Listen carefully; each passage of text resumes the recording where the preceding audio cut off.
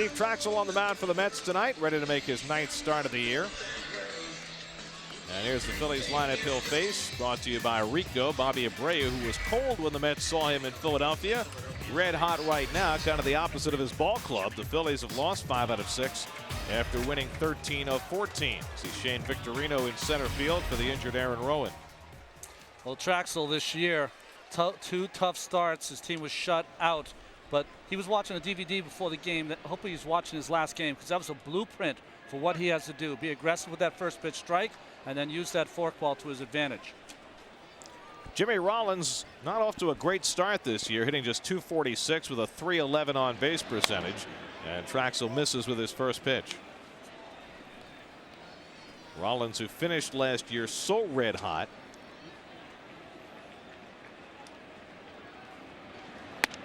And he takes a strike.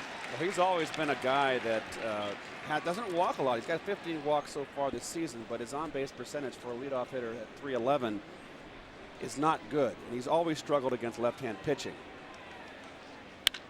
To center field, Beltran battling that wind. 1 away. The wind is going to be a factor tonight, as it has been so often through the early part of the season here at Shea. And the Geico Met defense, as you see there, no errors when Traxel's pitching. How about that?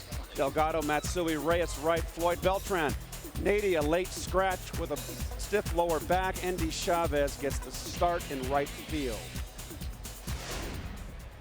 There's Traxel, who pitched his best game of the year in a losing cause his last time out. 7 superb innings against the Cardinals, but he lost the game 1-0 as the Mets' 9th inning rally fell short. Here's Chase Utley hitting second, and he takes high. I believe, Gary, that this Chase Utley, as he becomes more of a veteran, more experienced, he's a very good hitter, learns to hit lefties. They're going to move him down and possibly a 3rd place or a 5th place hitter in that lineup. He started the season in the lower in the lineup in an RBI spot and didn't do well. They moved him back into the 2-hole, and he instantly became productive. But with Shane Victorino in center field, he'd be more of an ideal 2-place hitter. He runs so well. Aaron Rowan was hitting second in the order early in the year, and that was not a productive lineup. Curveball from Traxel for a strike. We mentioned the wind, and you know, Shea Stadium is such an odd place when it comes to wind. The flags, for the most part, are blowing from left toward right. The papers on the field are blowing from right toward left. That's the swirl that comes in here.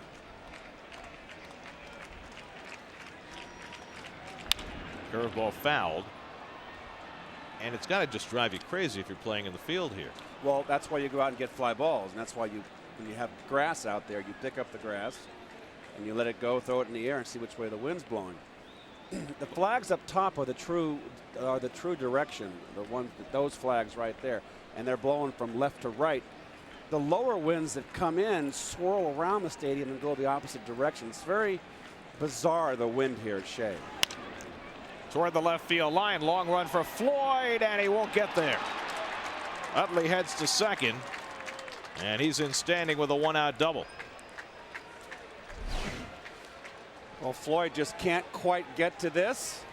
That ball was hit too hard. It was a good line drive and good hitting by Utley. He stays so level with his swing. Nice effort by Floyd. We've also seen early in the season, Gary and Keith, that ball, when it's real windy here, is a real wind tunnel out to left field. We've seen some balls even go over the fence there. Yeah, again, talking about the wind, we talked about the flags blowing left to right, especially the ones at the top of the stadium, but both the balls hit in this inning have seemed to drift toward the left field line against what the flags are showing. What usually happens with the flags on top of the stadium, that's the true direction. And Rusty always told me that to get the ball in the air, it's going to blow out, it's going to go out of right field that day. But if you hit a line drive, Gary, just to make a quick point, those winds that blow from left field to right field swirl around the stadium and come back out and blow out to the left. So a low liner goes out to the left. I'm telling you. We need a chart. I understand. Want to know to Bobby Abreu, who all of a sudden is a red hot hitter, had a great day Sunday against the Red Sox, and he takes the curveball 2-0. Bobby Abreu second only to Barry Bonds in on-base percentage in the National League. Sunday against the Red Sox, he went 3 for 3, had a triple, a homer, and drove in 5 as the Phillies snapped a 5-game losing streak. It's very sunny out on the subway platform. They don't care about the wind. And Traxel working carefully to Abreu, 3-0. Well, Abreu's their hot hitter right now, 9 for 18 in his last 5 games. He had a 229 May. He's usually a great May player. But he's gotten hot, and that's what this club has needed. He is such an important key to this ball club. Obviously, every third hitter is. So the Met killer, Pat Burrell, standing on deck. So Traxel throws on 3-0, and he misses ball 4. So a pitch around in the first inning, and Abreu draws his 45th walk of the season, and that leads the National League. One more now than Bonds. And here's Burrell, who has 1 home run against the Mets this season and 32 in his career, which has only spanned 7 seasons. So an early challenge for Traxel. 4 of Burrell's home runs against the Mets have come against Traxel. First and second and 1 out. And it gets away from LaDuca, and the runners move up.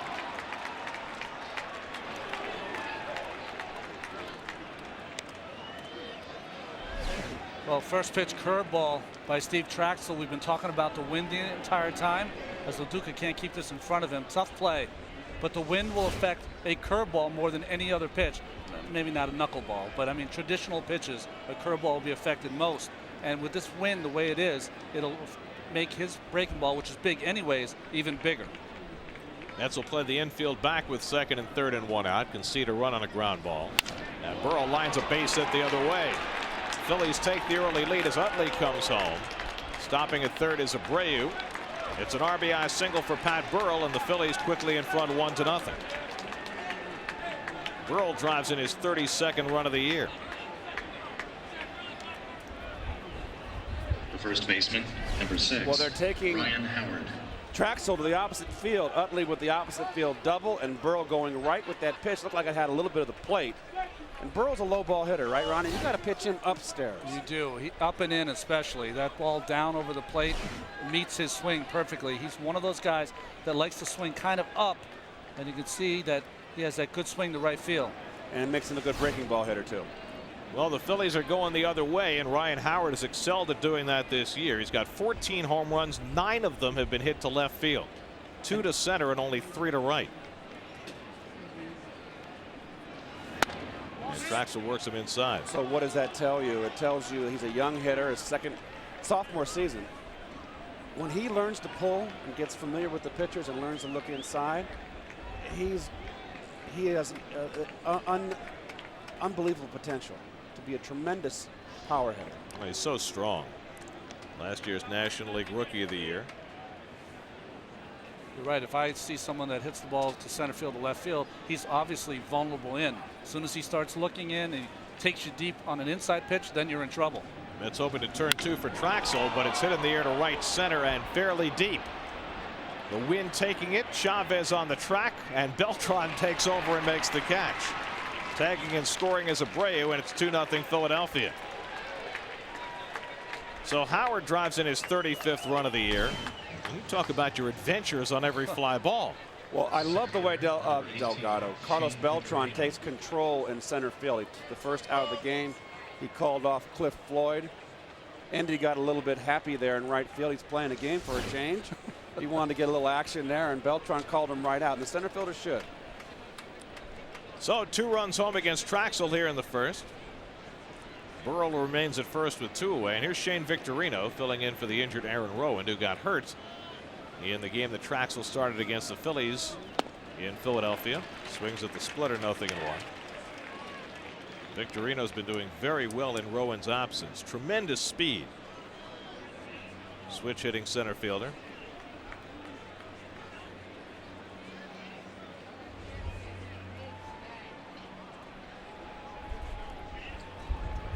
Burrell no threat to go anywhere. Well, Victorino ran for Burrell earlier in the season in Philadelphia. Xavier Nady made a good play down the line, got it in, and Victorino still scored from first. Amazing speed. Shane Victorino, the flying Hawaiian. Traxel gets ahead of him 0-2. Pretty good 1-2 pitch right there, Ron. A splitter in the dirt and a fastball belt high inside. It was interesting that the younger hitter swung at the first pitch in the dirt, and here, that's exactly where you want to be, right at the belt inside, not down and in, right at the belt inside with that fastball. So Traxel trying to stem the damage here in the first. Ahead 0-2. And it's laced into center field, base hit. And Victorino went down and got the splitter. And that's the third hit of the inning for the Phillies. Well, as opposed to the last pitch was a good pitch inside. He wants to bounce this. See it coming out of his hands, that split finger grip. He wants to put this in the dirt. He doesn't. And Victorino in that emergency 2-strike stance just plays pepper with the balls. He serves it to center field. Sometimes he's on top of the plate too, so he can cover the outside corner. It's going to make him vulnerable in. But sometimes a pitcher, you got to tip your hat to the hitter. That was a good pitch. So 2 out and 2 on. Here's David Bell, and Traxel having himself a rough time of it here in the first inning after his brilliant start in St. Louis last time out. He allowed just a run and 4 hits in his 7 innings of work. But he's already given up 2 runs here in the opening inning tonight. David Bell hitting at .271, and he takes the splitter 1-0. I think this Philadelphia lineup presents a problem for Traxel unless he's really accurate with his fastball, because they do not swing at a lot of pitches out of the strike zone. They're a very patient offensive team. Charlie Manuel in his second year as the Phillies skipper. Phillies went on a huge hot streak a couple of weeks ago, won 13 out of 14. They've cooled off lately. As Bell takes a strike. There's Charlie. See his statistics as a manager. 5th season. Good guy. 3 years in Cleveland and the 2 here in Philadelphia. He's a very low-key guy, but he put on a huge tirade about a month ago, and the Phillies responded with that long winning streak. And Bell takes a strike. 1-2.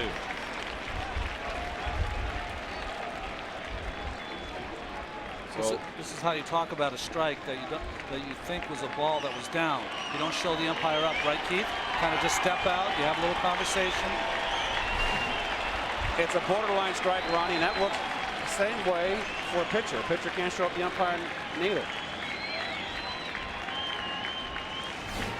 Jeff Kellogg calling the balls and strikes tonight. Traxel ahead on Bell 1-2. 2 on and 2 out, 2 runs home. And he misses with the splitter 2-2. Bell has had great numbers against Traxel. 13 for 33. That's a .397 batting average.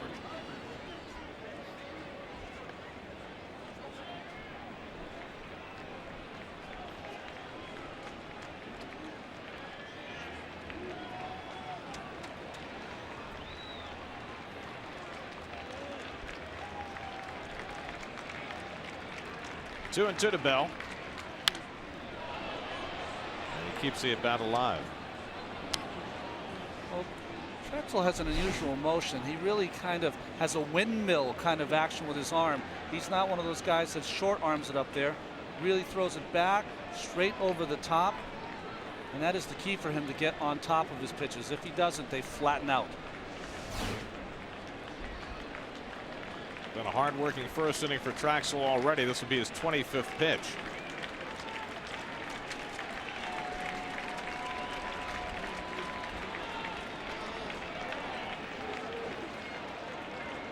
Burl at second, Victorino at first, and the ball hitting the gap. Victorino has to make sure he doesn't lap Burl as fast as he is. 2-2 to Bell. To center field, but right at Beltran, and that ends the inning. The Phillies strike first with a couple of runs off Traxel. Mets come up trailing 2-0.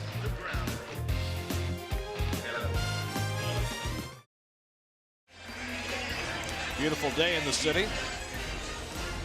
Windy though. It hits you walking down the street, but it especially hits you if you're playing center field at Shea Stadium. As Gavin Floyd takes the mound for the Phillies against the Chevy Mets lineup. Paulo Duca riding an 8-game hitting streak. He's been so consistent. Carlos Delgado's homered the last 2 games. Andy Chavez getting the start in right field. Xavier Nady a late scratch because of a stiff lower back. It'll be interesting to see what the Mets do against Gavin Floyd. They've seen him now a few times. Once, 2 starts ago, in that famous Aaron Rowan game where he made that great catch with the bases loaded in the first inning, turned that entire rain game around. Reyes right now in a 10 for 56 hole, hitting a .250 on the year. And Floyd misses with the curveball badly, 1-1. And there you see Carlos coming in talking to Willie. I'm sure it's about the wind. And that's what Shea is all about in April and May. 1-2 to Reyes. Well, there you see what Reyes did through the first 43 games last year. So his on-base percentage is better. His walk total is better. His stolen bases are up. Overall, certainly the walks have been very encouraging. But he takes a call, 3rd strike from Floyd, 1 away. Well, Jose has just been very, very streaky again this year. And there's a good fastball inside corner, ahead in the count. That's where hitters are vulnerable. Ronnie will tell you that. So 1 away. And here's Paul Loduca, who is the toughest man to strike out in the National League so far this year. He's fanned only 8 times in 128 at-bats.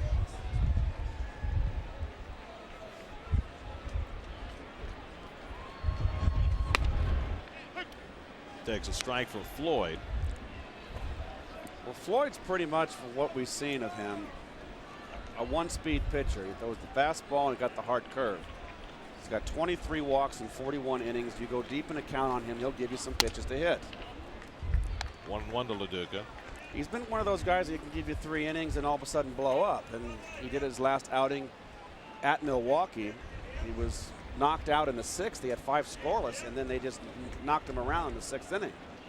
Of course, he got a win against the Mets in his previous start by throwing 5 scoreless innings.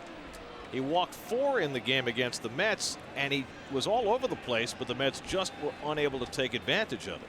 They would have if they had more time. Milwaukee did it in that 6th inning. First 4 up on, first 4 scored. And that curveball's a problem for Floyd early on, 2-2. Very good observation, Gary, and that's something that hitters watch early. Pitchers trying to find their rhythm. Sometimes they come out of the chute with everything. Sometimes they come out with only one weapon, one pitch. Throws another curve, and Loduca fouls it off. And that was a good one. That was a very good one. Tough. This is why Paul Loduca doesn't strike out that much. A nasty curve, pitcher's pitch on the outside corner, and he's still able to get the bat on it. Well, Paul doesn't strike out a lot, and is such a tough 2-strike hitter is because he goes the other way so naturally. He stays in. 2-2 to Loduca, and he fouls off the fastball. You know, Floyd has that good 92, 93 mile-an-hour fastball, but as you can see, it is very straight, so he's got to be precise with it, and that curveball's got to be working. You don't see many 12-6 curveballs because it's one of the most difficult pitches to get over the plate. Usually it's a bigger kind of curve, and umpires just are reluctant to call that pitch if you start it at the letters and it breaks over the plate.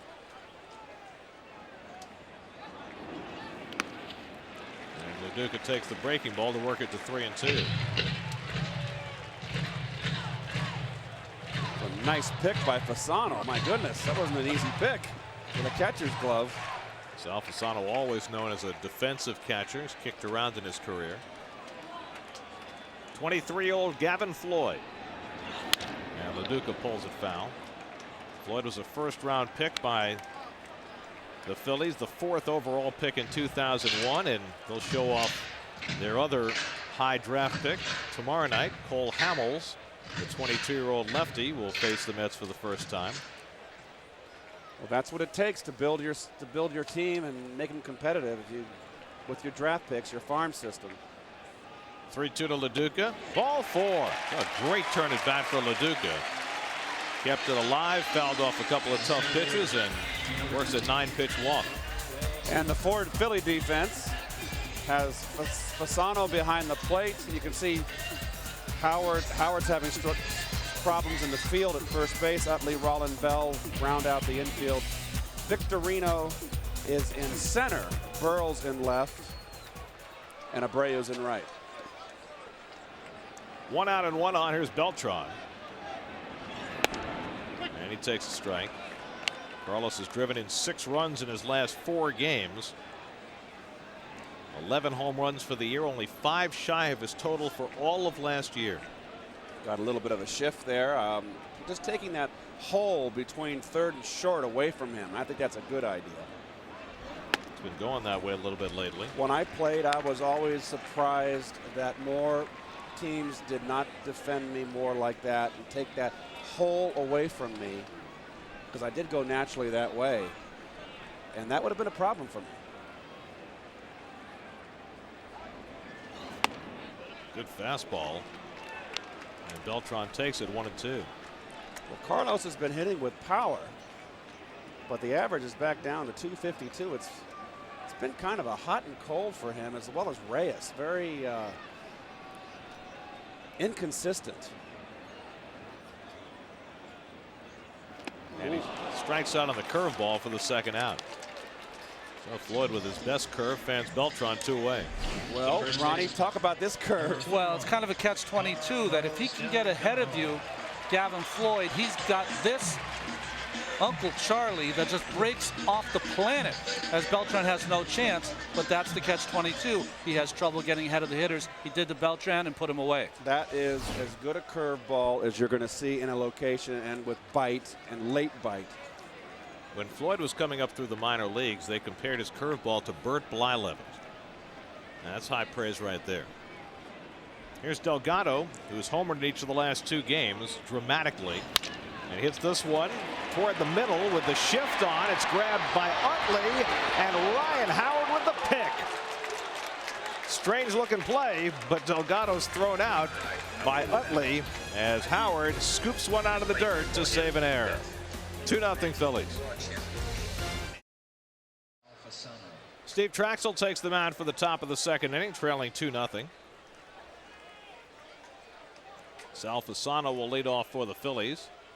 Mike Lieberthal, the #1 catcher for the Phils, remains on the disabled list with a bruised knee. He'll be out for at least another couple of weeks. And so Fasano and Carlos Ruiz have been sharing the catching. Blanket against the wind. And Fasano takes a strike. Fasano has played a lot more than he ever would have anticipated with Lieberthal's injury. This is his 18th start already. 1-1 to Fasano. He's already got his own rooting section at Citizens Bank Park. Sal's pals. They've got the hair, they've got the mustache, the whole thing going. To center field, Beltran chasing back, battling that wind, 1 away.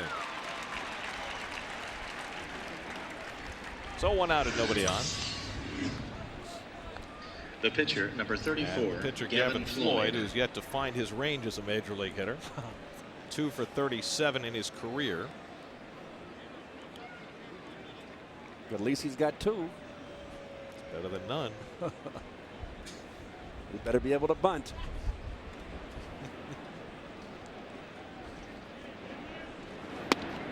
And takes a strike. You know, we were talking about Floyd's curveball before. What do you guys think of when you think of curveballs? I think of Don Sutton. I think of Rudy May. Kevin Gross had a great curveball. The late Darryl Kyle is the curveball it looks like Floyd's looks like to me. Dwight Gooden had a very good curve. Gosh, Doyle Alexander had a great curve. We're going back now. Well, the legacy of Doyle Alexander is still in the big leagues. After all, he was traded for John Smoltz. Doyle was a bit of a loose cannon, and he could pitch. And Floyd wraps one to short. And Reyes throws him out 2 away. Well, our friend Rusty Staub has done so much charitable work over the years, but his signature accomplishment has been the New York Police and Fire Widows and Children's Benefit Fund, and they held their 22nd annual picnic here at Shea Stadium tonight. And some of the kids throwing out the first pitches before the game tonight. Rusty and his people have raised $140 million to benefit police and fire widows and children over the last 22 years. Just an incredible accomplishment. Rusty, of course, Ronnie and I have known Rusty from back in our playing days, and he is just such a giving individual. And he does a lot of the work himself. It's not a whole lot of people working under him. He's hands-on in anything and everything he does. It's a labor of love for him. And that effort has just expanded exponentially since 9/11. Rollins pulls one down to Delgado. He'll handle it himself, and Traxel has himself a much-needed 1-2-3 inning. We go to the bottom of the second, 2-0 Phillies.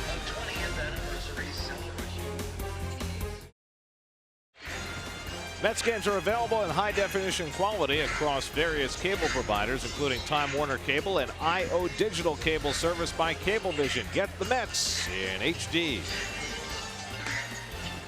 David Wright leads off the home second inning with the Mets down by a deuce.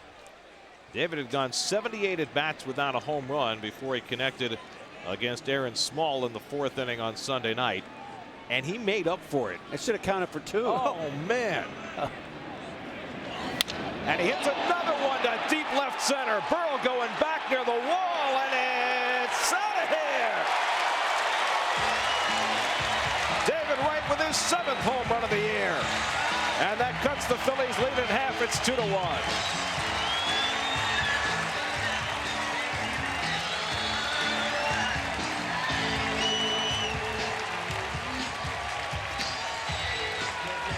Well, that one may not have had quite the distance of his home run on Sunday night, but David back in a home run mode.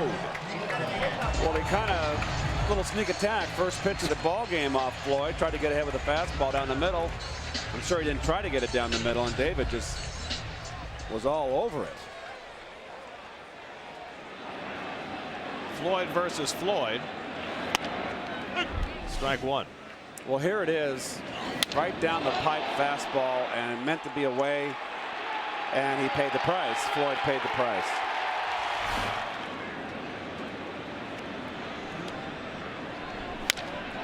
Floyd hits one to left. Wind blowing it back in, and Burrow grabs it. And that home run Wright hit did not get any help from the wind. It might have got knocked down a tad. I think it did get knocked down, Keith. In fact, as a pitcher, when you see this ball hit like this off the bat of Wright, no need to watch it. You just look at the umpire and say, Mr. Umpire, can I rub up a new one? Because that one's not coming back. But it did fight that wind. You are right. And we were talking about the wind earlier blowing. There's David. Billy Wagner, all smiles. Blowing left foul pole to right foul pole. Here's Matsui taking ball one. Kaz 2 for his last 18. His batting average has shrunk to 238.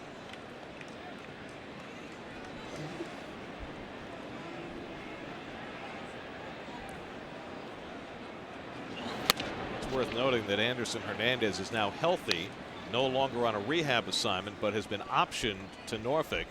And so the Mets showing their faith in Matsui, and he'll continue to be the everyday second baseman. He's earned it. He's played well in the field. He does the little things to help score runs. 2-1 to Kaz. And you got to recall, though, as great as fine as Hernandez, Anderson Hernandez played in the field, he wasn't hitting.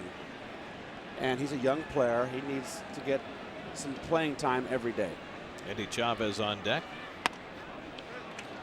It wasn't even that he wasn't. Sorry, Gary. It wasn't even that he wasn't hitting. He was overmatched, and playing in AAA will help him the next time he's up here. Funny thing is, you know, Hernandez hit in AAA last year. He hit in winter ball. He's hit in AAA so far this year.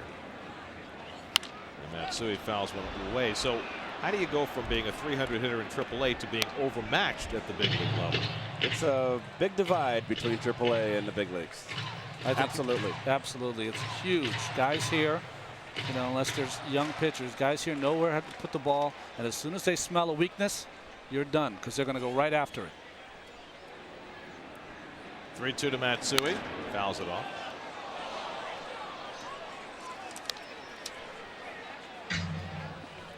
You may now be eligible for New York City's nicotine patch program. Limited supply. Call 311 now. Isn't it time you quit smoking?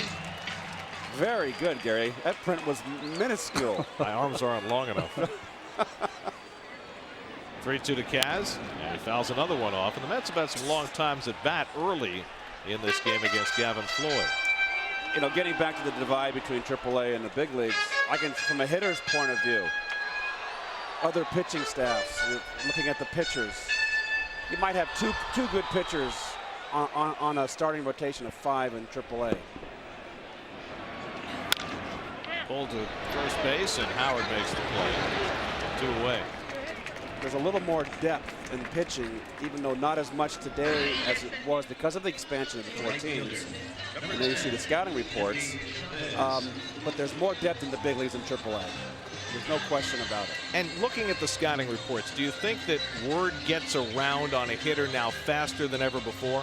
Oh, yeah. It's as quick as you can think. I mean, by the time you get to the next town, they already know, if you're a pitcher, what you throw, what you do. As a hitter, look at the guys in the polyester pants. That would be the scouts, Mr. Darling says, as Utley throws out Chavez to end the inning. The Mets cut the Phillies lead in half on the home run by David Wright. So after going 78 at bats without a home run and hitting a 445-foot shot Sunday, he adds one here in the second inning to make it 2-1 Phillies.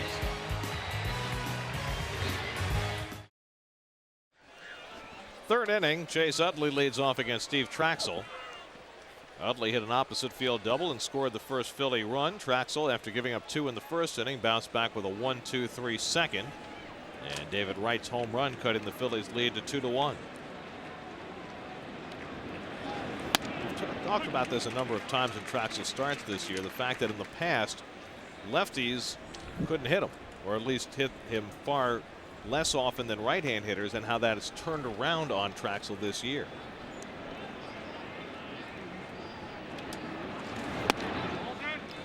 Well, you make a good point, Gary, and the reason I think that has turned around, it's happened to Tommy Glavine in a positive way, is you have to be able to pitch inside to set up that split finger away. The split finger is his pitch. That's what he gets left-handers out with. But unless left-handers fear inside fastballs for strikes, they're not going to dive out there and swing at those pitches that are in the dirt. And that's your problem.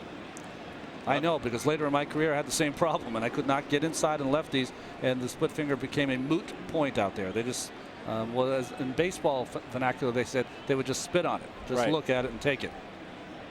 Lefties are hitting .310 against Traxel so far this season. 2-2 to Utley.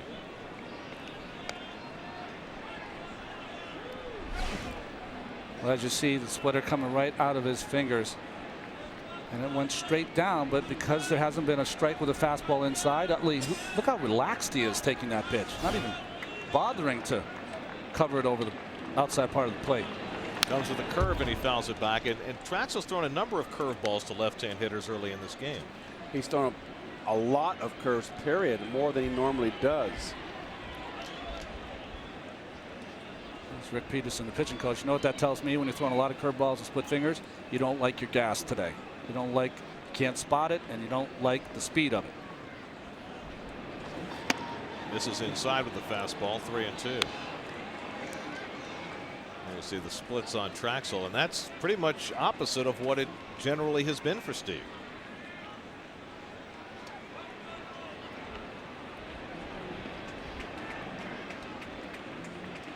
Three and 2 to Utley leading off the third.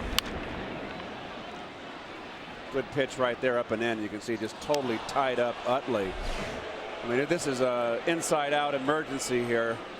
That is a good pitch. I always like pitchers that double up and come in twice back to back, especially against the good hitters who bear down and are going to cover the outer part of the plate. Curveball to left center. Beltran won't get this one, and Utley is 2 for 2. So he kept coming back to the curveball against Utley, and Utley has his second hit. The right Commuters, now the Bobby most advanced Abreu. traffic information is just a click away with WB11.com's Commuter Cast. Get real-time traffic updates on your computer every weekday afternoon at 4. Log on to WB11.com for Commuter Cast. Well, Bobby Abreu up here, the runner on first. He cannot be pitched around, and he is the red-hot Philly hitter. Abreu walked and scored in the first inning. His 45th walk. That leads the National League. That's a lot of walks for this early in the season for anybody not named Barry Bonds.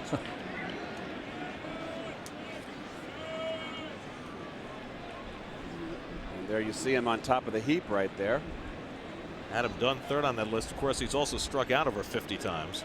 I have a hunch that Albert Pujols is going to make big leaps in that department before the year's out. Especially in the intentional walk department. Yes. And you made the point a couple weeks ago, Gary, that didn't really resonate at first. But when are they going to start intentionally walking Albert Pujols? Well, a lot depends on Jim Edmonds. And Scott Rowland, whoever's sitting behind him. Rowland against lefties, Edmonds against righties. If they get red hot, you can't do it. The thing is, that's a much better lineup than what the Giants are putting out there right now, especially without Moises Alou in the Giants lineup. There's no reason to pitch to Bonds right now. 1-1 to Abreu. I think that Pujols is a better hitter than Bonds now. He's coming of age, and he's only, what, 26? He's got such a level swing, and I think that he is just going to be one of these guys that is going to have a 330 something life. It doesn't get hurt. 330 plus lifetime, like a Stan Musial kind of career. Well, he looks like he's not trying to hit home runs.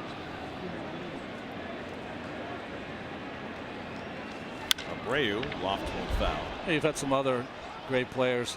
Frank Thomas hit 2 home runs last night. He's had an amazing career, but what I like about Pujols, not only does he hit for average, which Thomas did, does he hit for power, which Thomas did, RBIs, but he'll occasionally go out of the strike zone to drive a run in, and he cares about his defense. And a lot of the great offensive players, young players the last 10 years, don't pay as much attention to their defense as they should. Batting cage, major leaguers. 1-2 to Abreu, and he lines a base hit, and the Phillies have the first 2 men on here in the third. So Traxel, after a spotless second inning against the bottom part of the order, against this real gauntlet with Utley and Abreu and Burrell and Howard, it gets so much tougher.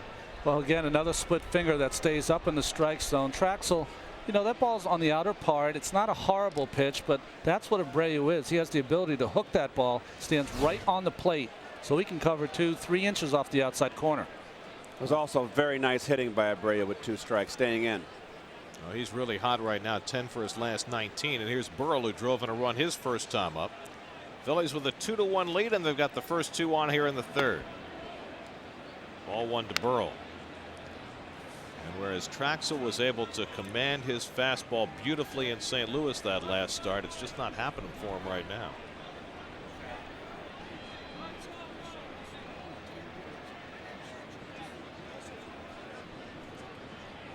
That's hoping to turn 2 on the infield, but that's not been a Traxel forte this year. 1-1. In 29 opportunities coming in to tonight, Traxel has induced only 1 ground ball double play this year. Utley at second, Abreu at first, and nobody out. Could sure use a ground ball right now. Traxel's been hurt on splitters and curves today so far. Tonight, excuse me. This is low and inside, 2-1. A pitch into the right-handers, Gary, in St. Louis. That was the key for Traxel. He was able to spot that inside, those right-handed hitters like Rowland, like Pujols, and it made the difference in the entire night. 2-1 to Burrell. Foul. 2-2. Burrell with 32 career home runs against the Mets. Now Bonds is in his 20th year. Chipper's in his 13th. I think 13th year. Yep. And Burrell's in his 7th. That's He may get to the top of that list very quickly. Those are active home run hitters against the Mets. Memory serves, Willie Stargell, I think, at 60. well, whatever book they have on Burrell, the pitching staff of the Mets, they should just throw it away, start over, because it's not working. 2-2 to Burrell. Pulled foul. things not going well for Traxel early in this game. He's thrown a lot of pitches early on, not really able to put away the hitters, and it makes you think the Mets might have to go early to the bullpen, and what they do tonight and tomorrow in terms of their bullpen is going to have an impact on what they do in their rotation later on in this series.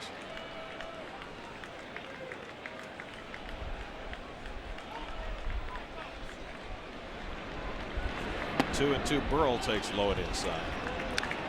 Tomorrow night, Alay Soler will make his major league debut for the Mets. And then Thursday, the Mets will start either Darren Oliver or Jeremy Gonzalez. Now, Willie said that he's going to have both Oliver and Gonzalez in the bullpen tonight and tomorrow, if need be, as long men. And depending on who pitches or who doesn't, that will in part dictate who pitches in that TBA slot on Thursday. He's pitched a lot this year, hasn't he? He and undetermined. Tibba. Ball 4, and the bases are loaded.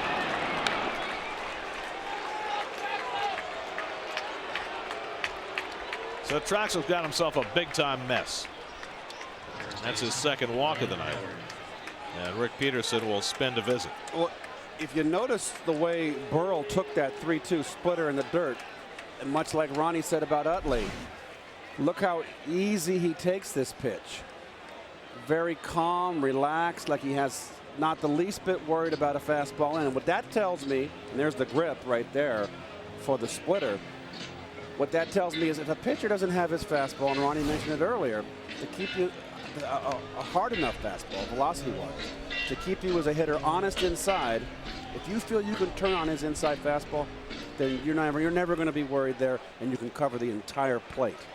The only bad swing of the entire evening was the pitch up and in to Chase Utley that he got by him up in the strike zone because it was a fastball that he wasn't expecting.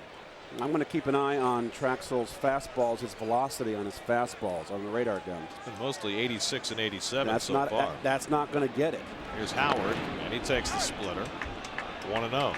And that's all it takes, Gary, and I know that Ronnie will attest to this. Just that 1 mile per hour, if you're not a 95, 93 mile an hour thrower, that 1 mile per hour can make the difference between you being an effective pitcher and being not having enough to get people out. Howard drove in a run with a long sac fly his first time up. Bases loaded, nobody out. And he swings and misses at the fastball, 1-1. That's an up fastball out of the strike zone, 87 miles an hour. But good location up and in. Well, that's a place that you can pitch Howard. Reason being, his power is to center and left field, so he likes the ball out over the plate. Can strike him out. Howard's fanned 42 times already this year. Traxel with high heat gets ahead of him 1-2. Again, going back up there upstairs. Keith, you talk about doubling up on pitches. That's a good thing for Traxel. Now that fastball had a lot of plate. It meant to get it in. Look at LaDuca set up inside. Right down the middle, but it was up. If I were pitching here, I would throw one more upstairs, but it would be way up to set up something that you could bounce. Agreed. Bases loaded, nobody out. 2-1 Phillies, third inning. 1-2 to Howard. Got him with a splitter, one away. Big strikeout for Steve Traxel for the first out. Well, Steve Traxel didn't need to go back upstairs because this is his best split finger of the night. That ball started right down the middle and just ran off the plate. Good call there by LaDuca. And that was all set up by the two fastballs. Getting ahead. Well, now he'd love to get a ground ball for a double play, but this would be an impossible guy to double up in Shane Victorino, especially from the left side. Shane Victorino's last at bat, a two-strike split finger, low and away, infield's halfway. And at the corners. Can't afford to play back at double play depth, so they're closer than that at second and short. 0-1 to Victorino. We also have a pitcher home to first. That'd be a good play, but another fastball up. The ball caught a lot of the plate. I think Traxel might have got away with one there, but it was the first pitch fastball for a strike. And as I said, the first inning, Victorino got a base hit on a behind the count on a split finger, low and away. A good pitch. It means he's diving. Pitch in. Let's see where LaDuca sets up. Curveball bounced to Traxel. Has the play at the plate, and that's all. As Utley tried to flip LaDuca. That's the second out.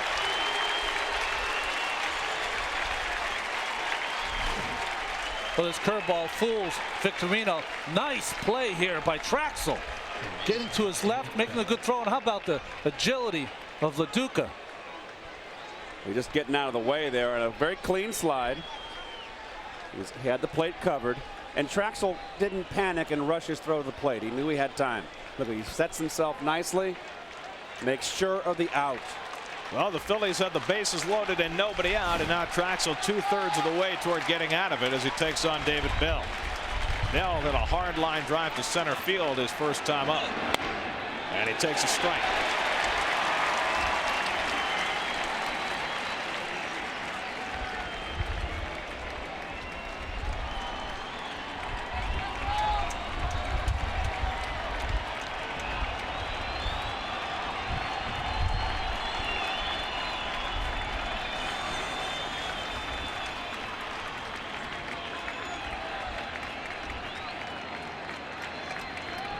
One to Bell. To center field. Beltran is there. The Phillies loaded the bases with nobody out, and they do not score. Traxel sidesteps trouble in the third. It's still 2-1 Philly.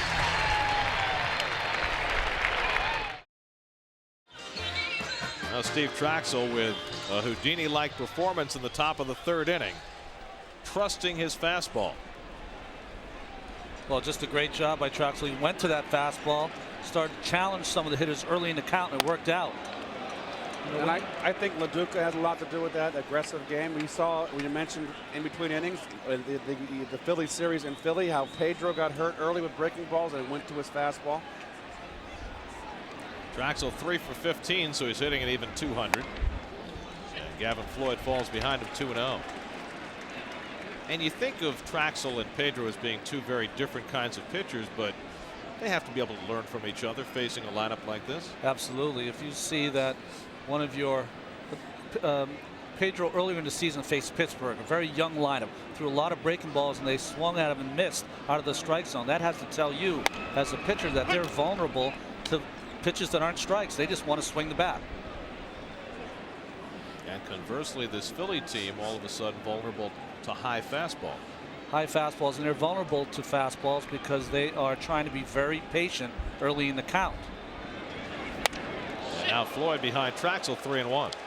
I never got to face Keith, but if I faced Keith in the first inning with no one on base, I would throw that first one down the middle because he wanted to see it, engage it, and if it was an RBI situation, I'd be a little more careful with that first pitch.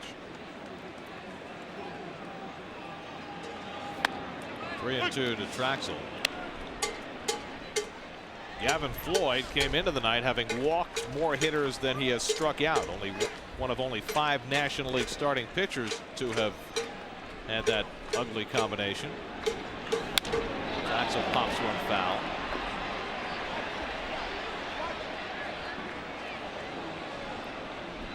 You look at a guy like Gavin Floyd. As hard as he throws with the curveball he's got, he doesn't strike people out. Well, he doesn't get ahead of hitters. He's got a great weapon to strike people out, and as he gets better, he will. I tried to get the Philly coaches to give me the skinny on Gavin Floyd, and how has he been pitching this year? They said he is getting better every start. He definitely has that inning where he sometimes has problems, but he's lasting longer and longer into the game. Traxel hits one to right, but Abreu playing shallow, one away. So 1 out and nobody on. Carlos Delgado homering his last 2 days. And check out our Aflac trivia question. Who holds the Mets record for the fastest of 15 home runs in a season? Delgado got there in the 43rd game on Sunday night.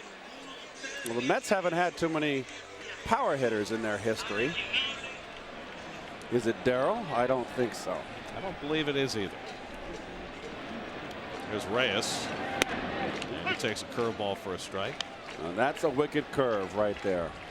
That'll get your attention as a hitter.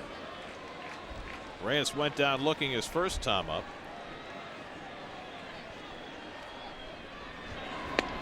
And takes another breaking ball, 0-2. Well, this is exactly what Reyes does not like to hit, a good curveball. Now, Gavin Floyd can do 2 things right here, Ron. He can go up the ladder with a fastball. I don't think he's that refined to do that, or bounce a curve in the dirt. Throws another curve, and Reyes taps it in front of the plate. Fasano throws him out, 2 away. Well, let's get a quick answer to our Aflac trivia question. Aflac! Fastest Met to 15 home runs? I would say David Arthur Kingman. I think you're right. There you go.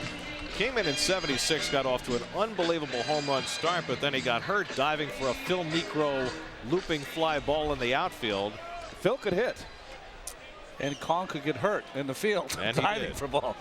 Now, doesn't Dave hold the distinction of hitting under 200 and over 30 home runs one year? Didn't he hit like 190 with 30-something home runs? Might have. You know, he hit 35 his last year in the big leagues, which I think is the most anybody's ever hit their last year.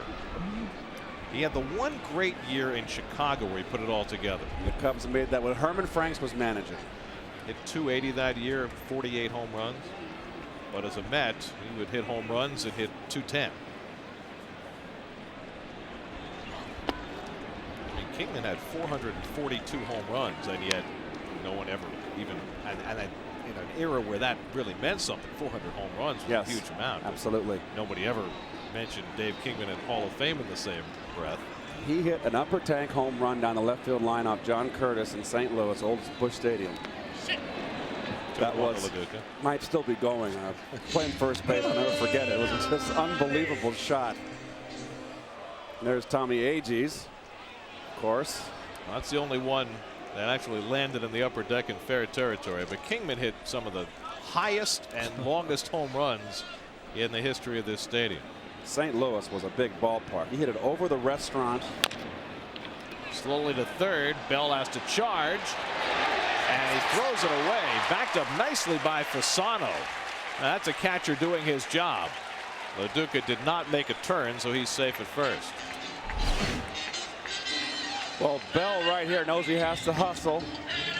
And he wasn't going to throw him out anyway. But that is tremendous hustle by Fasano, and that is the catcher's job.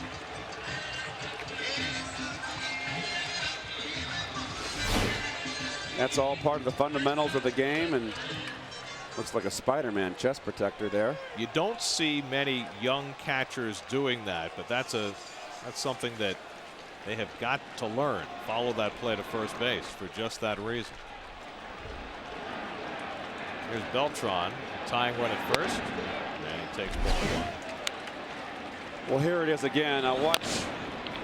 He just busts out of the box with LaDuca. And that's just good hustle. It's almost like all the players are on marionette strings, and as the play unfolds, they all have to go to their certain spot. Over the mound, but right at the bag, Rollins. To Utley for the force that ends the inning. One hit and one left. 3 in the books at Shea. Phillies 2, Mets 1. Well, Steve Traxel ran into trouble early in this game as the Phillies put up a 2-spot in the first. David Wright got one back with a home run, but Traxel got out of a bases-loaded, nobody-out jam in the third. Keep us at 2-1 as we start the fourth, and Sal Fasano will lead off for the Phillies. Fasano flied to center his first trip.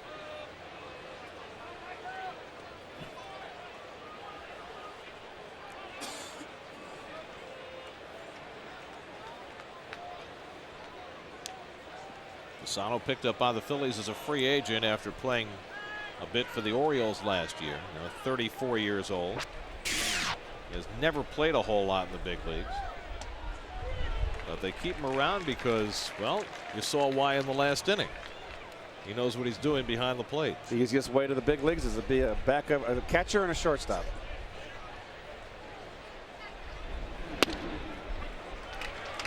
Or a left-handed pitcher. I was going to say a left-handed relief right out in that route. But if I was Steve Traxel in between those inning right there when my team was hitting, I'd be saying to myself, how did I get out of that last inning? He's just thrown 2 straight inside fastballs to Fasano. He goes upstairs 2-2. Steve Traxel's a very smart guy. He's got to sit there and say, hey, you know, I've got to make an adjustment here. They're just sitting on my breaking stuff, taking my fastballs. I got to start pumping those in for strikes. In your playing days here with the Mets, with of course the Hall of Fame catcher Gary Carter, was he interactive in between innings with you? If something wasn't going right, would he tell you something like that? If he wasn't hitting. Of course. I understand. If he was the fourth or fifth hitter, Oh, there wasn't a camera on. There was no camera on. There was a camera on him. Forget it. There's Kidd. The shortstop. And Reyes with plenty of time. Throws out Fasano, one away. To answer your question, Keith, I think people tend to forget had a very young staff. And this is before computers. Gary Carter knew the entire National League. Yes. Been catching that great Montreal staff for so long. And we really just, Gary Carter was our computer behind the plate. He just put down the digits and we kind of tried to execute. And that was the best match they could ever make in heaven, was to put that young staff with that veteran catcher. Here's Gavin Floyd, and he takes a strike. He was the final cog in the machine for 86 that Frank brought here. And the fact that the veteran catcher that he was, as you said, it was just the icing on the cake. 1-1 to Floyd. It should have been final cog in 85 and won 98 games, but St. Louis was just too tough that year. Unfortunately.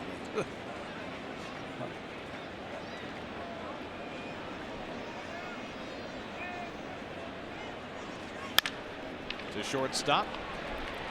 And Reyes easily throws out Floyd, so 2 up and 2 set aside on ground balls to short. Bring up Jimmy Rollins. Well, he's changed gears, much like Pedro did in Philadelphia. He's starting to go to more fastballs in.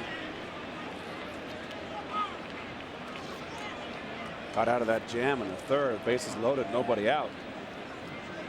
Well, he pitched a 1-2-3 second inning against the 8-9-1 hitters, trying to do the same thing here in the fourth. You see the pitch count getting up for Traxel. Of course, he had 25 pitches in the first inning and another 27 in the third. So 2 very tough innings. And trying for an easy one here.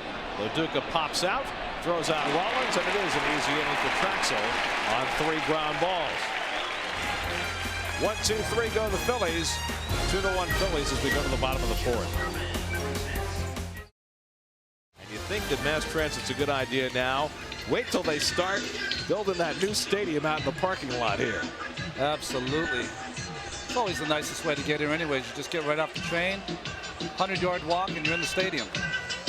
Already preparations being made for the construction out beyond left and center field. The footings going down for the new Shea, or whatever other name they come up with.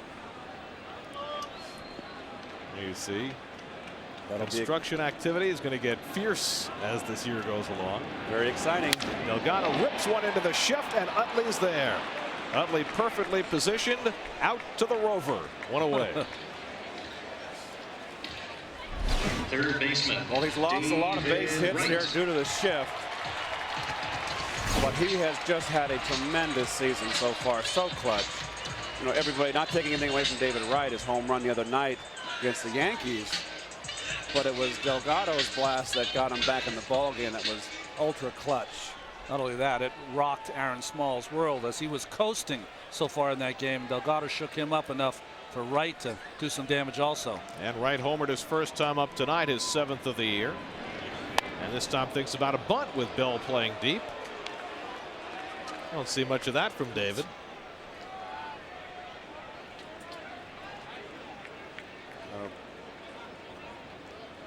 Drew Mr. Bell in a couple of steps at third. And he takes the curve for a strike. Here's your Coors cool blast of the night. And that would be Mr. Wright. Well, that's against the wind. That ball probably would have gone out a lot further, but the wind blowing in from left. And that was his first pitch of the ball game. That's your Coors Light cold blast of the night. 1-2 to David. Wright's rooters. Nicely done.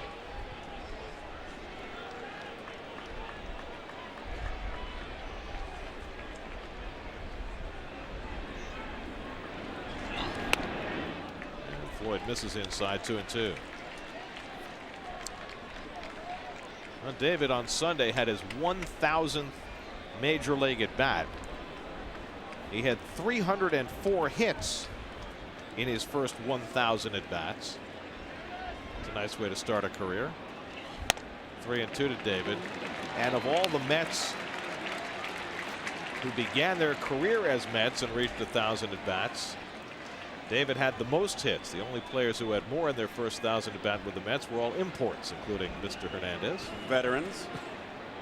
3-2, and he swings at the curveball. Fasano picks it out of the dirt, and that's the second out.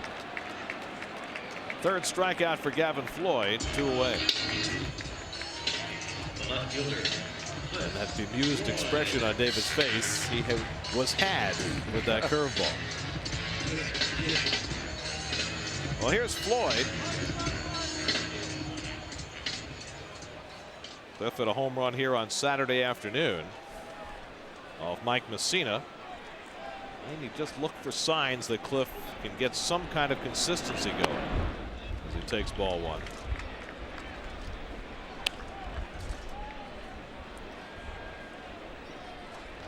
Cliff fly to left his first time up tonight. The batting average right now at .201.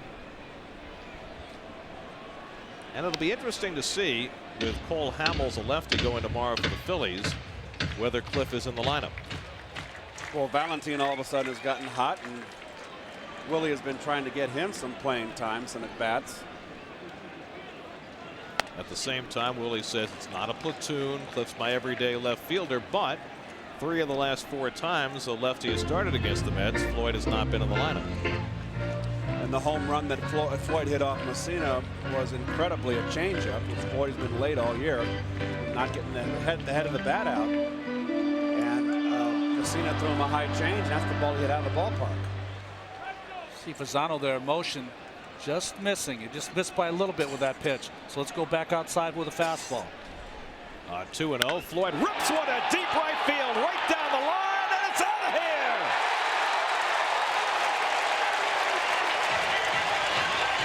Cliff Floyd ties the game with his 5th home run of the year, and it's 2-2.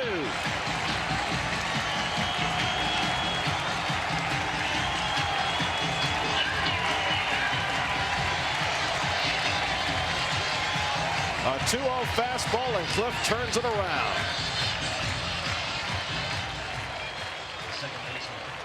Well, what was I saying before that pitch? He hasn't been getting the barrel of the bat out. Well, if he does that, that will be a tremendous lift for this lineup.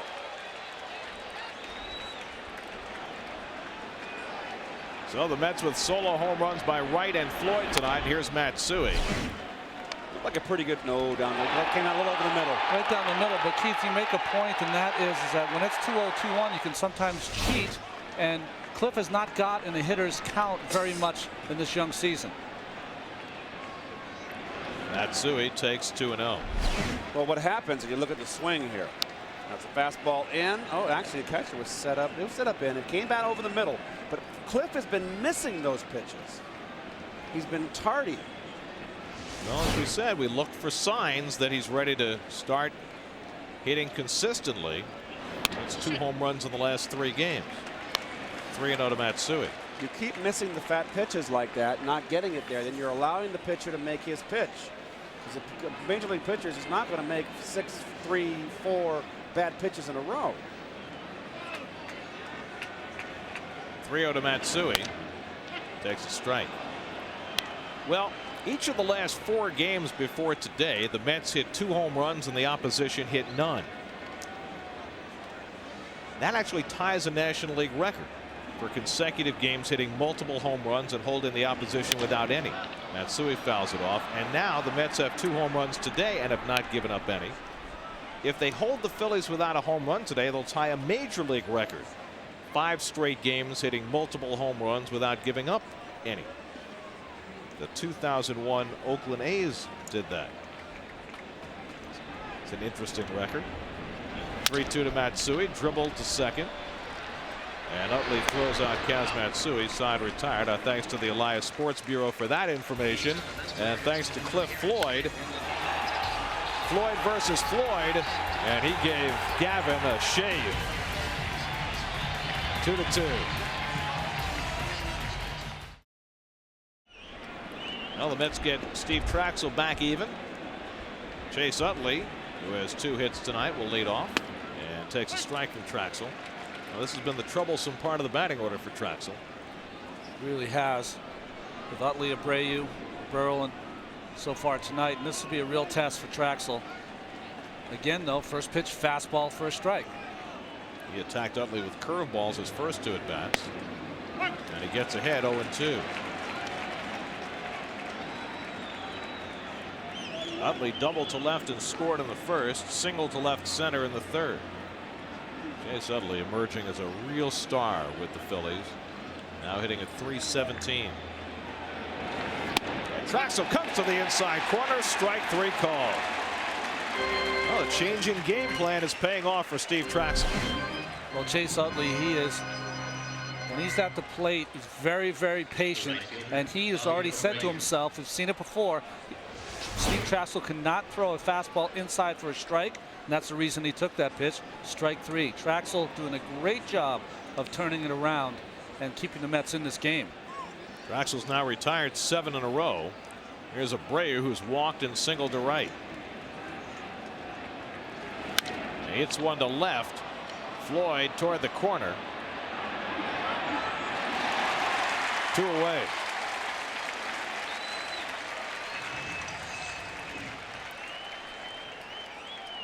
Well, you go back to the 3rd inning when the Phillies had the bases loaded and nobody out.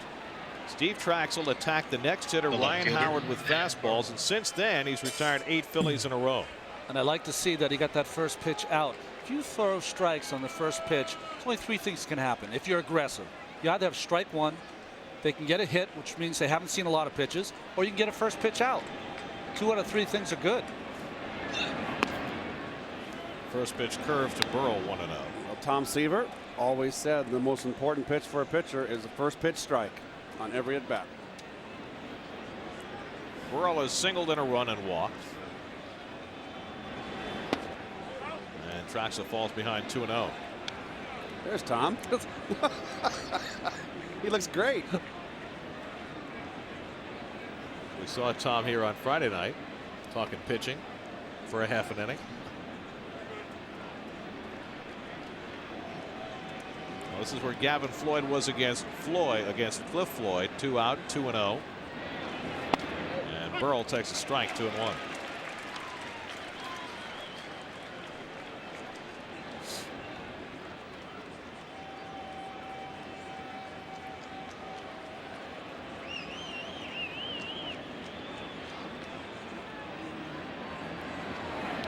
Traxel misses with a curve, 3-1. You got to be careful here too, because you've got that young man in the on-deck circle who can one swing lose it. So the Mets don't have as much experience being beaten by Ryan Howard as they do with Pat Burrell.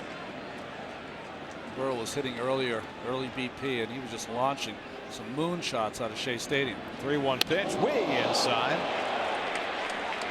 So Burrell walks for the 2nd time. He's on base for the 3rd straight time. Well, nothing wrong with this. You want to dive? Well, that's my inside corner. Ryan Howard. I'm sorry. Not that far in, Ron.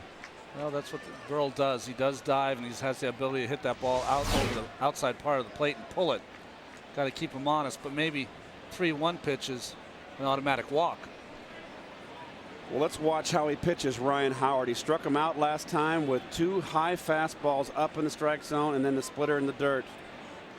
Howard had a sacrifice fly back in the 1st inning, driven his 35th run of the year. That's 7th in the National League for the 2nd-year player. Last year's National League Rookie of the Year. And Howard takes away.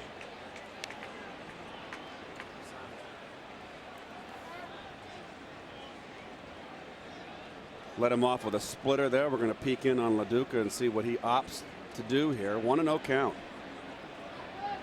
Yes, sir.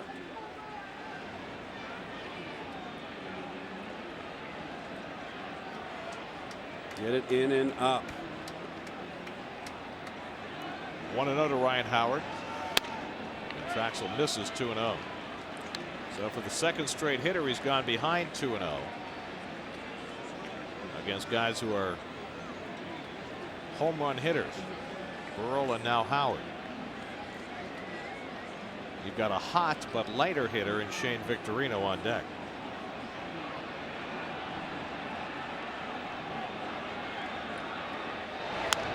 Traxel no threat to be going anywhere. Why do pitchers throw to first base against guys who don't run? Well, it's because they're nervous and they don't know what to throw on a 2-0 pitch, and they opt to just throw one over there and kind of stall a little until they can figure out what they want to do. It's just a nervous reaction. Coming back in with a fastball.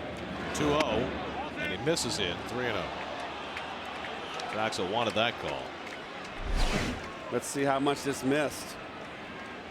Good eye, good call. I don't mind that pitch, to tell you the truth. Traxel need to make a pitcher's pitch on Ryan Howard at that 2-0 count with Victorino on up next. Is he swinging 3-0? Could be. I would let him swing. Young player. And it's ball 4. So back-to-back 2-out walks. So now 2 out and 2 on, and here comes Victorino now. Shane Victorino. Shane Victorino is not as likely to take a ball out of the ballpark, but Victorino has been a red-hot hitter since taking over for Aaron Rowan in center field. Now Traxel got him to hit a little tapper in front of home plate. Excuse me, back to Traxel, I believe, back in the 3rd inning. It got him out of that jam. It helped get him out of that jam with the bases loaded. A wild pitch on a request for a baseball. There's the man. He's still got the bruises from that catch in center field off of the bat of Xavier Nady. Well, it's nice to see him take off his sunglasses because he had been wearing those just about everywhere when he's been out in public the last few days. He looks good considering what he did to his face. Oh, that fence is padded now, you know. Yeah, a little late.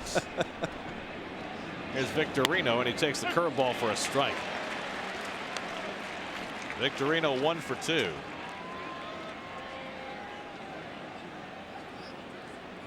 Not much speed on the bases with Burrell at second and Howard at first, and that's something the infielders have to stay aware of with Victorino at the plate. Victorino gets home to first about as fast as anybody in the game. Fastball in. He fouls it off. 0-2. I love the game that Loduca calls. Very much like Gary Carter. Aggressive in. I said it all year, and we're up here watching. It's just plain as can be. He's a very aggressive catcher back there. And it's all a combination of pitches. A lot of people see that maybe he throws a split finger here for the strikeout. You don't get the strikeout on split finger away unless you do your work inside first. Now the crowd getting into it, hoping Traxel can put up a 0 here in the 5th. He wants Loduca to talk about it. Loduca wanted, you saw him lift up with his hand. He wanted an up and in fastball out of the strike zone. Traxel wanted to talk it over.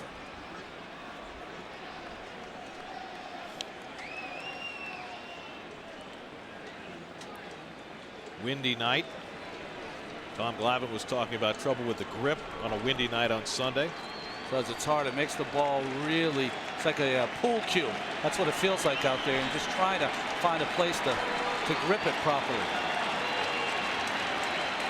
0-2 to Victorino. And he fouls off a high one. When we were here on Sunday night, the Yankees had a pitcher named Coulter Bean come into the game. He stepped off the mound and licked his fingers after every pitch, just trying to keep a little bit of a grip. That never really worked for me. I always found blowing in my hand worked much better. But how about the Rosenbag? That help you? Rosenbag, not as much on a night like this. Rosenbag is good on a really humid day, hot day. 0-2 to Victorino. Missed inside. I like this pitch here. He's 0-2. He's got a pitch to waste. Don't waste it away. Waste it inside. Victorino gave up on it. Wasting away is a waste of time. All right, very good. I never understood why a pitcher would want to waste a pitch away. Victorino with the rare double flapped helmet. Line drive, past Matsui. Burrell around third. Chavez to the plate. He may get him, but it can't be handled by Loduca, and the Phillies regain the lead. Burrell would have been out dead to rights, but Loduca couldn't handle the one-hop throw, and the Phillies go in front 3-2.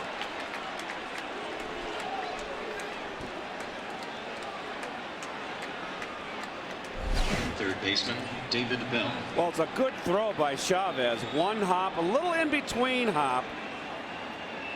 Tough in between hop, and you got to worry about someone barreling down on you. It's a tough play for a catcher. You got to remember that's a catcher's mitt. And you can see it hit the, didn't get in the pocket. But really a nice throw. No waste of effort by, no waste of time by Chavez. Just a little bit of the in between hop, but it's tough for a catcher. Single RBI. Victorino goes to second on the throw. Here's David Bell, and he takes ball one. So back-to-back 2-out walks, and Traxel pays for it. You think LaDuca had more time than he thought he did? Well, he can always look out of the corner of his eye. I think he just missed it because it was the in-between hop. But I mean, Burrow wasn't even close to him. He knew where he was. As the ball's coming out of the pitcher's hand, he's got time to look down, out of the outfielder's hand. He has time to look down the third base line and get a measure of where the runner is. And Bell takes a strike. Well, this becomes a huge hitter for Traxel. Base hit could give the Phillies a 3-run lead. You're talking about LaDuca also. There's a new slide that people have been doing the last 5 years where they slide way wide of the home plate and reach back with their hand. It's made catchers, as soon as they catch the ball, almost dive outside of the plate to try to make that play. Sometimes they do it too quickly. So once again, Victorino with 2 singles and both on breaking balls with 2 strikes behind the count. Bell is 0 for 2. Twice has hit the ball to center field. Traxel comes inside 2-1. We're going to show you again. Chavez just does a beautiful job. No wasted motion. Overthrew the cutoff man, and that's the result of the short hop on the catcher. You lower that trajectory a little bit, and then it's a nice long hop for LaDuca to grab and make the play.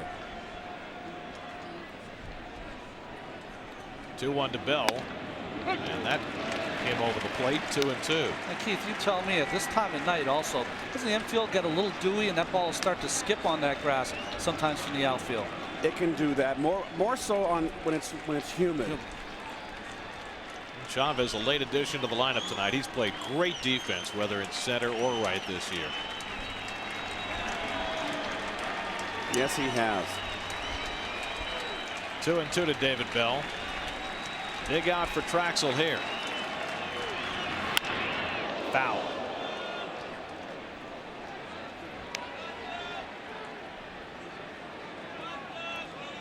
.88-mile-an-hour fastball, the hardest pitch Traxel's thrown tonight.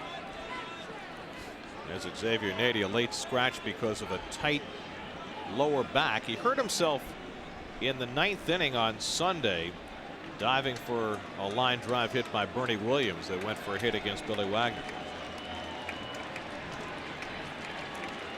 Wagner then worked himself out of that jam to gain some redemption. 2-2 to Bell. Hold foul again. Interesting to see Xavier Nady on that bench. He'll probably only be there for a short time. Usually when you have back spasms, your back is hurting, you'll get treatment 2 or 3 different times in the game. You'll back in the clubhouse and the trainers will work on you. Well, he might be. We don't know if he's available for pinch hitting. He could loosen up.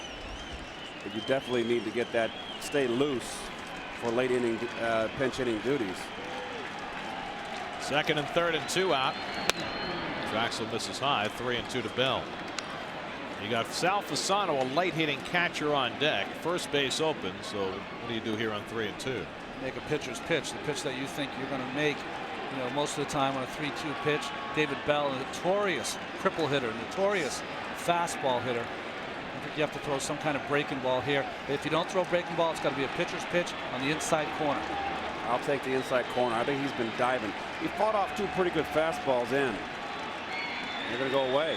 3-2. He fouls it off. And that was a great cut on a mistake. Splitter that stayed up. This ball just stays right down the middle. Lucky not to have that be a double or single in the gap. Well, Traxel's already thrown 8 pitches in this at bat to Bell, and now 98 pitches with 2 out in the 5th inning. So he could be looking at the end of his night right here.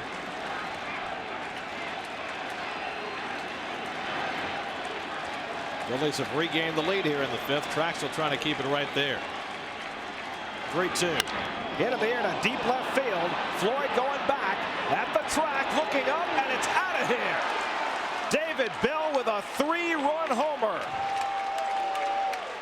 And the Phillies now have a 6-2 lead.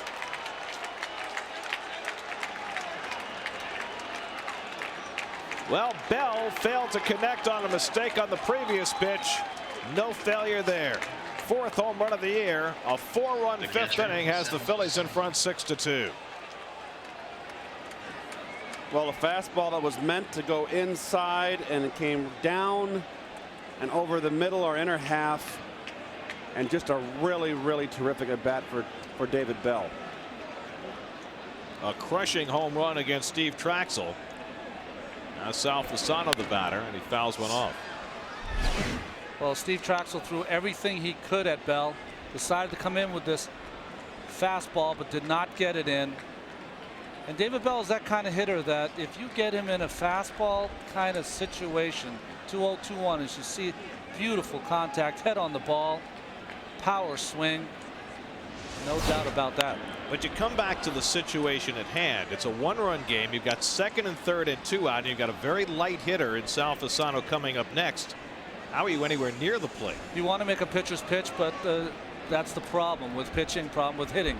It's that you want to execute that pitch inside. Sometimes you miss, and I think that's what happened with Traxel right there. Fasano hits one to deep right, but Chavez has room.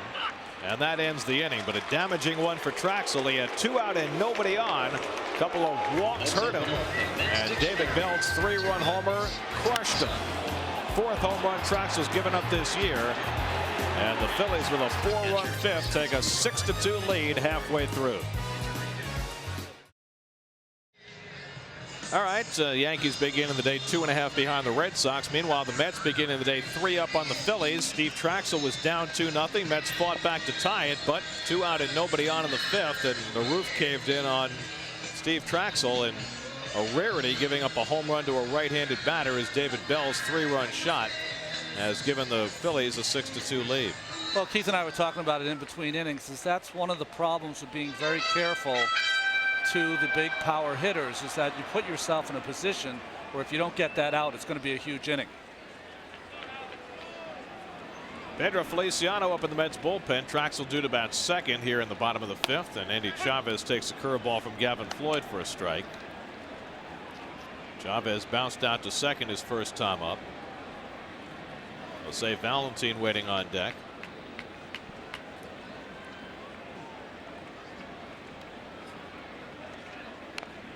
Chavez trying to lay one down. It's 0-2. Of course, the Bell 3-run homer is the big blow in the top of the inning, but if LeDuc is able to pick up that throw from Chavez from right field, and Traxel gets through the inning without the Phillies scoring. The breaks of the game. The rub of the green, right? Things happen.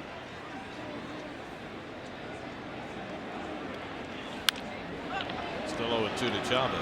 And you got to give third base coach Bill Dancy some credit that he sent Burrow knowing he's probably going to get thrown out, and just, okay, make the perfect throw.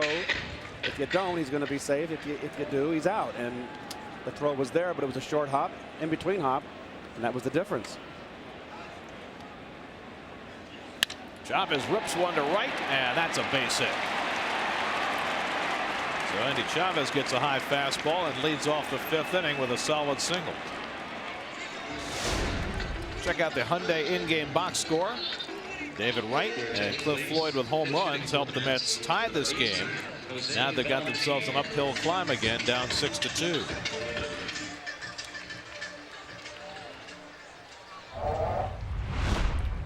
So Jose Valentin will bat for Traxel, who's done after 5 innings. It was a nice comeback by Traxel after a shaky start, but the finish was not what he'd hoped for. 1-0 to Valentin. This is not what Willie Randolph, why Willie Randolph sent Jose Valentin up to the plate to pinch hit, not to bunt. He one swing, he might hit a home run and make this a 6-4 ball game. Things have been going much better for Valentin over the last week and a half, ever since he got a chance to start a couple of games in Milwaukee, filling in for Cliff Floyd. And Floyd, all of a sudden, Gavin Floyd that is, starting to miss upstairs, 2-0. Well, Valentin, of course, had the terrible start pretty much the first 5 weeks of the season. He's 5 for 24 with 2 RBI as a pinch hitter this season. As you look at Jose Reyes in the on-deck circle.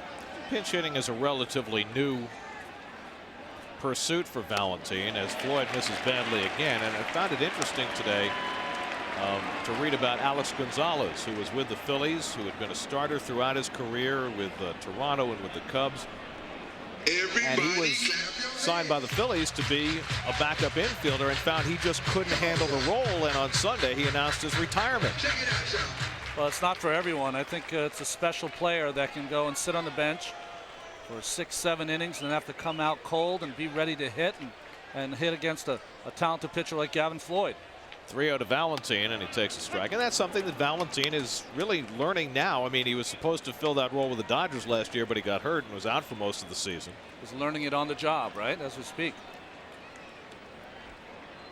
And right now, the signs are pointing up for Valentine. 3-1. Floyd misses, and the Mets have the first 2 men on. Second walk given up by Gavin Floyd. Well, pitching coach Rick Dubee is going to go out and talk with Floyd. This has been his problem. Going good for the 4 or 5 innings and then having a blow up. And this is particularly an inning right now that when your team gets you 4 runs, get you on top, you want to go out there and run a goose egg against the opponent. I want you to get up now. Well, the Mets have gotten the first 2 men on in the 8 and 9 spots in the batting order, and now the top of the order will try and make something of it. But I think you always also have to remember what Keith was saying. When he gets in these positions, he can go through these innings where he just loses it. And one of the reasons he loses it, he's got great stuff, so it's going to be hard to put 4 or 5 hits together. When he loses it, he starts hitting batters, he starts walking, getting behind hitters. So you have to watch when you're up there. You have to remain patient. Well, Gavin Floyd has walked 25 batters in 45 innings this year. Now Reyes should be first ball fastball hitting right now. You got a pitcher that gave up a base hit on a high fastball, was all over the place off Valentine. Gear on a fastball, and if it's a curveball, it looks like a good curveball, take it. Reyes has struck out and been thrown out by the catcher on a dribbler. And he gets a curveball and takes a strike. And he drops a curveball in the outside corner on him. Now you just take it. You spit on it. Okay, fine. Nope, you're still going to have the same approach. Floyd's been throwing Reyes almost exclusively curveballs all night. Well, that's the book on him, of course. Bell in at third. Another curve, and Reyes lays off this one. So Reyes there takes that curveball, that hard curve in the dirt, and that's a pitch he normally swings at. Now, does that make him vulnerable for a fastball? I don't know what's going on in Reyes' mind. The fact that he took that pitch, is he being extra defensive? 1-1 to Reyes. Fastball, bounce foul.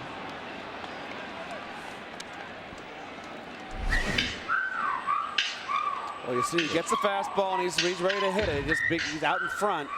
The changeup. You think it was a change? Yeah. Did he have a change? 83 miles an hour, 83 mile an hour change. So Floyd's book is to go soft. That's the first changeup he's thrown all night. That's the first one, I believe. I think so. Curve in the dirt. Reyes strikes out for the second time. So he went all soft to Reyes during that turn at bat. The catcher. And Reyes really struggling right now. 10 for his last 59. Well, he didn't give him a fastball, Ronnie. Well, this is the book, and he was able to execute his pitches. Not all pitchers can just make that pitch, that curveball in the dirt. Fine job again by Fasano, just smothering that curveball in the dirt.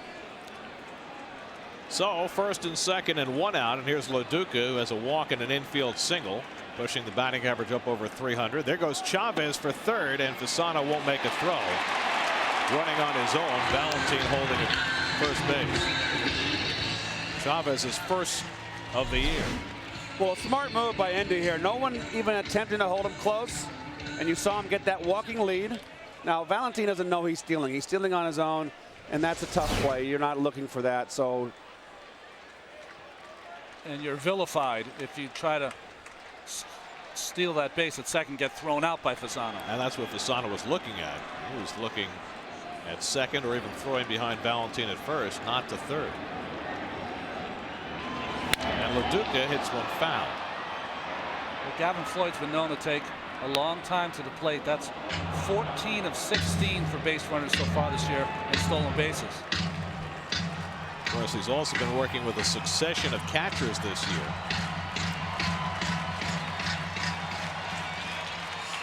With the injury to Mike Lieberthal, he's got Fasano back there now. Carlos Ruiz is caught as well.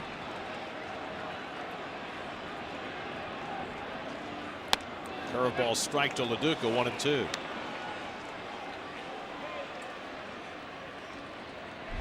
Well, hitter will tell you how good this curveball is. See, LaDuca kind of buckles his knees. Let's see where it is in relationship to the corners. Pretty good pitch. That's slice and dice right there. Oh.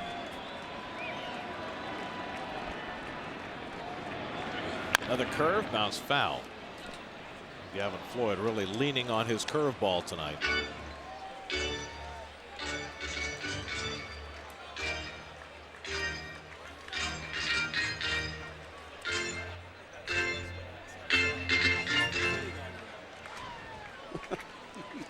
Chavez the runner at third. Valentin at first with one out. Mets down 6-2 as they bat in the fifth. Trying to creep back in it with LaDuca at the plate. Gavin Floyd with a 1-2. Another curve, and he bounces it foul. Gavin Floyd keeps coming back to that curveball. Well, we don't want anyone real young out there throwing a curveball, but the best way is you want to get it with the seams. You want to catch this finger on the front side of it, and then see this thumb, pull and push it down. That's how you get that kind of spin. To this day, I know you can't see it. I still have a callus 20 years later from throwing a curveball. Oh, that's you're doing gardening. Baloney. He's been gardening with Pedro. 1-2 to LaDuca. Line drive caught by Utley. 2 away. Well, LaDuca had himself quite a turn at bat there, but just hit it in the wrong spot. You took the words right out of my mouth. That was a fine at bat, and it's a big hang with him. Do everything right behind the count, fight off good pitches, and hit the bullet and it's right at somebody with men on base. This is a fastball meant to be away. Inner half up and just going that way with 2 strikes. Good at bat. Well, earlier in the game, Steve Traxel had a bases loaded, nobody out jam, and he worked out of it. Gavin Floyd here at a 1st and 3rd and nobody out jam. And now here's Beltran with 2 away. And he takes the curveball for a strike. Gary Cohen, Ron Darling, Keith Hernandez, Chris Connor, all of us with you at Shea Stadium. Bottom of the 5th. Keith off the disabled list, giving us the full booth. I was hurting. Thought you're going to have to move you to the 60-day there for a second. I thought it was the big one. Listen. On 0-1, Beltran takes the breaking ball on the dirt. Good stop by Fasano with a runner at third, 1-1. And you can't say enough about Fasano. You're a young pitcher out there with a curveball that you can throw for a strike and you can bounce. And your veteran catcher keeps telling you, throw that in the dirt. I will stop it. Don't worry about that. It means a lot to a pitcher, especially a young pitcher. 1-1 the count to Beltran. Carlos swings and fouls one off. Well, there was a discussion in the Saturday game against the Yankees about Miguel Cairo stealing third with 2 out to supposedly take away Jorge Julio's slider. Do you buy that? Yes, I do. And Jorge Julio is someone, a pitcher that's struggling. He's finding himself. He's more focused on his slowing down his motion and more apt to forget about the runners. It was a great veteran move by Cairo. 1-2 to Beltran. He bounces one to the right side. Howard bobbles it, throws to the pitcher. It gets away. Chavez scores, heading for third, and making it safely is Valentin. The Mets have a run in at 6-3 Philadelphia.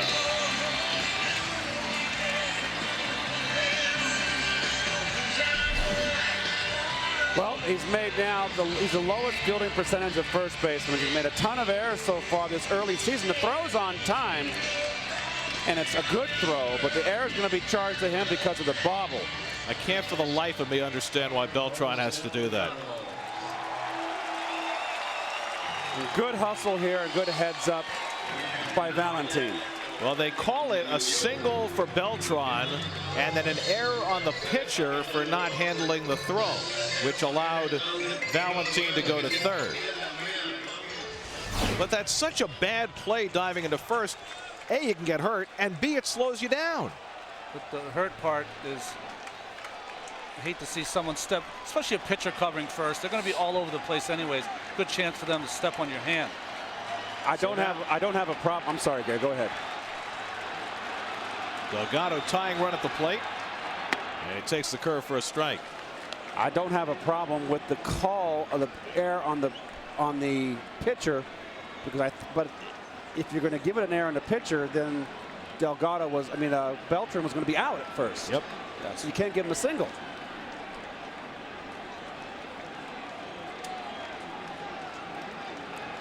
Delgado with 15 home runs. He's homered in each of his last 2 games. Tying run at the plate in a 6-3 game. There goes Beltran, and no throw by Fasano as he scooped it out of the dirt. So Beltran has a stolen base. That's his 7th of the year. Fasano just unbelievable. He's saved a couple of runs already. I'll tell you though, Keith, as a pitcher, one of the hardest things to do is when your first baseman bobbles it and it throws your timing off a little bit at first. You can see Floyd not only trying to make the catch on the ball, but also you'll see his eyes as he's looking down to try to catch first base. That should be a hit, error on the first baseman for allowing the runner to go to third. So now a base hit could bring home 2 with Beltran having stolen second. Valentin at third, and Delgado takes ball 2. Such a good eye at the plate, and this is crunch time right here. Mets are down 3 runs. Look at this curveball right here. This is a curve that starts in the strike zone and breaks down bad. Look at him take it. That is just a terrific eye. And this is RBI situation, something that Delgado's been so clutch all year in these situations. He's twice hit it to Utley in this game, and Utley again playing in shallow right field. 2-1 to Delgado. Another curve, and it misses high. And now Floyd behind 3-1. First base is open. David Wright standing on deck. Well, what's great about Delgado in RBI situations, he just does not try to bite off more than he can chew. If the pitcher's going to throw him a fastball away, against the Yankees, they had to shift on 2, and he hit a couple of ground balls just to the right of the second baseman for a single. Mets could use one of those right now. 3-1 to Delgado. Floyd throws a curve and gets it over. 3-2. That's a curveball on the outside corner, and a pitcher's pitch. A little up, but it's on the outside corner. Starts out bad and breaks in for a strike. That's not a good pitch to hit. 3-1. Got a little bit of plate. It's not a pitch we're talking about Traxel making with first base open against Bell. Pitcher's pitch. 3-2 to Delgado. Ball 4, and the bases are loaded. So Floyd staying with his curveball, walks Delgado. And now the tying runs are aboard for David Wright.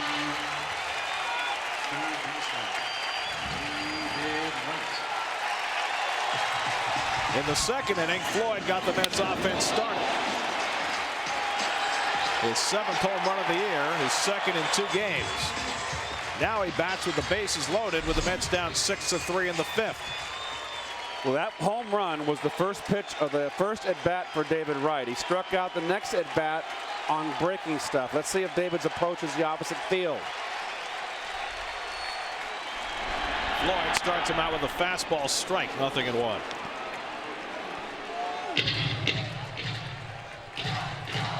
David Wright with 2 grand slams in his career.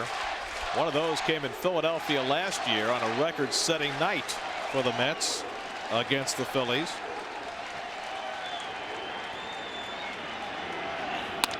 One and one. Mets hit 7 home runs in that game in Philadelphia last year. And Wright's grand slam was the capper. Valentin at third, Beltran at second, Delgado at first, and 2 down. Mets down 6-3, bottom of the 5th. Playing the team chasing them in the National League East, the Phillies. Curveball strike. Well, Gavin Floyd has just been magnificent with that curve. That's a curve to hit right there.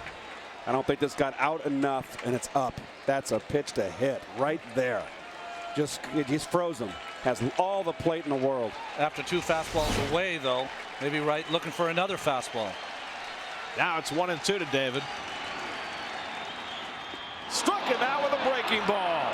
And all Fasano has to do is step on home plate, and the inning is over. So Gavin Floyd gives up a run, but he strikes out Wright with the bases loaded. Second straight time he's fanned Wright after giving up a home run his first at bat. It's still 6-3 Philly. Pedro Feliciano takes over the pitching for the Mets as we go to the 6th. Well, he's going to be facing the pitcher, as you see that good ERA from Feliciano in to do this job here in the 6th inning, facing this strong left-handed hitting lineup with the Philadelphia Phillies. Gavin Floyd, who pitched himself out of a potential disaster in the bottom of the 5th, takes a strike. Floyd up to 95 pitches now, but Charlie Manuel wants another inning out of him. Philly bullpen has not been great. 1-1 to Floyd. Although it is more fortified now than the last time we saw the Phillies with the move of Ryan Madsen back to the bullpen. That happened when they brought up Cole Hamels. Jimmy Rollins on deck. Popped up. Chavez. 1 away. So 1 out and nobody on. In 2006 Hyundai, the Mets and Sportsnet New York are teaming up to strike out cancer. For every K the Mets pitching staff registers, Hyundai, the Mets, and Sportsnet New York will donate $25 to the Hope and Heroes Children's Cancer Fund. 2 strikeouts tonight for Steve Traxel. Rough outing overall for Steve. 6 runs and 7 hits, 4 walks over 5 innings. Here's Rollins, who's 0 for 3. A real struggle for Rollins, and it takes ball 1. Particularly against left-handers. Hitting 171 against lefties. 7 for 41. That's amazing.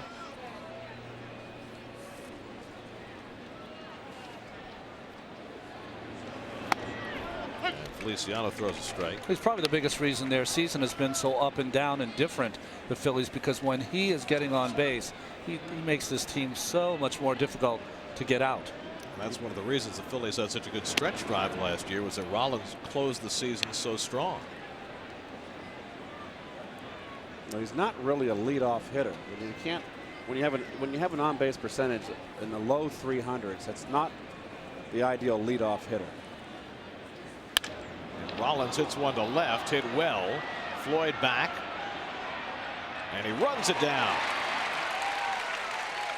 Cliff tracking that ball well, 2 away. The thing is, a couple of years ago, it looked as though Rollins had learned his lesson as we look at Floyd's catch, and that he was drawing more walks. And then all of a sudden, he changed his approach again. But he's drawing more walks. And then the other thing, when you watch Jimmy Rollins, if he's hitting the ball in the air, you know he's in a slump. That's not the kind of player he should ever be. I mean, you know, it's hard to hit line drives, you know, Keith, but his balls should be line drives or ground balls because he's got that great speed. The same thing for Jose Reyes.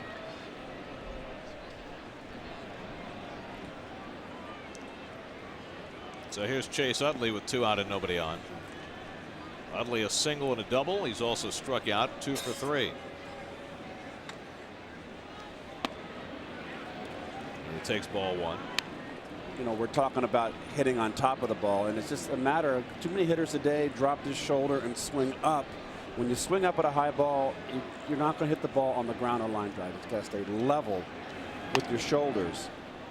Your shoulders must be parallel. I know I said it all the time. Burrow's a classic example, but he's a power hitter. When your shoulders go like this, the bat's going to follow the angle of your shoulders, so you're not going to be able to hit a ball above your waist. If you hit like this with your shoulders level, your bat's going to be level, and that now the high pitch out there becomes the easiest pitch in the world to hit because you're level and you're right there.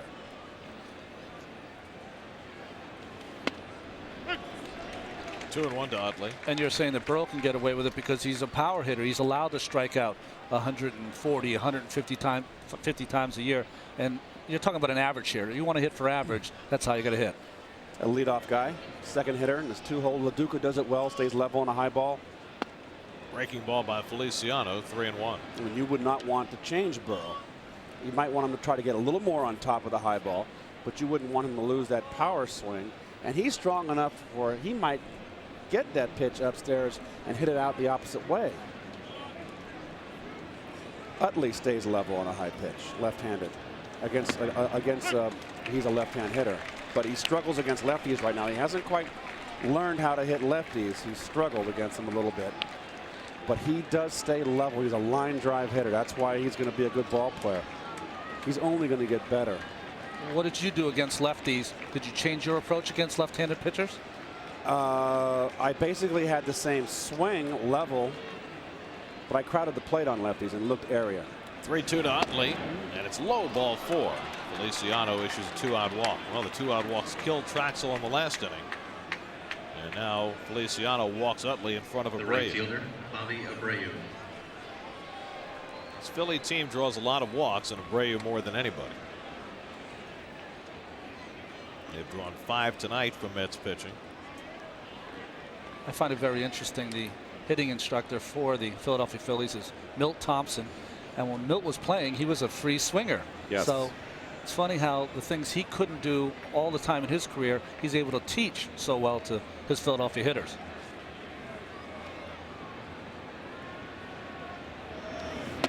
Well, Milt Thompson would be a good hitting instructor for Utley, for Abreu, guys that go the opposite field and use the whole field or are level swingers, because Milt was basically, you played him in the off field. Yes.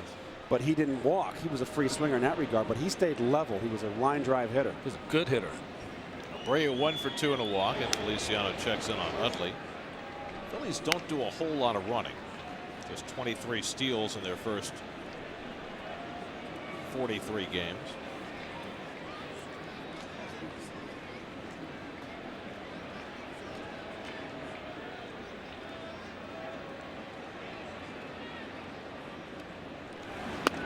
Abreu takes a fastball for a strike, 1-1.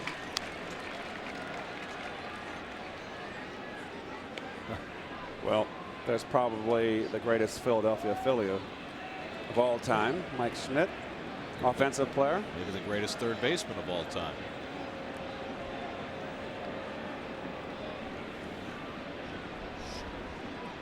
One and 1 to Abreu. Lines one the other way, foul. Now Feliciano ahead on Abreu, 1-2. You see Abreu inside out of that ball right there, talking about staying level. He got beaten the pitch inside. We're going to show you Rollins here. He's beat inside. Now watch this shoulder. That arm will come inside out, but he didn't stay level. Watch his shoulders and see how his swing is like that. Where you blind. That's where you're blind.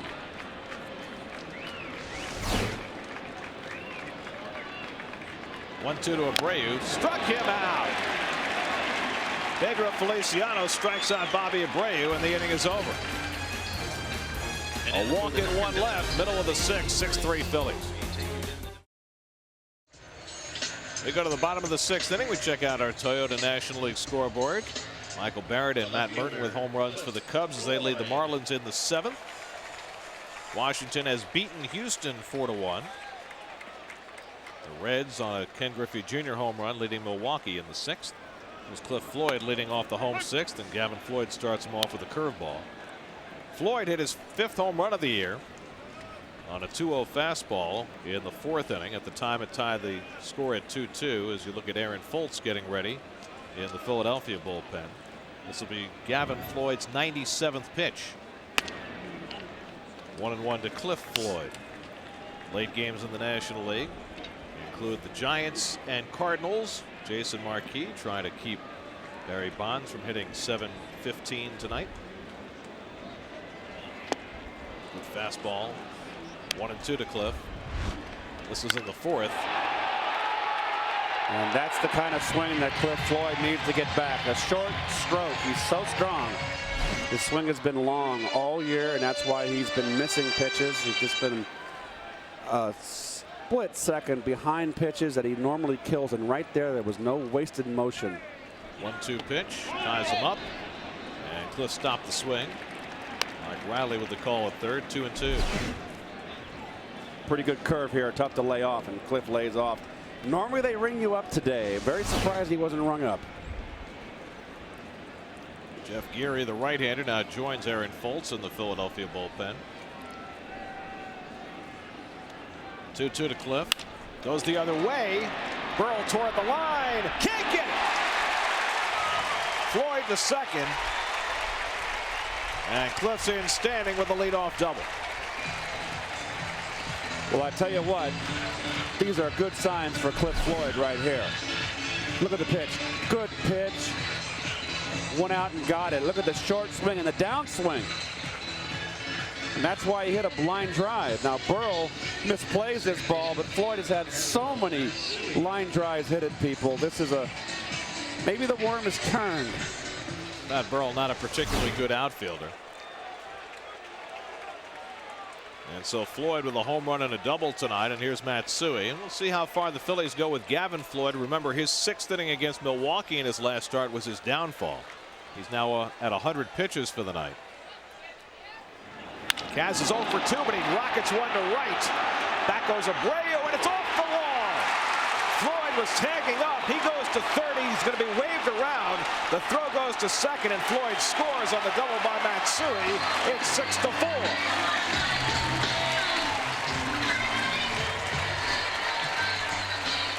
So Matsui with a 2-base hit, and Bobby Abreu, who won a Gold Glove last year, has always been very shy of outfield fences.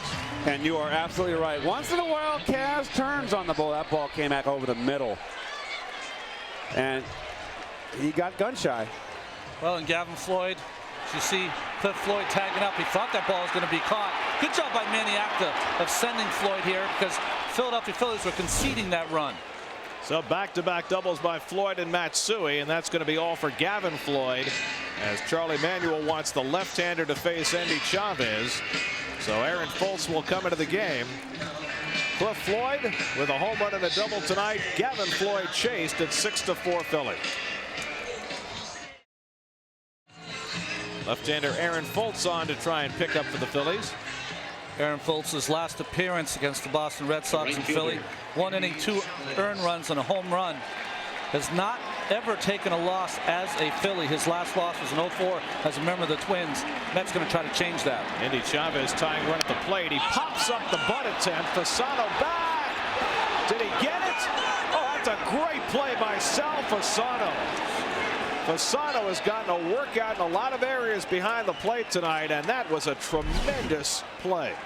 Well, what an effort here is correct. And just tremendous hustle. He's hustled all night. Earlier in the game, he covered down the first base line. And this is just a fine play. And I don't know why Endy Chavez is trying to drag bunt. Well, Endy left in against the left-hand pitcher, is 4 for 6 against lefties this year, and yet looking to bunt. I would bunt in that situation. Well, with nobody out, you're in the bottom of the 6th inning, get the runner to third base. It's still a lefty-lefty matchup, and Endy Chavez doesn't play that much against left-handers. The sacrifice was in order, and I don't know why he tried to drag. It's so critical to get that run over. Then a fly ball makes it a 6-5 ball game. You got 3 more at-bats, well, 3 more innings. Julio Franco will bat for Pedro Feliciano. Mets were down 6-2. They got a run in the bottom of the 5th, but left them loaded. Now they have a run home in the 6th as Aaron Heilman gets ready to pitch the 7th. Franco will bat for Feliciano, who pitched a hitless inning. Well, the little things within the game you have to do. And the thing about Endy Chavez, he has so much speed that he doesn't even have to drag it to beat it out. If he just places it well, make sure that he gets it down the first base line, because the pitcher, left-hander, will be following through to third. He's got a chance to beat it out. Franco's 6 for 19 as a pinch hitter, and he takes ball 1. It's just a situation, though, Ron, where you're down 2 runs. You're in the bottom of the 6th. You've got your team's going to get 3 more innings up, all the way through the order for sure. And it's a big run out there to bring it to a 1-run ball game. Jeff Geary ready in the bullpen. But Charlie Manuel sticking with the lefty against Franco.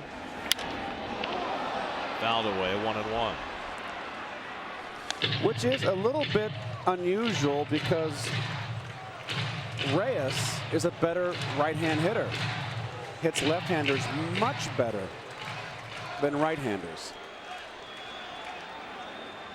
Mets may be a little short-handed on the bench tonight. We don't know if Xavier Nate is available. He was a late scratch because of back stiffness. Franco laces one toward the gap in right center field. That's an extra base hit. Bounces over the wall for a ground rule double. Matsui comes home. It's 6-5, and the tying runs at second base. Pinch hit double for Julio Franco.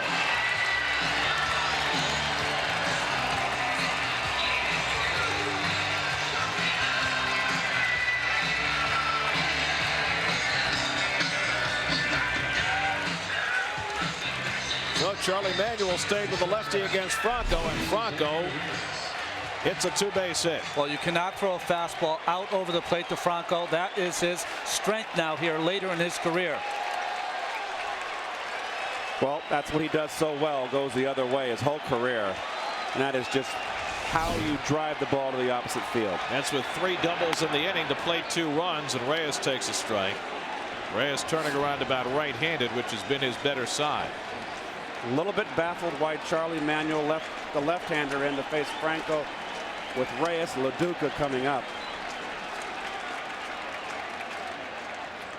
And Reyes pulls one, but Bell's got it. He's got Franco hung up, but ignores him and makes the play to first. I'm not sure why Bell didn't go after Franco, who was standing right in front of him, but now the tying run is at third with 2 out. Well, I agree. I think he was more surprised than anything. He fell down. There is 1 out, so I guess he was caught in between here.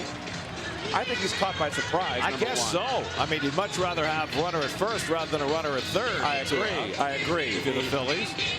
I think what happened is he was startled because he had to go to his knees to make that play, and I think he just got a little nervous out there, didn't know what to do, figured he'd just taken out. And now Charlie Manuel will bring in the right-hander. Geary will come on to face Loduca. So Fultz leaves after giving up the run-scoring double to Franco. The Mets have the tying run at third base here in the bottom of the 6th. And Jeff Geary comes out of the bullpen to face Paul Loduca. Oh, it was a come-from-behind weekend here at Shea. Mets fell down by 4 runs, came back on Friday. Yankees did the same Saturday. Mets fell behind by a couple of runs Sunday, came back and won. Well, Mets were down 2-0 in this game, tied it.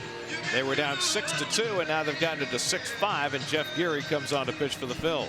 Well, like you were saying, Keith, I was very surprised. Jeff Geary, one of his best pitches is a straight overhand curveball that he could have used against Reyes. Even though Reyes made an out to Bell, he hit that ball awfully hard. Fultz, he was lucky that didn't find a hole.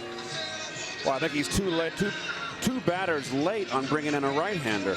I mean, you had the veteran in Franco up. You've got Geary loose. He's ready to go. And the Mets didn't have a left-handed option for Franco. They had already used their only left-handed bat off the bench tonight, Valentine. So Geary is in now to face Loduca, who was 1 for 2 in a walk and hit a line drive to the second baseman Utley that was caught his last time up. Tying run 90 feet away here in the 6th.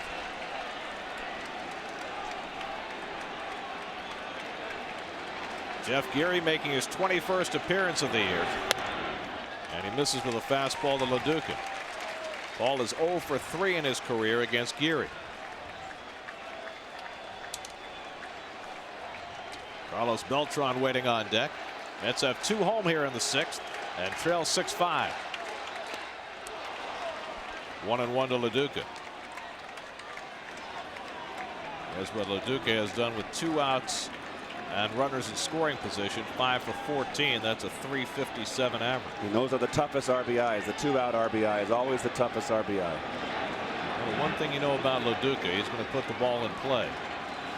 Franco the tying run at third with 2 out. And Loduca lifts one to right. Abreu has it to end the inning. But the Mets get closer. 3 doubles. Floyd, Matsui, and Franco to play 2 runs and make it 6-5. Aaron Howman takes over the pitching for the Mets as we go to the 7th inning. Howman pitched on Sunday night. A scoreless inning, although a rather scary one against the Yankees. Got out of a bases loaded jam after his brilliant 3 perfect innings against the Yankees on Friday night. Pat Burrell's been aboard 3 times in a row with a single and 2 walks. He's driven in a run. He's scored a run. Ball 1 from Howman. just amazing, Aaron's turnaround. I mean, when he came up the first 2 years, I never saw anybody just take a whipping like he did.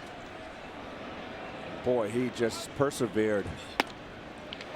Well, we talked a lot last year about his change of arm angle, but it's obviously more than that. Seems to be an air of confidence that wasn't there before. Well, it's what got, there's Arthur Rhodes in the bullpen, the other left-hander. There's 3 left-handers in that bullpen.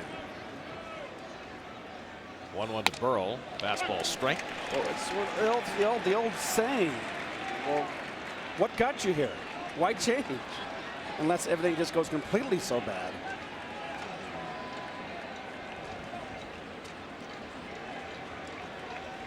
One, 2 to Burrell. In there for a call. Strike 3. Burrell down looking at the changeup. 1 away. If you're just joining us, the Mets trailed 2-0 early against the Phillies. Cliff Floyd tied the game with a home run.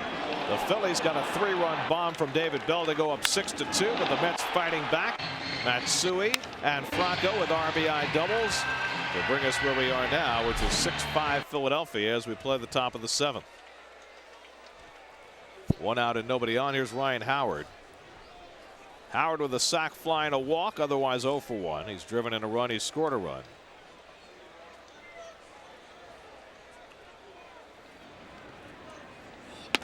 And Hammond starts him off with a fastball, 1-0. Well, you go back to Heilman. I mean, here's a guy who threw from this arm angle in college, was unbeaten as a senior, and for some reason, and it's still a little mysterious how it happened, when he was in the Mets farm system, some genius got him. They convinced him that he had to pitch more over the top. Well, let me tell you, one of the hardest things as a pitcher and even a hitter in the minor leagues is not to listen to everyone. You get a lot of solid advice, but you get a lot of advice that really doesn't work for you, and that's honestly, I found that was the hardest thing to do. But you're a first-time professional coming out of college. You've got to listen to the coaching that you get, right? Absolutely. And it's a problem because here you are, you're coming out and you're a young kid and you got these coaches. And what are you going to do? Not take their advice? Look at this beautiful circle change. Look at that come out of his hand.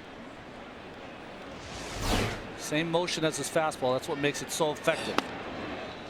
3-1 to Howard. And then the question is, why is the lower arm angle so much more effective for Heilman? Well, it's effective because it gives him movement, and it also gives him, it puts a little sink on his fastball. Now he has that changeup. There's a sink coming on his changeup out of the same place. Behind 3-1 on Howard. It fouls off the fastball, 3-2. Boy, the popcorn it's Shea sure is good. I got busted. Very nice. All you'd have to do is show any time during the game to bust you. You've been eating popcorn since the first inning. That stuff sticks in your throat, you know. Oh, gosh. Got a scratchy throat. What should I eat? How about popcorn? 3-2 to Ryan Howard. And Heilman comes inside with the fastball and misses. And Howard draws a walk for the second straight time. The center fielder. So Shane 1 out and 1 Victorino. on. And now here's Shane Victorino. Let me tell you what we were talking about with Heilman. When I went to the Texas Rangers, drafted by them, as soon as I got to camp, they told me they needed me to throw straight over the top with a big 12-6 curveball. I didn't have either pitch, and labored through the minor leagues. Got to the Mets. Davey Johnson said, "How did you use the throw in college?" I showed him. He said, "If you ever change, you never come to the big leagues with me." I didn't change. 1-0 to Victorino. And those are the little angels on your shoulder that were there, that were at the right time in your career, that probably saved your career. So true. I have around 3 of those people in my minor leagues coming up that saved me. Okay, so let's go back to the beginning. 1-0 to Victorino. And Heilman throws the change out of the strike zone. Why is it incumbent upon those people in the minor leagues to try and change what worked in the first place? Well, some pitching coaches and hitting coaches, you'll agree, Keith, they have one way of teaching. They don't know how to adapt to different pitchers, different arm angles, different approaches. Simple as that. 3-0. Now, in my minor league career, I was left alone. Now, I hit .330 and .353 in AAA. And I struggled when I was 18, 19 in A-ball, AA, AAA. It became easy for me. I didn't get tinkered with until I struggled in the big leagues. And Harry the Hat Walker was Bing Devine, the general manager's assistant. And Harry the Walker was inside out Harry Walker. And he had me inside out, inside out, inside out. I forgot how to pull. 3-0 to Victorino, way inside, so Heilmann walks back-to-back hitters. Aaron got into a problem like this on Sunday night against the Yankees. He gave up a 2-out single. He walked Bernie Williams. He walked Melky Cabrera before he got out of it. Now he's walked Ryan Howard and Shane Victorino back-to-back. And we talked about arm angle. When Heilmann struggles, it's because he loses that arm angle. And that's one of the toughest things about throwing from the side, kind of crossfire like he throws, that you will sometimes get out of that slot. Just like a golfer has a slot and needs to get into it, hit the ball straight, he sometimes misses that slot. And I think the last 2 walks were against left-hand hitters. Now Heilmann wants to come inside. He knows that he's got a fastball that runs back out over the plate against a left-hander if he wants to come in. So I think he kind of overthrows. And you can see both walks he missed badly in. Now he has the action on his fastball. It will run back out over the plate.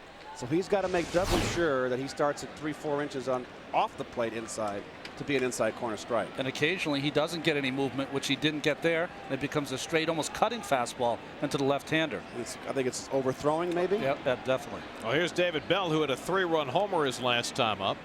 He's got 2 aboard here, and he takes a strike from Heilmann.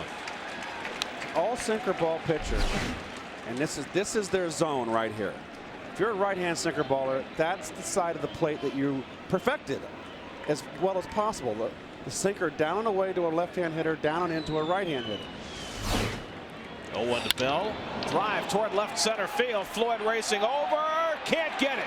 It's up the gap, and the Phillies will tack on a couple of runs. Howard scores, and Victorino, almost on his heels, scores as well. A 5 RBI night for David Bell, and it's 8-5 Philadelphia. So the back-to-back walks come back to haunt Aaron Heilmann. The catcher. Well, you can see he tries to double up with a sinker down and in. This one is over the middle of the plate, almost similar to the pitch that Traxel threw for the 3-run home run. That pitch down and over the middle of the plate, and Howard stuck. I don't know why he was stuck. That was a sure hit right off the bat, and then Victorino nicely doesn't lap him. That's a tale of 2 cities right there. Jeez. So Victorino knew right away that it was a double, and the other guy took around 8 seconds to figure it out. I think Victorino slowed down to avoid passing him.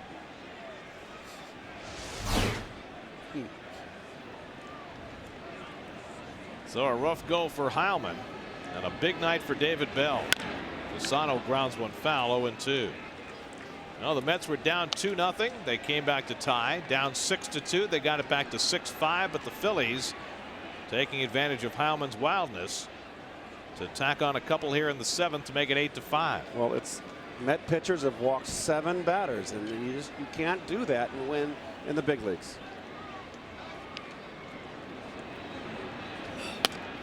1-2 to Fasano.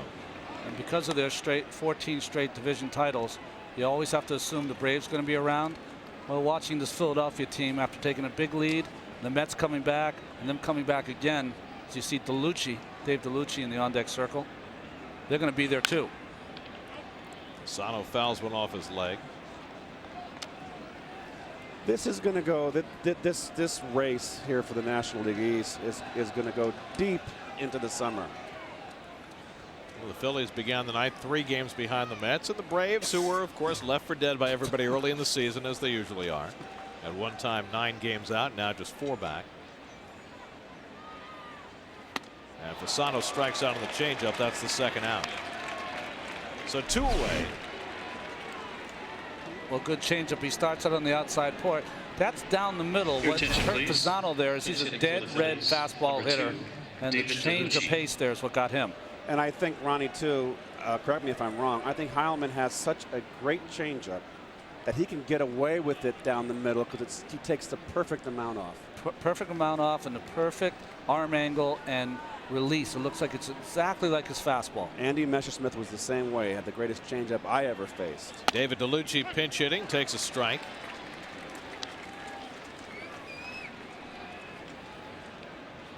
DeLucci batting for Jeff Geary with Bell at 2nd and 2 down. DeLucci hit 29 home runs for Texas last year. He's got 1 this year in 36 at bats, and takes a strike. 0-2. And the Boomer had some nice quotes in the paper about him that he had to try to backtrack. Boomer, of course, David Wells up in Boston. Well, Wells did not say that DeLucci was on steroids. He merely implied it. Yes. 1-2 to DeLucci. DeLucci said he's negating the fact that I worked out till midnight every night. Well, he asked Boomer to come work out with him after the game and see how hard he works out. Boomer passed. There's a shocker. 1-2 to DeLucci, and the changeup misses. 2-2. How do you feel if you're DeLucci? You hit 29 home runs in Texas the season before. You get traded to the Phillies, and you're a bench player. It's a pretty tough outfield to crack right now. Jeez, why'd you trade me there? Check swing, foul ball. Well, we're talking about the 7 walks that were given issued by the Mets, and 5 have scored. It's death. Walks are death. Well, that's playing right into the hand of the Philadelphia Phillies, because that's what they do. They walk a lot. They try to get some big hits here and there. If you allow them to do it, that's how they're going to beat you. And it has the Phillies in front 8-5. Ahmed trying to put a close to this inning. 2-2 to DeLucci. Swing and a miss. He struck him out. Hammond fans 3 in the inning, but a couple of walks blow up in his face. David Bell with a 2-run double, and it's 8-5 Philadelphia. They go to the bottom of the 7th inning, and lefty Arthur Rhodes takes over the pitching. Although a lot of walks, 12 walks, he struck out 19 in only 14 2/3 innings pitched. He's become the lucky charm for the Philadelphia Phillies. They're 13-4 in his 17 appearances. Rhodes has been a left-handed specialist for most of his career, but the last couple of years, last year and this, he hasn't gotten lefties out at all. Last year they hit over 280 against him. This year 405. Well, it's the right move here. You look at Jorge Julio getting up in the Met bullpen. You got turning Beltran around to the right side. It's a better left-hand hitter. And Carlos takes a strike. Delgado behind him. Delgado only hitting 205 against left-handers this year. So it's the right move by Charles Manuel, the manager over there for the Phillies. Beltran's done well against Rhodes in the past. Carlos 4 for 8 against Rhodes with a home run, but Rhodes has great numbers against Delgado. Carlos 1 for 3 tonight, had an infield single to drive in a run in the 5th. Play that probably should have been ruled an error.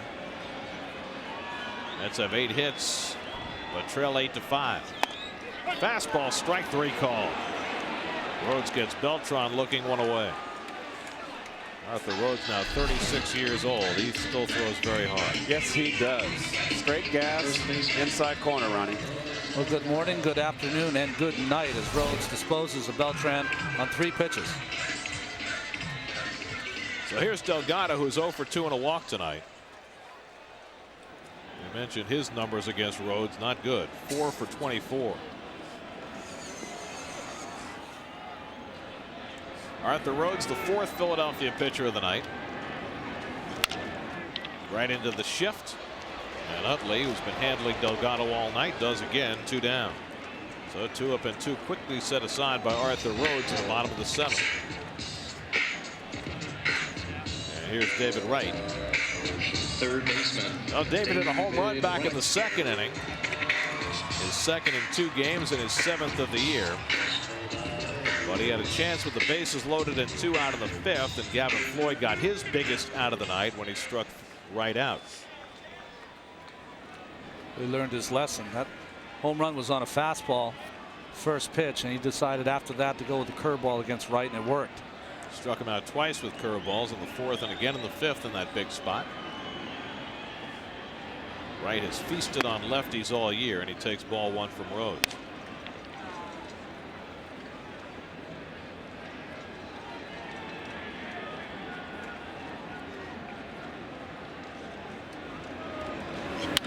Rips one foul.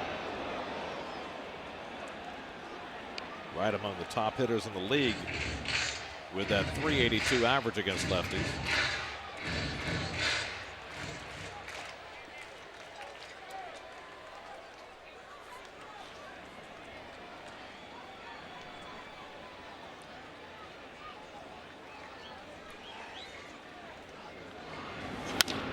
Hits this one to right field. Abreu plenty of time to get under it. And a 1-2-3 inning for Arthur Rhodes against the heart of the Mets batting order. We go to the 8th. Jorge Julio on. 8-5 Phillies.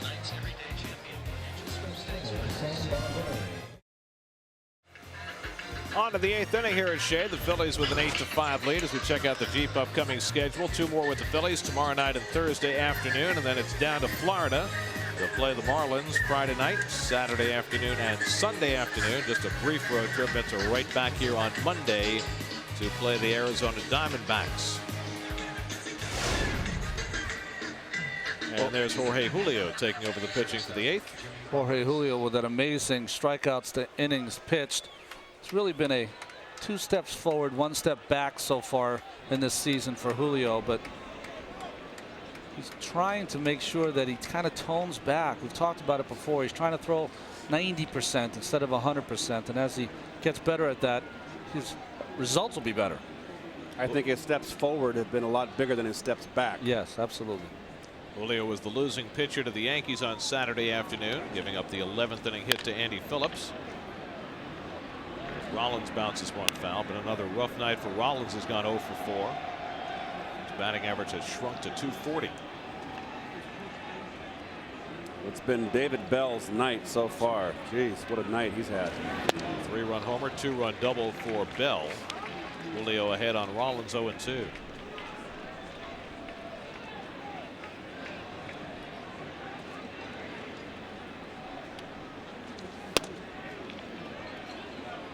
.97 miles an hour upstairs. He's got good stuff. Brian Franklin up in the Phillies bullpen.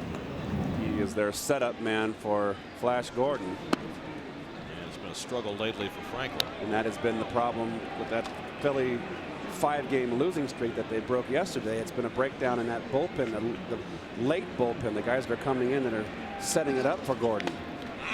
Now after getting ahead 0-2, Julio goes full on Rollins. Not a guy you want to be walking. Want to keep your team in the game. Julio hurt himself in the leadoff walk in the 11th inning on Saturday. Walked Cairo, who wound up scoring the winning run.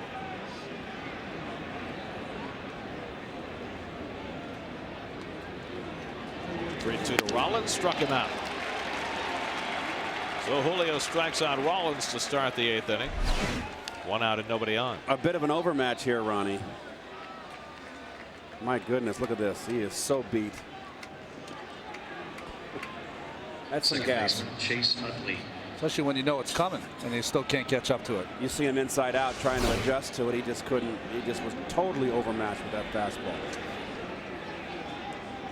So 1 out and nobody on. Here's Chase Utley, who's been on base 3 times tonight. Single, double, walk. 2 for 3. Phillies have been in command of this game right throughout.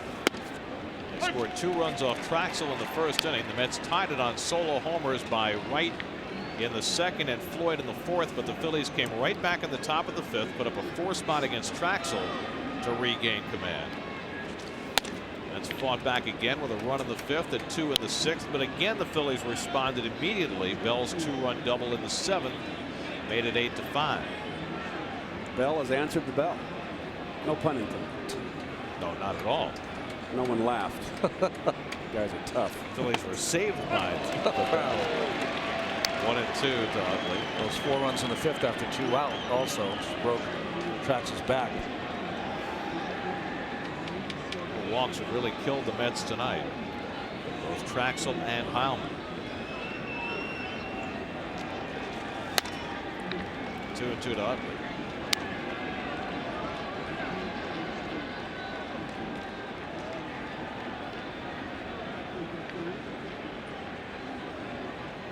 This is by no means a mop-up game for Julio, and that's very much in this game. Only 3 runs down.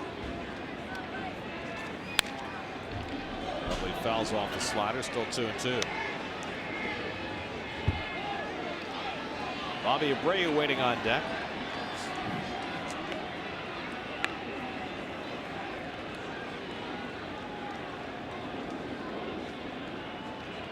Well, the Mets are going to be running out uncertain pitching the next 2 days. It would certainly behoove them to rally in this game. 3-2 to Utley. Lay Soler makes his major league debut tomorrow night. The Mets are hoping for good things from Soler, but it's one of those situations where you just don't know what you're going to get from the guy. Very successful pitching for the Cuban national team, but really didn't pitch for 2 years before this spring training. To shallow left. Floyd makes the play, 2 away. He's going to be nervous. Well, Julio, what makes his slider so good is that he puts amazing torque on his body and really flies open with that front shoulder and snaps that ball. The problem is when you put that much into a slider, it's very hard to be consistent with that pitch.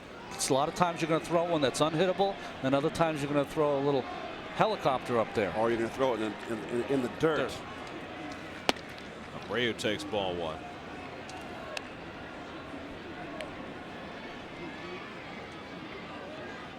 Julio's retired the first 2 here in the 8th. Abreu 1 for 3 and a walk tonight, and he fouls it back 1-1. You know, there's only a few pitchers that have been able to put that kind of torque and that kind of push into their pitches and be effective. As you see Julio, look at him fire off that mound. It's almost like his back is to the hitter. It looks like his arm whiplashes too. He's just thrown as hard as he can. Goose Gossage comes to mind. Yes. He was more of a fastball pitcher though, but he was one guy that could give it 100% every pitch and be effective. That's hard to do for a lot of pitchers. And could he ever feel the ground ball? No. Little tap or foul.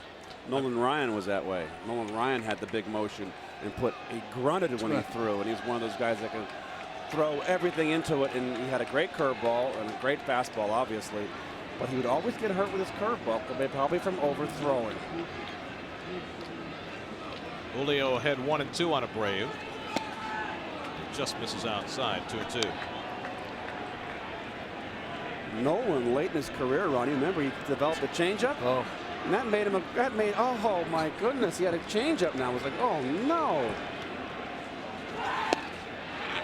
And again, Julio just misses, and it's 3-2 to Abreu. And you see why Bobby Abreu has an on-base percentage off the charts. And these are behind the count off a guy with good stuff, and he's not missing badly, and he's taking those pitches. This is a very good at bat by Abreu. Abreu leads the league in walks. He's already drawn 1 tonight. 3-2. He dribbles it foul. And there's a wicked slider, and he gets a piece of it and stays in the at bat. Well, that's what makes great 2-strike hitters, is that pitcher can throw a pitcher's pitch down and in, nasty, just catches a piece. Now a pitcher's got to make another pitch, and you can't make 4 or 5 perfect pitches in a row. It just won't happen. 3-2. Abreu smacks one to second, and Matsui throws him out to end the inning. So a 1-2-3 inning for Julio. We go to the bottom of the 8th at Shea. 8-5 Phillies. And now for the Pepsi MLB Game Break. We take you into. We go to the bottom of the 8th inning as Pedro Martinez looks on. Check out the AOL game summary. Mets keep fighting back in this game. Wright and Floyd with home runs, but it's been a big night for David Bell. Homer double, 5 RBIs, and walks have just killed the Mets tonight. And the Phillies have that 8-5 lead. Steve Traxel went 5 innings tonight and gave up 6 runs and 7 hits, and it only furthers the disparity between Pedro Martinez and Tom Glavine and the rest of that Mets starting staff. Well, that's been the problem. You said it. You said the word hope. That's not a good word. Unknown is not a good word also, and that's just how it's been.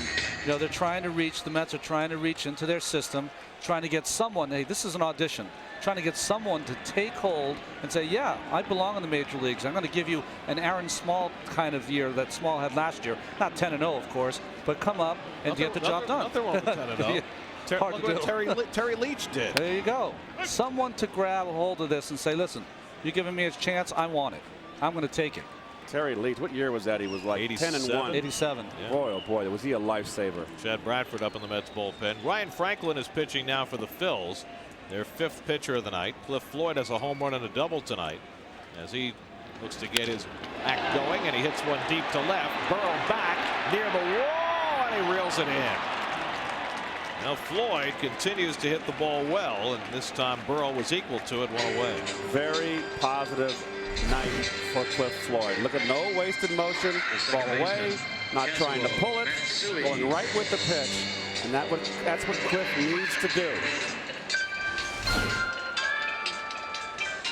So 1 out and nobody on. Here's Matsui, who doubled off the wall and right in the 6th to drive in a run. 1 for 3 on the night. Ryan Franklin, former Seattle Mariner. Mets saw him as a starter in Seattle last year.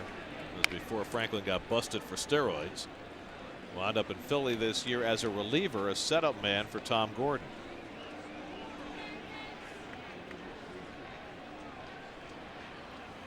And Matsui drives one to center, chasing back Victorino, and he gets there. 2 away. The Mets have hit a couple of balls well against Ryan Franklin, but 2 outs as Juan Sanchez and Chad Bradford loosen up in the Mets bullpen. So here's Andy Chavez. Well, Keith and Ron and I joined the Mets in Sportsnet New York, sending out best wishes to 100-year-old Douglas Hand, a lifelong Mets fan who tunes in for every game here on Sportsnet New York. Gary, I hope I live to 100 so I can listen to you on the TV when I'm an old man. You'll be sitting right next to me when you're 100. Are you kidding me?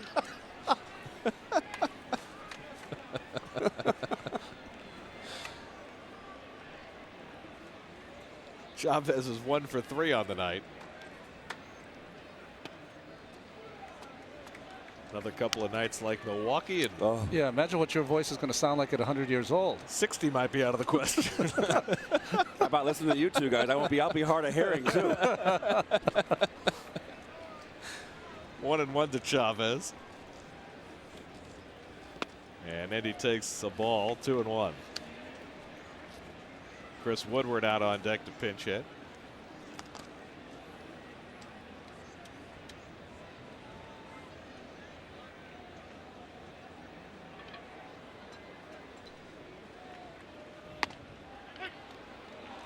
Two and 2 to Chavez.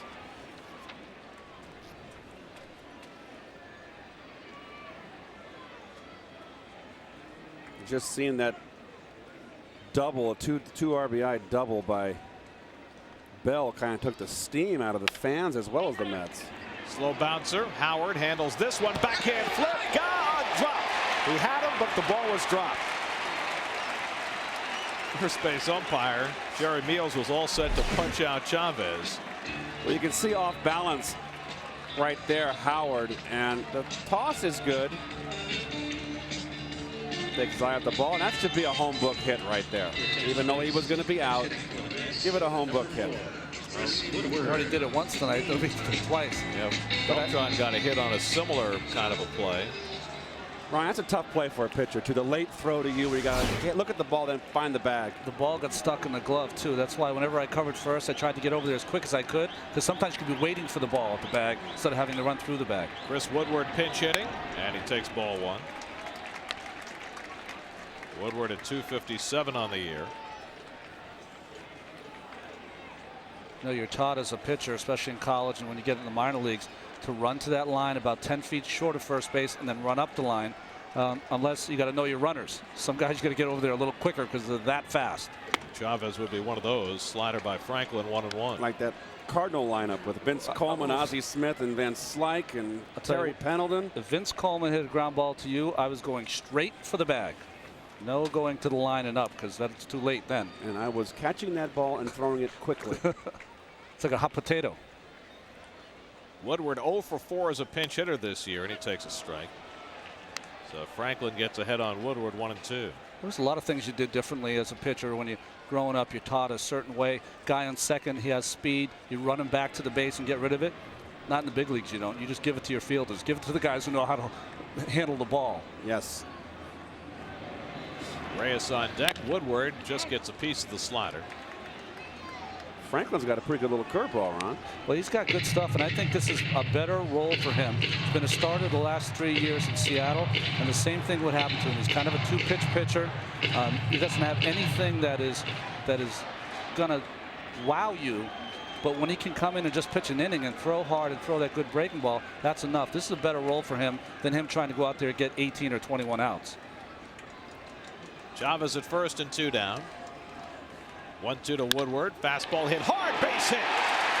Chavez around second. He'll go to third. Burrell chases it down. Chavez being waved home. The relay throw by Rollins to the plate, not in time. An RBI double for Chris Woodward, and now it's 8-6, and the Mets will get the tying run to the plate.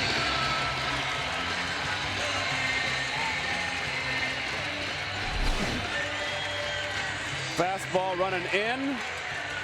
Rip, belt high, just Woodward all over it, just out of the reach of Bell.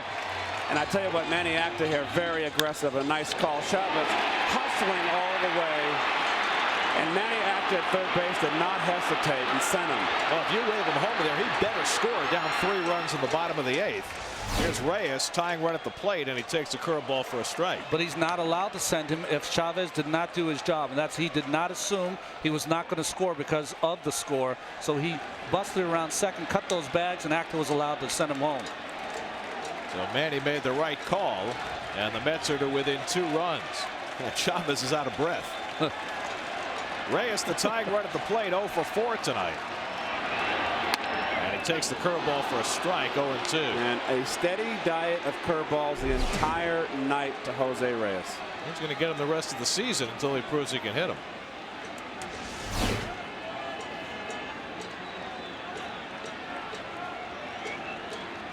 Woodward with the pinch double, driving in a run as the Mets continue to fight uphill. They've been doing it all night.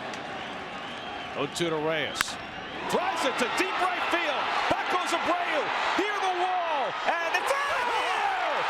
Reyes ties the game with a 2-run homer!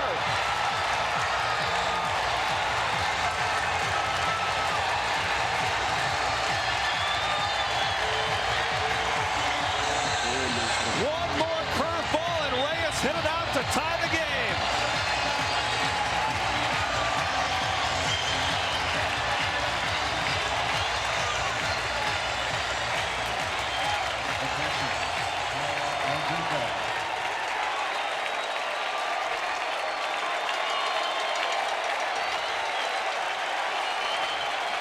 And the Mets have pushed that rock all the way up the hill again.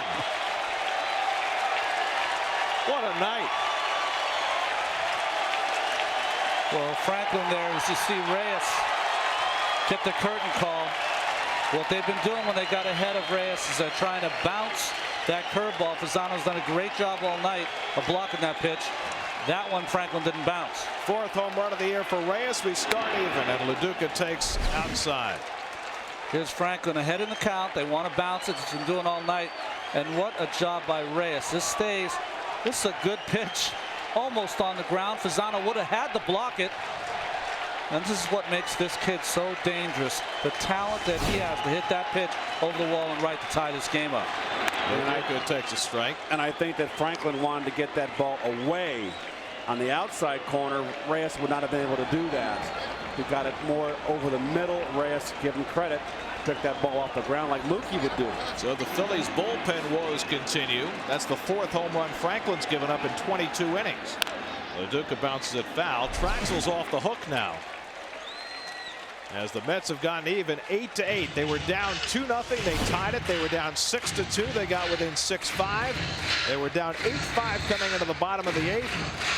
2 out and nobody on, but Chavez beat out the infield hit. Woodward with a run-scoring double, and Reyes with a 2-run homer to tie the game at 8. Well, this is what's been killing the Phillies in that 5-game losing streak, which they snapped yesterday when they beat Boston, is the failure of their bullpen late. Their bridge to Gordon. And LaDuca strikes out for only the 9th time all season. Toughest man to strike out in the inning. But Chavez was able to reach when Franklin couldn't catch the throw by Howard. That set the inning in motion. And Jose Reyes took full advantage, hitting a curveball almost off the ground for a 2-run homer to tie the game. We go to the 9th inning at Shea Stadium. The Mets battling uphill and tied the game at 8-8. Well, chipping away is what the Mets have been doing all night. They've chipped their way all the way into a tie. 3 home runs on the night, the most recent by Jose Reyes to tie the game. And now Eduardo Sanchez will try and keep it tied. Well, Eduardo Sanchez with, you can see the Geico Sports Night. Lastings Millage profile coming up on Geico Sports Night following Nissan Postgame Live. Yankees and Red Sox, and the Knicks missing out on the NBA Draft Lottery with their trade for Eddie Curry. All that coming up following Postgame Live. Pat Burrell leads off the 9th inning against Eduardo Sanchez. Sanchez pitched an inning on Sunday, gave up a run, a soft run, a walk, couple of bunts, and a sacrifice fly. And Burrell hits one hard through the hole with Wright guarding the line, and Burrell aboard to start the top of the 9th. And that's the risky run when you guard the line. The first baseman, Wagner up in the bullpen. Well, a lot of times when you're home, you bring in your closer in a tie game, but the Mets tied it so quickly with 2 out, there wasn't time for Wagner to get up. And it's Sanchez's time. You look at Ryan Madsen up now in the bullpen for Philly. It is a tie ball game. And that is the strength of the Mets bullpen. You have that depth. Chris Roberson running for Burrell at first base, carrying the go-ahead run. Roberson, a recent call-up. So Roberson, the go-ahead run at first. Ryan Howard, the batter. He's walked twice, had a sac fly, otherwise 0 for 1. Roberson has to dive back in. Gary made a good point about Wagner. Bradford was up in case the score remained the same. If the Mets got 1 or 2 runs but got close, they're going to bring in Sanchez, who was throwing on the side just to get loose, but no Wagner. So it's impossible for him to be ready. Howard whacks one foul.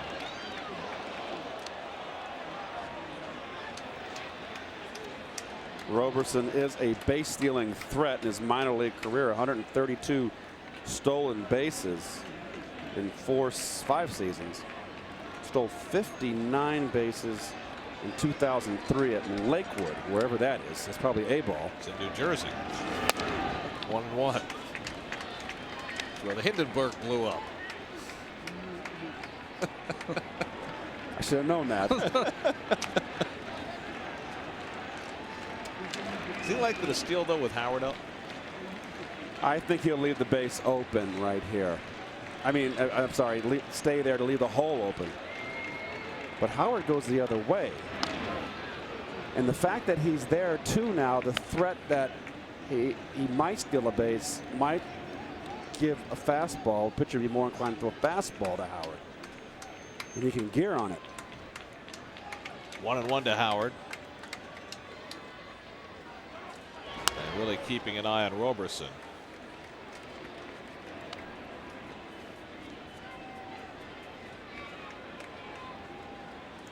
Sanchez, big time double play artist. That has been his best friend this season.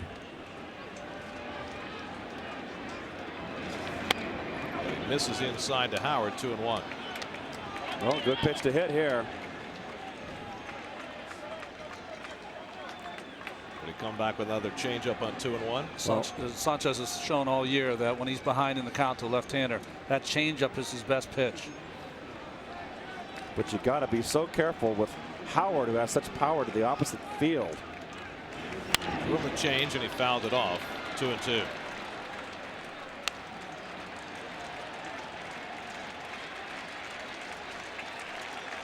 Shane Victorino waiting on deck.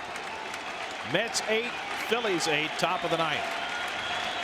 Sanchez, the 5th Met pitcher of the night, trying to keep it tied and give the Mets a chance in their final at bat. 2-2 to Howard. Fouled away. Howard's got such a quick bat. That was a good fastball, knee-high outside corner, and he's just got extremely quick hands. But he's better on that fastball down. We've seen when you get to elevate that fastball, that's a better position to strike him out with. Roberson at first and nobody out. You don't want to go to a 3-2 count here with a runner would get in motion. 2-2 pitch. Curveball in there for a call. Strike 3. Sanchez went to his third pitch, and he got Howard looking one away. Well, Sanchez, we've talked about his grit, determination, wants the ball, but he also will throw any pitch at any time, and he does here with that curveball. Little upstairs, but Jeff Kellogg lugged it. So 1 out and 1 on. And here's Victorino, a tough man to double up. It's a good hit and run guy right here, too. Goes the other way well. Put something, makes something happen. This is part of the game that's lost today, the hit and run. Victorino, a hot hitter, too. 2 for 3 and a walk tonight. Hitting a .375 now, filling in for Rowan. And another curve, and that one misses. 1-0 to Victorino. The advent of power baseball and all these hitters that strike out. So many hitters now that don't know how to hit and run and can hit and run.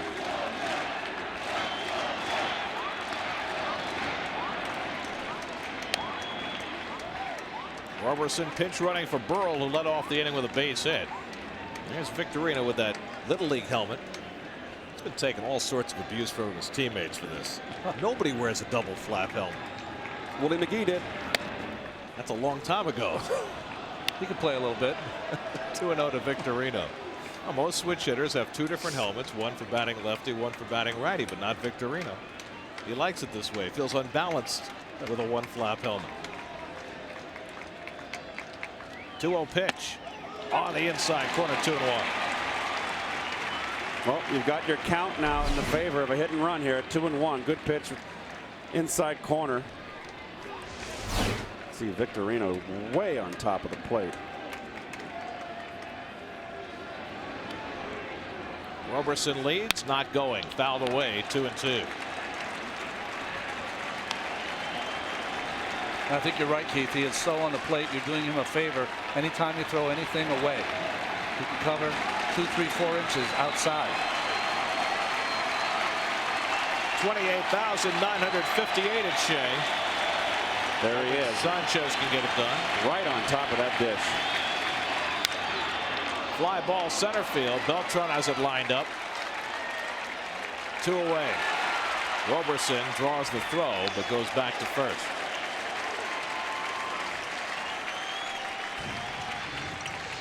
So here comes David Bell, and from a Phillies standpoint, this game has belonged to Bell. 3-run homer in the 5th off Traxel. 2-run double in the 7th off Heilman.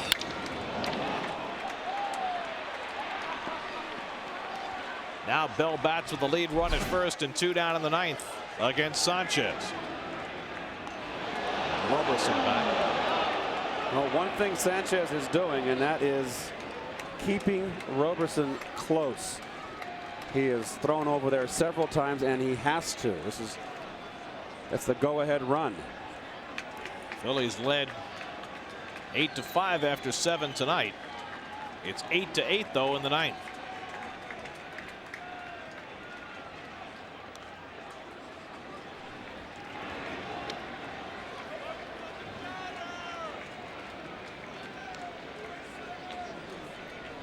Sanchez has been money for the Mets all season.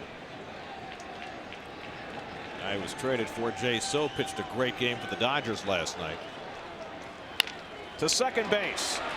Matsui makes the play. Side retired. Sanchez works around a leadoff base hit. We go to the bottom of the 9th with the heart of the batting order coming up to try to win it for New York. Ryan Madsen comes on to pitch the bottom of the 9th. Madsen began the year in the starting rotation for the Phillies, moved back to the bullpen with the elevation of Cole Hamels from the minor leagues. Well, he was 3-1 as a starter, but with a 6.82, really struggled. Beltran leads off, and he takes a changeup low, and that's Madsen's pitch of choice. That changeup. He's got a pretty decent curveball too, and a very herky-jerky motion. Beltran 1 for 4 on the night, and he takes a fastball strike, 1-1. Out of the batting order, Beltran, Delgado, and Wright trying to win it in a walk-off for the Mets, who have battled from 4 runs down and from 3 runs down tonight. Tied it in the 8th on Reyes' 2-run homer. Madsen's 1-1. And he gets a strike called, 1-2.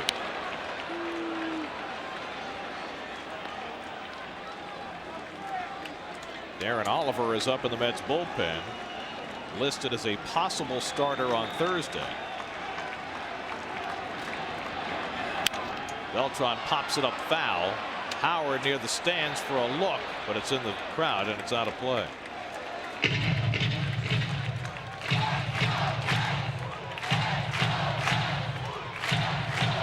Beltran's had just one prior at bat against Madsen. See Howard guarding the line down the first base line, but Bell way in the hole in the third base line off Beltran. 1-2 to Beltran, and he misses high, 2-2. Abraham Nunez now playing third base for the Phillies. Came on in the double switch with Madsen, so he's batting ninth, and the pitcher bats seventh, and Kevin Roberson, who ran for Burrow, stays in the game in left field. 2-2 to Beltran. Fastball fouled away. Everybody clap your hands. Come on,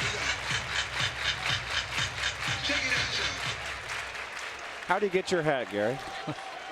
Took it right off my head. 2-2 to Beltran, leading off the last of the ninth. Line drive, base hit into right field. And the potential winning run is aboard. So Beltran with his second hit of the night. And Carlos Delgado will come to the plate. Well, this is a good changeup right here, Ron, and it's too much in, maybe? That's not a bad pitch. I think it's a good pitch. Got the outside part. Just good hitting by Beltran. Got that off the end of the bat, out in front, but good hitting. Stayed level, got himself a knock. So here's Delgado, 0 for 3 and a walk tonight after homering each of the last two games. Just 1 for 5 in his career against Madsen.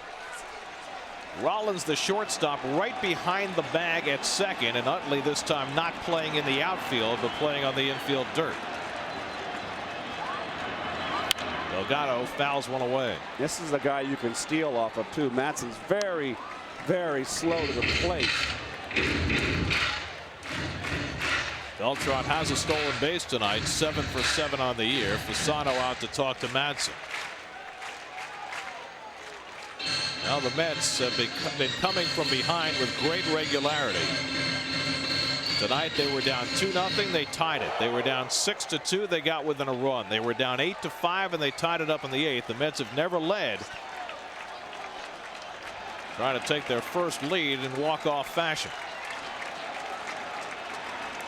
Beltran takes his lead. Delgado swings at the changeup. 0-2.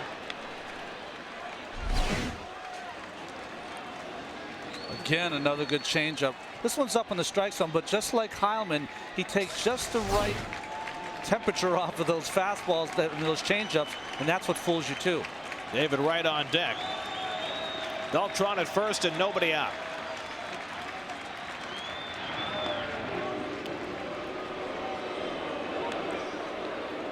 Madsen is a tall, lean pitcher, all arms and legs, so you can tell that he doesn't have a great move to first. Takes a long time to get to the plate. Came up 2 years ago, was lights out of the Philly pen. Struggled a bit last year and then began this year as a starter and struggled there. This is now his 5th relief appearance. Delgado fouls off the fastball. Well, you can see right there with an 0-2 count, Delgado fought off a fastball. Had a lot of plate and up, but this is why he's such a good hitter. If he'd have been ahead in the count, that would have been, the pitcher would have paid. As you see right there, had the outer half of the plate, but he's 0-2. He's protecting right now. Madsen was trying to throw that ball by him instead of hitting the spot. 0-2 to Delgado. Struck him out with a fastball. So Madsen gets the first out of the inning. Well, that's the one spot where Carlos has trouble. Belt high or higher and inside. He's got a little bit of that uppercut swing, and that's where you have to pitch him. So 1 out and 1 on, and here's David Wright. David has a home run tonight. Since then, he struck out twice and flied out. 2 for 6 in his career against Madsen, including a home run. I got to believe Beltran is thinking of a stolen base here. Wright had a walk-off hit on Friday night. Fouls the first one back. Friday night, Mets were 6-6 with the Yankees in the bottom of the 9th, when Wright hit one beyond the reach of Johnny Damon in center field to drive home the game winner. Now trying to get Beltran home from first with 1 out. 8-8 bottom of the 9th. And Madsen checks in on Beltran, held by Howard.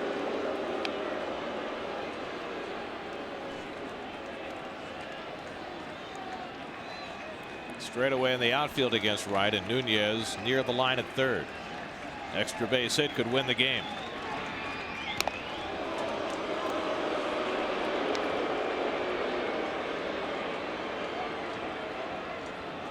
Darren Oliver continues to loosen in the Mets bullpen. Wagner was up briefly.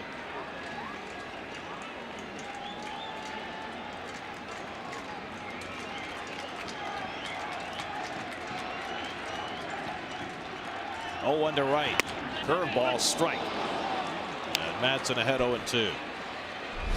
Pretty fair curve right here. Well, that's just nasty. Floyd had a nasty curveball. So did Geary. So did Franklin. Franklin, of course, from different organizations. That can be sometimes organizational, that they'll teach in the minor leagues that good curveball. They want their young pitchers to learn that pitch. Madsen, the 6th Philadelphia pitcher of the night. He's ahead on Wright 0-2. Beltran runs. Weak ground ball. Howard bobbles and makes the play. But Beltran now at second base with 2 down. Boy, Ryan Howard's had all sorts of troubles at first base tonight. Well, from the bench, we'd be saying box it and send me a dozen. Well, I'll tell you right now, what happens is you start making a lot of mistakes as a young player in the field. You start getting the yips out there. Your hands are very tense. Now, what do you do if you're the Phillies? You got first base open. You got Floyd up and Matsui on deck. I give him the old intentional pass.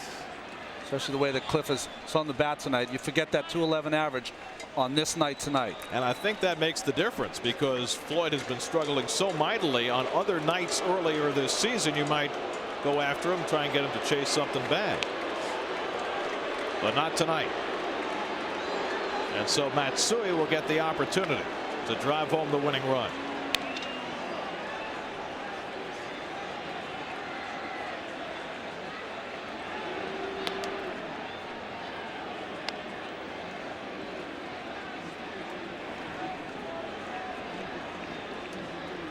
And there's ball 4.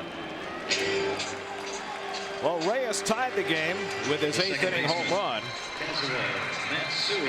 And now Kaz Matsui with a chance to win it. Matsui's hit the ball hard his last 2 times up. Drove one off the wall for a double to drive in a run in the 6th. Lined out to center field in the 8th. Well, it's been a struggle for Matsui in the clutch this year so far. Runners in scoring position. 6 for 39. Here's what he's done with 2 outs and runners in scoring position. Beltran with excellent speed represents the potential winning run at second. Floyd at first with 2 down. Last of the 9th. Mets 8, Phillies 8. The outfield playing very shallow against Matsui.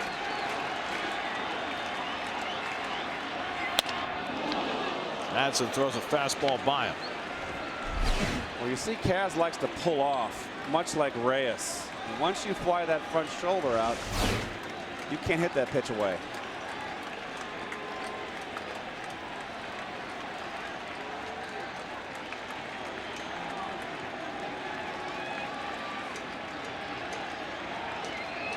On 0-1, Matsui hits one up the middle, but Rollins is there.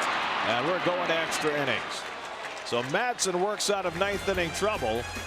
And it's on to the 10th. Mets and Phillies tied at 8. Mets go to extra innings for the 8th time in their first 44 games of the year. They were down 8-5 in the 8th with 2 out and nobody on, and Andy Chavez hit this innocent-looking ground ball. Couldn't be caught by Ryan Franklin. That kept the inning alive for Chris Woodward, who drove in a run with a pinch hit double, and then Jose Reyes tied it with a 2-run homer. And that's how we've gotten to the 10th. Sal Fasano leads off against Duaner Sanchez and bounces one foul. Defense, defense, defense. Phillies should be in that clubhouse with a victory, and a big victory. Fasano is 0 for 4 on the night. Abraham Nunez is batting in the 9 spot behind Fasano. 0-2 to Fasano. There's Nunez on deck, getting ready for his first at bat of the night. The Phillies 8 runs, 9 hits. The Mets 8 runs and 12 hits. The Mets have never led. Phillies at one time led 6-2. And once again, Willie has had to use Sanchez in 2 innings, and I think Sanchez has really bore the brunt of innings pitched in the bullpen.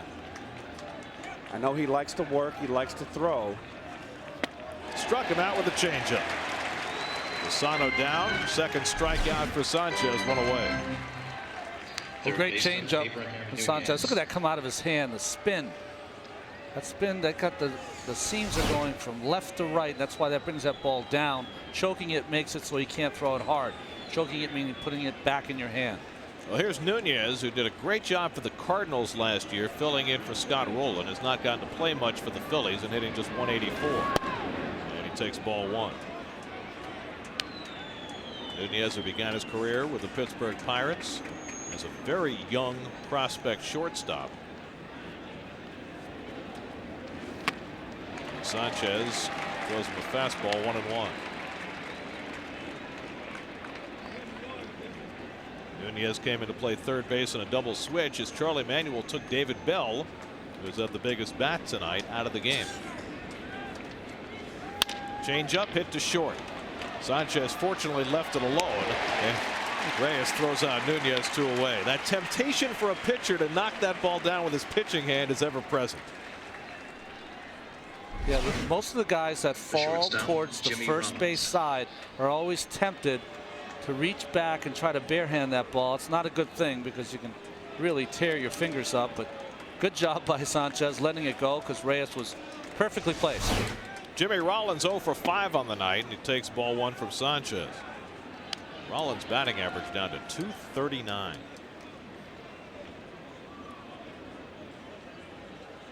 Two out and nobody on.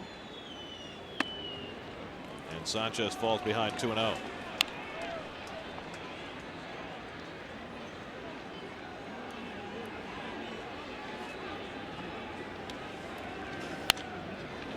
Two and 1 to Rollins.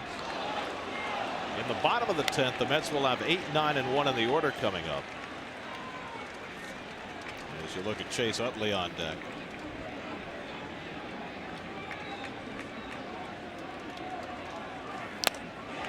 Two and 2 to Rollins. Well, here's the uppercut swing. Watch. And he just can't hit that ball up. 2-2 pitch, curveball, foul. Question that's going to come up for the Mets in the bottom of the 10th is the availability of Xavier Nady. As you look at Tom Gordon up in the bullpen, Mets only have Nady and Ramon Castro left on their bench, and they'll need a pinch hitter in the bottom of the 10th. 2-2 to Rollins, pulled on the ground through the hole, and a base hit for Rollins, his first of the night. So Delgado playing the line, and that cost Sanchez a base hit. And now see if Rollins tries to swipe a bag with Utley at the plate. The second baseman, Chase Utley. Well, it's the same situation last inning with the Mets half of that inning with Beltran on first. It was a little tardy still in the base. Mets don't have a left-hander up, even though Oliver has been loosened up early. Only left-hander they've got is Billy Wagner. Well, Sanchez was pretty impressive with Roberson, who went in the run for Burrow, keeping him close to first. And he checks in on Rollins.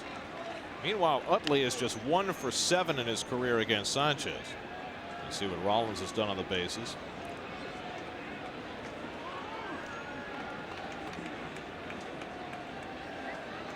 Pretty healthy lead for Rollins. And Utley takes a fastball for a strike.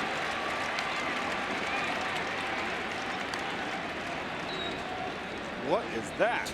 That's Jerry Meals. Looks like he's got the sports goggles on, the Brendan Donnelly style goggles. Don't touch your dial. It looks like a gift you get out of a cereal box when I was a kid. Doesn't it? Well, Nothing to two to Utley. Well, you see, it's got two sets of lenses. The ones on the inside of the prescription, and then on the outside of the protective lenses, the amber things. we need the chicken to come and give him the eye chart. Umpires in general are better off with contacts or laser surgery. Yes. There goes Rollins. Utley strikes out and the inning is over. So Sanchez gets the big strikeout, his third. 2 scoreless innings for Sanchez. Bottom of the 10th, tied at 8.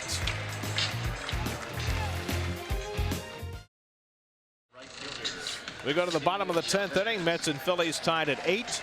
Be here tomorrow night and Thursday afternoon when the first place Mets face the second place Phillies in another key division matchup. Get to Mets.com for your print at home tickets. Andy Chavez leads off the bottom of the 10th. Chavez got the tying rally started for the Mets in the 8th. And Ryan Madsen's curveball misses high. And the answer to the question is Xavier Nady is available because he's out on deck. However, if Chavez gets aboard, maybe you see a different wrinkle.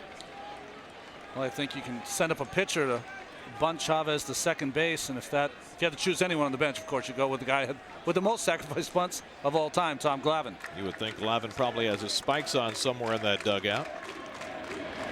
And Chavez takes a strike. Tommy's ready. He knows. Got the bat in his hands. He's a veteran. And the batting gloves on. He's ready to go. He knew the situation. Mets have only Nady and Castro left on the bench. And Nady's got the little back problem. He relishes the situation. Oh. Chavez with an ugly cut. 1-2. It happens when you get a good yellow hammer like this one. That is some curveball by Madsen. I think his curveball is better than his changeup, to be honest with you. 1-2 to Chavez, who played for the Phillies last year, and he strikes out. So there goes Glavine's chance. One away, and Nady will pinch hit. Let's check in with Chris Cotter. Thanks, Gary. It's 8-8 here in the 10th inning. And speaking of 8, this is the 8th extra inning game that the Mets have played in this year. And they're only 3-4 in those contests. Speaking of, by contrast, the Phillies have only played in 2 extra inning games coming into this one, and they're 2-0 in those games, Gary. Billy Wagner getting ready in case there's an 11th inning. Xavier Nady will try and keep that from happening. Nady with 9 home runs on the year, just 0 for 1 as a pinch hitter. He's been playing every day. And he hits the first one in the air to right field, but it's playable. Abreu right there, 2 away. Well, Nady was looking for a first pitch fastball. And he flies out. Well, Reyes has already hit a home run tonight. That tied the game in the 8th. 2 out and nobody on. He'll face Madsen. Well, the book is throwing curveballs, and he hit a home run on a curveball. But it was like 1 curveball out of around 8 curveballs for the night. The one he hit almost bounced. So if Madsen's going to throw one, maybe he better make sure it bounces. Starts him off with a fastball, 1-0. Reyes had been struggling before the home run, was 0 for 4 without getting the ball out of the infield. His home run was his 4th of the year. 8-8, bottom of the 10th. And Reyes swings and misses at the changeup, 1-1. A little over anxious here, heading to count. Changeup. Bull.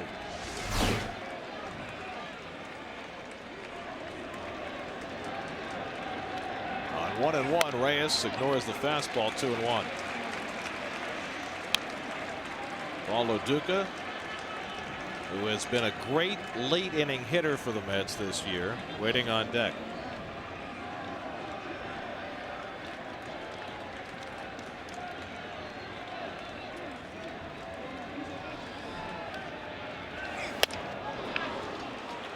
Two and 2 to Reyes.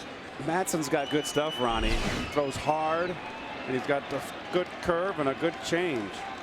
He has, but Jose has swung 2 pitches out of the strike zone. Easier said than done, though, when he throws that hard, trying to get on top of it. 2-2 to Reyes. And he takes the changeup, 3-2. Well, he's thrown 5 pitches, all 5 out of the strike zone.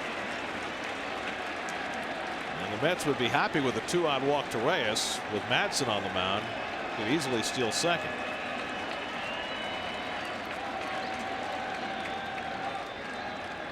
Three-2 on the way. Fouled away.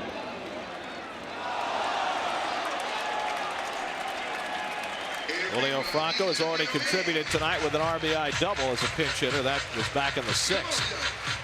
Now trying to root his team onto a win. Well, Madsen, that fastball away. Reyes a little late on that pitch. You better be careful if he throws a 3-2 changeup up.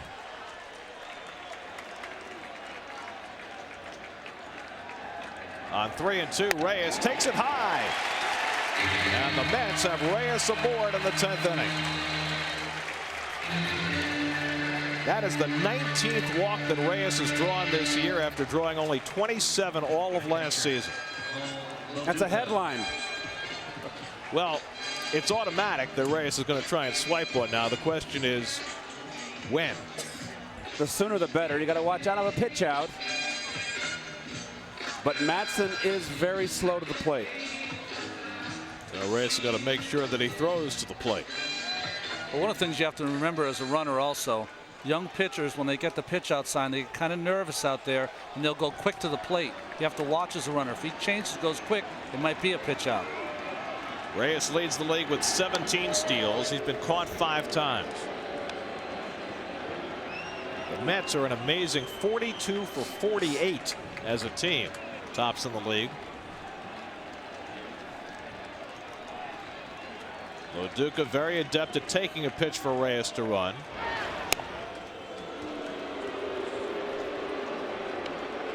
You see Reyes atop the list. He passed by Felipe Lopez over the weekend. Reyes represented the potential winning run at first with 2 down in the bottom of the 10th. Madsen's thrown over twice. Not running. A pitch out. And Reyes was not going on the first pitch. And as a hitter, you love that because now you're 1-0. Beltran on deck. If you're Loduca, do you figure you're going to get fastballs here? I would be gearing fastball. Absolutely. Not running. Fastball, strike. 1-1. So Reyes not running on the first 2. Would Willie give him a must run? He's got the green light. If he gets a jump, he's going.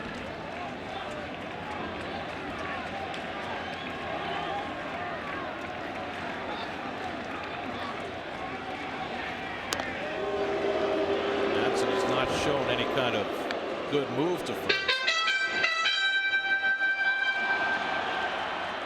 Fasano's thrown out 5 out of 15. Not bad. But Madsen's got to give him a chance.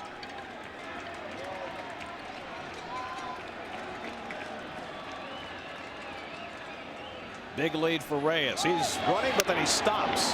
Took a couple of strides and then came back. 2-1 to Loduca.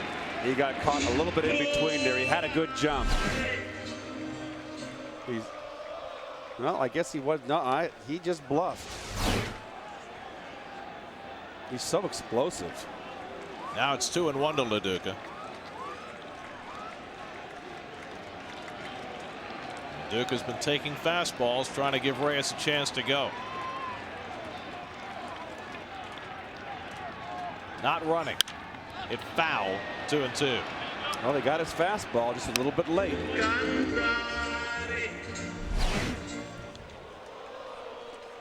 Trying to go the other way, just a little bit late.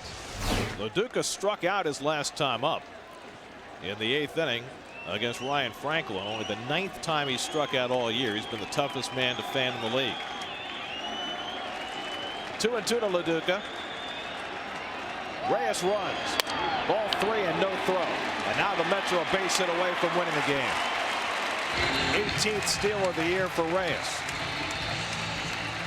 And now the Phillies, who have been playing no doubles in the outfield, will have to shorten up. Oh, it's just like taking candy from a baby. He just takes way too long to deliver that ball to the plate. Surprised that Reyes did not try to steal earlier, as well as Beltran. LaDuca 1 for 4 on the night.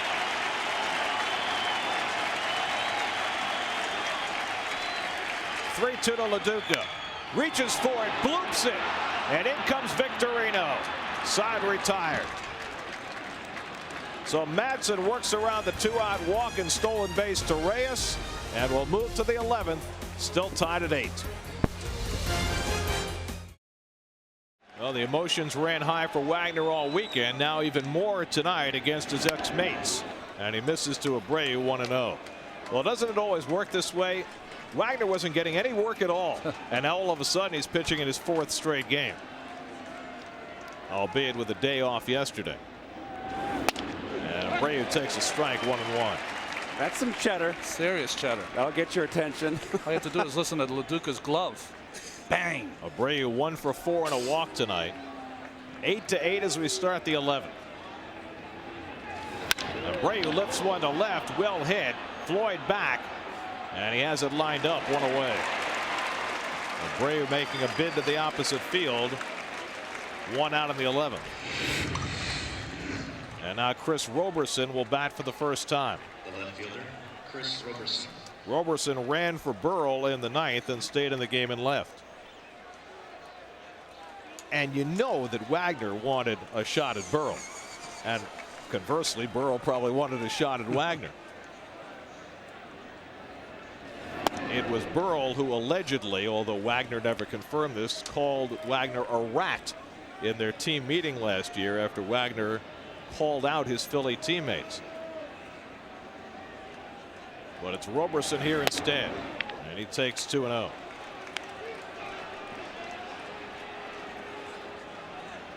Ryan Howard on deck.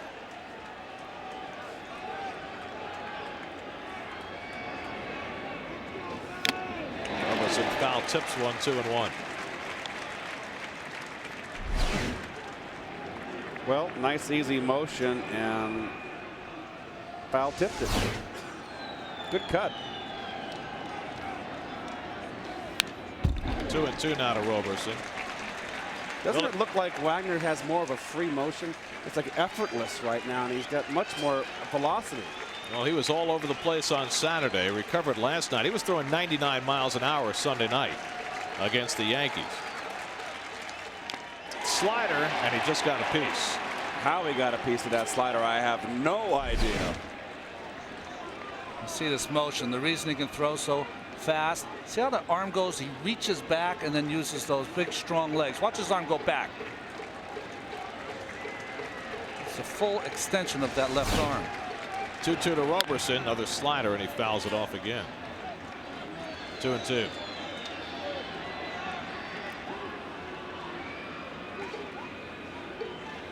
Roberson called up about 10 days ago by the Phillies. He's had 9 at-bats with just 1 hit.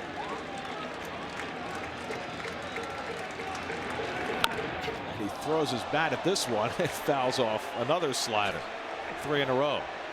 And Wagner retrieves the bat. Does what a pitcher does. He almost played a little soccer with it. He does what a pitcher does who hasn't lost his mind. He picks it up and hands it back to the batter. He was going to kick it back to him, but it didn't quite work. He changed his mind in mid-kick. At least he didn't fire the barrel at the hitter. You've seen that before. David Wright on the line. Right on the line against Roberson. 2-2 on the way. Struck him out. Wagner, after throwing 3 sliders in a row, blows away Roberson with a fastball, 2 away. Well, the slider set up this fastball, made him think twice. Had to be a little more defensive and just got it blown by him. Right down the middle, Ron. It doesn't matter. After he threw those 3 sliders to change the speed for him, that ball probably looked like 100 miles an hour out of his hands. Absolutely. Scouts with their speed guns. You're absolutely right, Ronnie. Well, here's Howard. Struck out twice tonight, walked twice, had a sacrifice fly. 14 home runs on the year for Howard. And Wagner starts him off with a slider, and Howard can't stop the swing. Well, a young power hitter looking for a fastball first pitch, and a good call by LaDuca, and a good pitch by Wagner. Another slider, misses 1-1.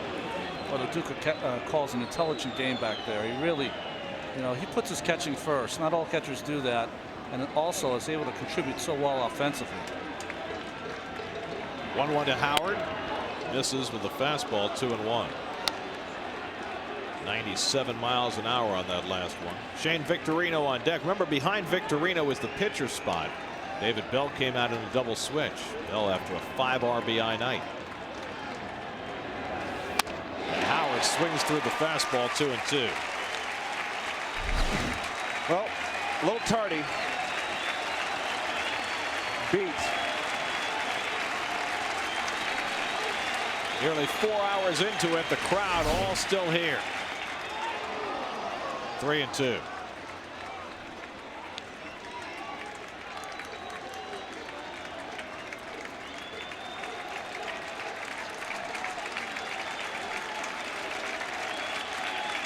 To Howard. Slider in there for a call, strike 3. Wagner gets Howard looking. 1-2-3 inning for Wagner, and the Mets have the heart of the batting order coming up in the bottom of the 11th inning. Mets and Phillies still tied 8-8. Ryan Madson begins his 3rd inning of relief. Carlos Beltran leads off the bottom of the 11th. Facing Madson for the 2nd time. Beltran singled off Madson, leading off the 9th. Mets had runners in the 9th and 10th, couldn't bring him around. Now trying to win it in the bottom of the 11th with the heart of the order up. Beltran, Delgado, and Wright. 2-0 to Beltran. Is that a sign of fatigue there by Fasano back there? Did you see him just get on his knees on that pitch? Just sat back on his haunches. Chad Bradford up in the Mets bullpen after Wagner pitched the 11th. On 2-0, Beltran takes the changeup, 3-0. Well, let's see if Carlos is inclined to swing at a 3-0. Try and end this game in one swing. I think he'll be taking here, trying to get on base. And he does, and it's high. And the Mets are the leadoff man on in the bottom of the 11th. The 3rd walk given up by Ryan Madson. The first baseman, Carlos Delgado. There's the old empty bullpen right there. That's the Phillies bullpen.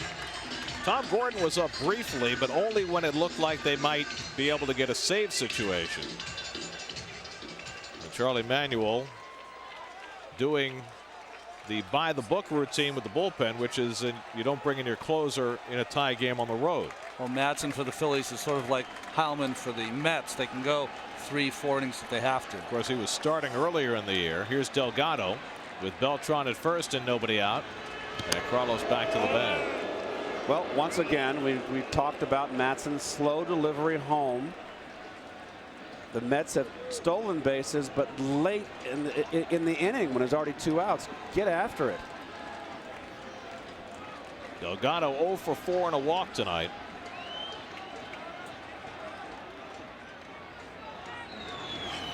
Oh, he gets away from Fasano. Beltran to second. The throw not in time. Or did he come off the bag? He did. Beltran overslid, and Rollins tagged him out.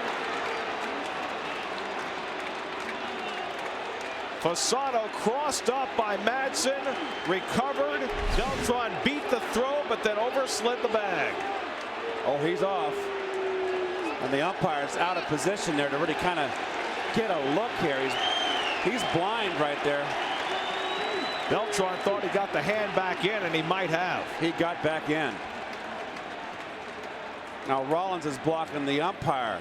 Oh, looked like he had his hand back in before the second tag, no? I thought that Rollins stayed with him, as all good shortstops should do. Stay with the slider as he slides. Stay with him. I don't know. Very close. Andy Fletcher, the second base umpire, with the call. It's not a caught stealing, but just to put out 2-6, and that takes away the base runner. Beltran was very upset with that call. You rarely see emotion from him. And Delgado takes the curveball. 0-2. Well, one thing about home plate umpire Jeff Kellogg, he calls the high curveball, but he's been consistent. He hasn't been erratic with that call. Wagner got that call against Ryan Howard to end the top of the inning.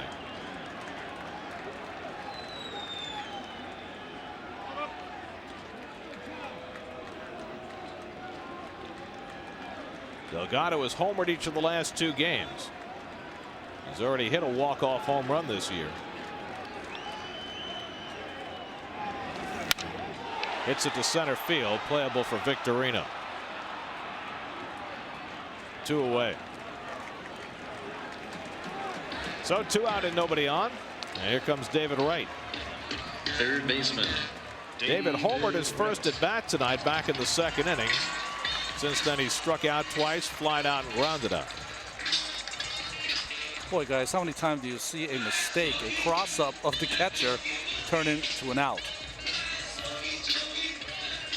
Well, Fasano stayed with it after the ball got away. The ball didn't bounce that far away from him. That too, most of the time when it's a cross-up, the ball's back behind the screen. Well, here's Wright. And he takes high. So Floyd, who has a home run tonight on deck. Mets have hit 3 home runs. Wright and Floyd got the game tied. Reyes hit a home run in the 8th that also tied the game. And a base hit for Wright. So David Wright with a 2-out single, his 2nd hit of the night. And we'll see if he tries to steal a base against Ryan Madson. Well, that would have been an RBI game ending. You never know. You might have pitched him differently.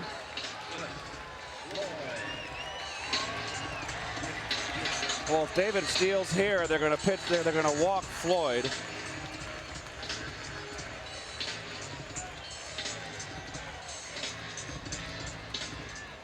Fasano and Floyd and Utley in deep conversation. I'd be a little less inclined to steal here and let Cliff swing the bat. Floyd is silly in the on-deck circle. Floyd has a home run and a double tonight. And he has that power to hit it in the gap. David Wright with that good speed should be able to score on a ball in the gap. Take your chances with a hot Floyd tonight also. So third base coach would get a sign from Willie. It's saying put the stop on. The hold sign. Howard holding against Floyd, keeping that hole open. 1-0 to Cliff. Well, Cliff Floyd just seems to be eyeballing the pitches better tonight, isn't he? Just really has a good grasp of the strike zone. Well, he's been jumping out so much too quick, and tonight he has so much better balance. Madsen intentionally walked Floyd in the 9th.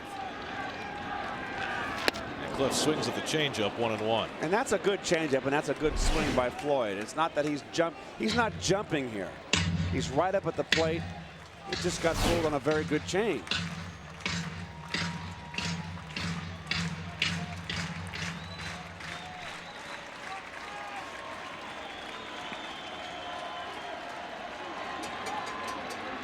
The outfield deep, playing no doubles against Floyd.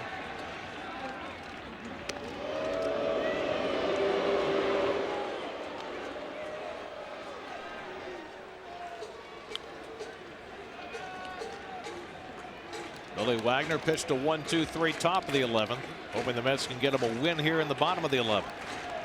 They had a leadoff base runner erased, but now Wright is on first with 2 out.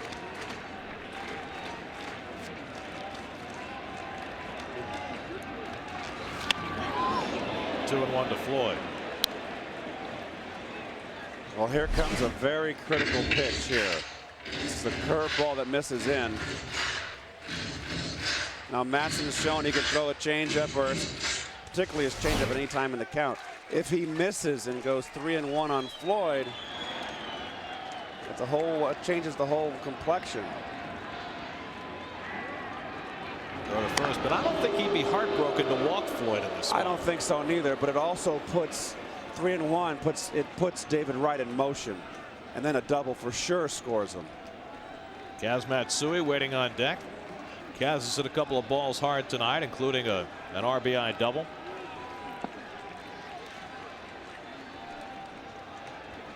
Wright not getting too big of a lead. And Floyd watches the changeup 2-2. Pretty good spot. Pretty good take. That's a pitch you don't want to roll over. Tough pitch from Matson. Of course, if he hit it to left field down the line, he could run for days. That's right to the spot. That is just a beautiful 2-1 pitch.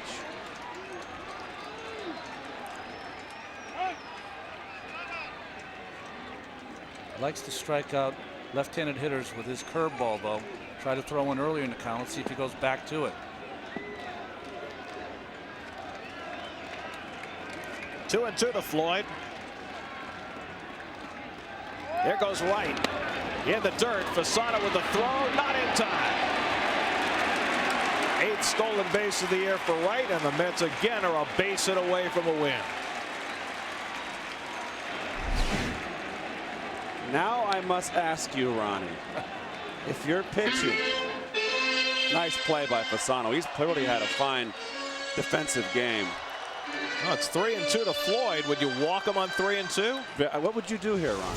Early in my career, I'd make me walk him because I might make a mistake. Late in my career, I'd give me a shot. Of course, they could have pulled the Sparky Anderson. Remember that? Yes. From the 72 World Series. Sparky comes out to the mound, says, put him on. Well, the manager would have made up your mind for you. Well, I think that Matson's a young pitcher. He's been in a lot of key situations because he's been in that bullpen a long time. But a younger player, more apt to make a mistake on a 3-2 pitch. A veteran, you know, is going to bounce something or throw something that'll be a quality pitch. So you're saying you would have bounced something up there? I would have bounced something up there and seen. Hope Cliff got himself out. Right. So 2 out and 2 on, and Matsui with another chance. Same spot he was in the 9th. With 2 out and 2 on, he grounded into a force play. Matsui 1 for 5 on the night. And Kaz swings and fouls one off. It was the other way around. It was Dick Williams who called it, and it was Johnny Bench who took the call third strike on 3-2 in the 72 series. Sparky was in the other dugout. And Dick Williams went out to the mound, and boy, he got an Academy Award in that mound meeting, didn't he? Put him on. Pointing. First base. Wright representing the winning run. He's at second. The outfield playing very shallow against Matsui. Kaz hit one off the right field fence back in the 6th. Look how shallow they are there.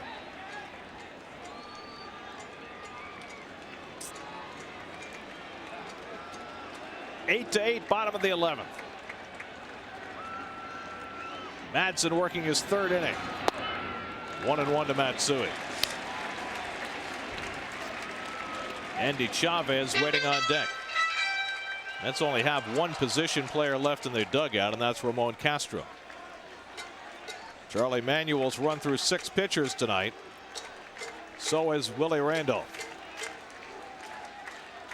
Mets with a 3-game lead on the Phillies starting the night. They're a base hit away from making it 4. Matsui leashes one foul. 1-2.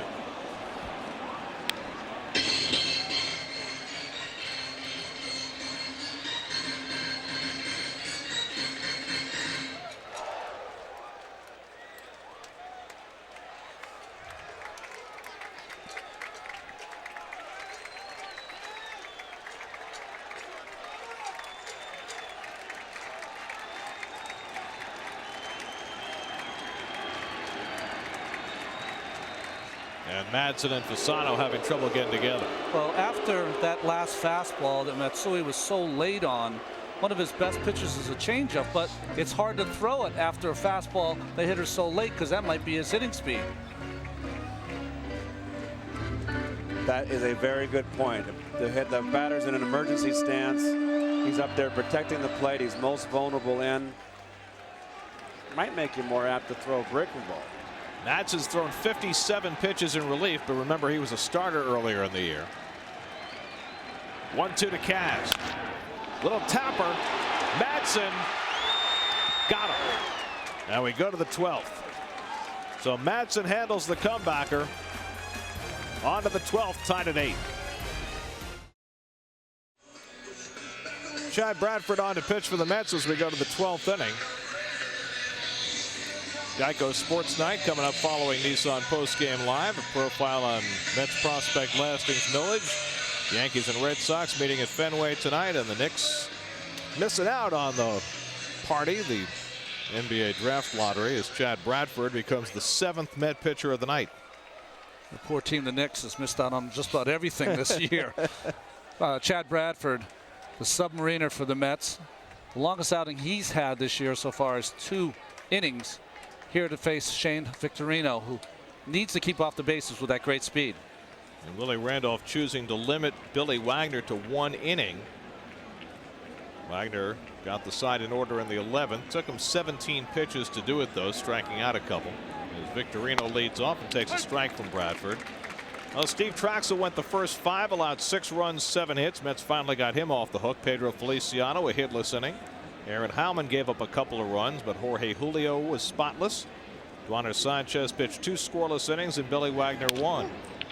And it's 0-2 to Victorino, who's 2 for 4 and a walk tonight. And it becomes much more interesting now. Every pitcher in the bullpen has been used by the Mets, except for Darren Oliver. And we've got a to be announced the 3rd game of this series. And remember that Jeremy Gonzalez is also in that bullpen. And Willie said before the game tonight that they'd both be available. Slow ground ball. Victorino can run. Matsui has to hurry, and he got it. Nicely done by Matsui, who knew that he really had to rush. 1 away. Well, he knows he has to throw on the run there. But still, you can see when you come running in like this, you can see with your peripheral vision, you have an idea where the runner is in relationship to first base. He knew he didn't have to barehand it. Yeah, he went with the glove. Well, this is interesting. Charlie Manuel's going to keep Ryan Madsen in the game. He's already worked 3 innings. He's got 2 players left on his bench. Chris Coast, a 33-year-old rookie who's never had a big league at bat, and his backup catcher, Carlos Ruiz. But he's staying with Madsen to pitch another inning, and he takes a strike. Well, he's got Real Cormier out in the bullpen and Flash Gordon. And there's no activity. Well, Madsen is his innings guy, having been a starter earlier this year. Usually you save your innings guy for last. And Madsen trying to bunt his way on. It's 0-2. But the 33-year-old rookie, Chris Coast, has got to be saying to himself, what does it take for me to get in the game? It's the 12th inning. Well, here's the other thing. Madsen's hitting 400 this year. He's 4 for 10. Right-hand pitcher, left-hand batter.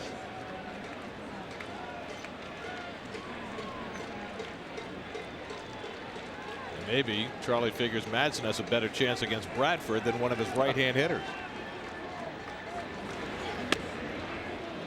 1-2 to Madsen.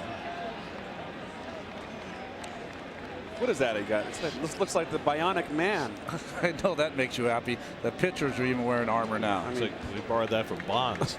They ought to just bar that altogether. I didn't even tell you. Lifted to shallow left. Floyd was playing shallow. And there are 2 away. So 2 up and 2 set aside by Chad Bradford in the top of the 12th. And Madsen will go prepare himself for his 4th inning of relief. Mets will have 8, 9, and 1 in the order coming up in the bottom of the 12th. And keep in mind that Bradford is batting 9th, so it's one of those situations again where the Mets are left only with the backup catcher Castro on the bench. Here's Fasano, who's gone 0 for 5 and struck out the last 2 times. Punches one to the right side. Easy for Matsui. Side retired. So a quick inning for Chad Bradford in the top of the 12th. We go to the bottom of the 12th at Shea. Mets and Phillies still tied at 8. Charlie Manuel pushes Ryan Madsen into a 4th inning of relief. As we go to the bottom of the 12th inning, Madsen came on in the 9th. Mets got leadoff base runners on against him in the 9th and again in the 11th. But Madsen was able to survive. He's thrown 58 pitches in 3 innings of relief. And now Andy Chavez, the former Philly, will lead off against him in the 12th. And Ramon Castro, the last man left on the Mets bench, gets his helmet on. But again, if Chavez gets on, the Mets might send up somebody else to bunt.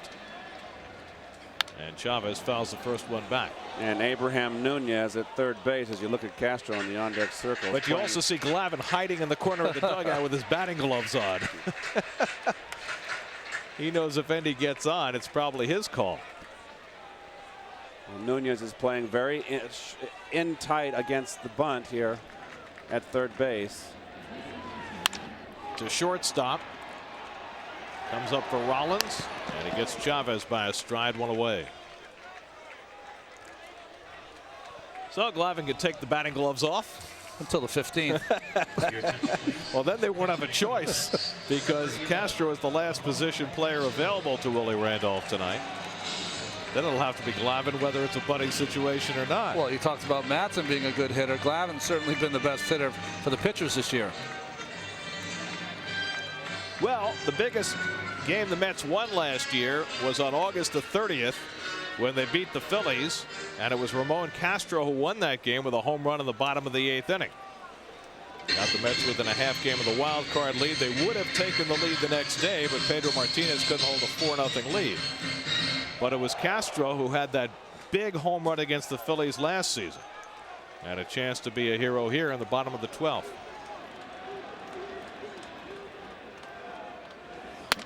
And he takes a strike from Madsen. Castro 0 for 1 as a pinch hitter, hitting at .265. He's got 1 home run this year.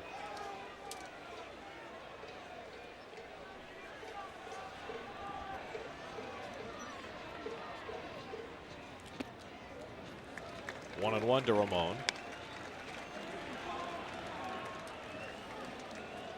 Problem is with Castro, if he doesn't clear the wall, if he gets on base, you got yourself a base clogger out there. Darren Oliver getting ready to pitch if there's a 13th inning.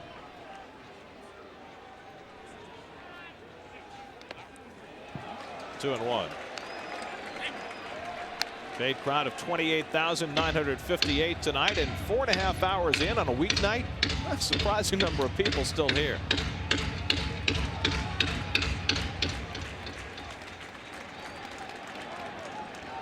Do you have a fast pitcher to pinch run for Castro? I think your fastest pitcher is the guy who's coming into the game, Darren Oliver. That's right. That's used to use Jay So as a pinch runner on occasion. Dae Sung Koo isn't here anymore.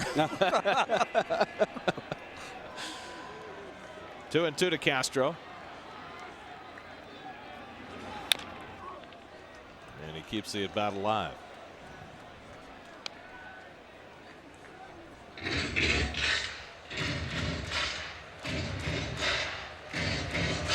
Rick Down, the hitting coach, looking on along with Willie Randolph. Willie saying, did you teach him the home run swing? Did you teach him the walk-off cut? The 1134 cut. 2-2 to Castro. Struck him out, foul tipped it, and held by Fasano 2 away. What a fine job in relief. Ryan Madsen has put on a performance tonight. Third strikeout for Madsen, and here's Reyes, who tied this game with an 8th inning home run. Then he drew a walk with 2 out in the 10th, stole second, but the Mets couldn't get him around. So after a bad start to the night at the plate, Reyes is finishing strong. And Jose takes a fastball for a strike. Reyes' home run in the 8th inning was his 4th of the year. Paul Lo Duca on deck.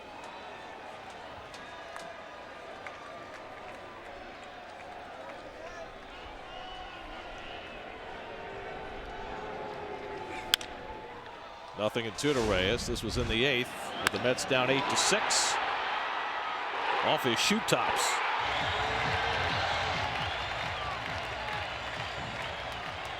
Well, that was a very clutch 3-run homer. Obviously, a curveball meant to be in the dirt or away, and stayed up and down in the strike zone but in. That was on 0-2. This 0-2 changeup misses 1-2. He homered against Ryan Franklin, who was brought on with an 8-5 lead in the 8th. Got the first 2 outs, but couldn't seal the deal.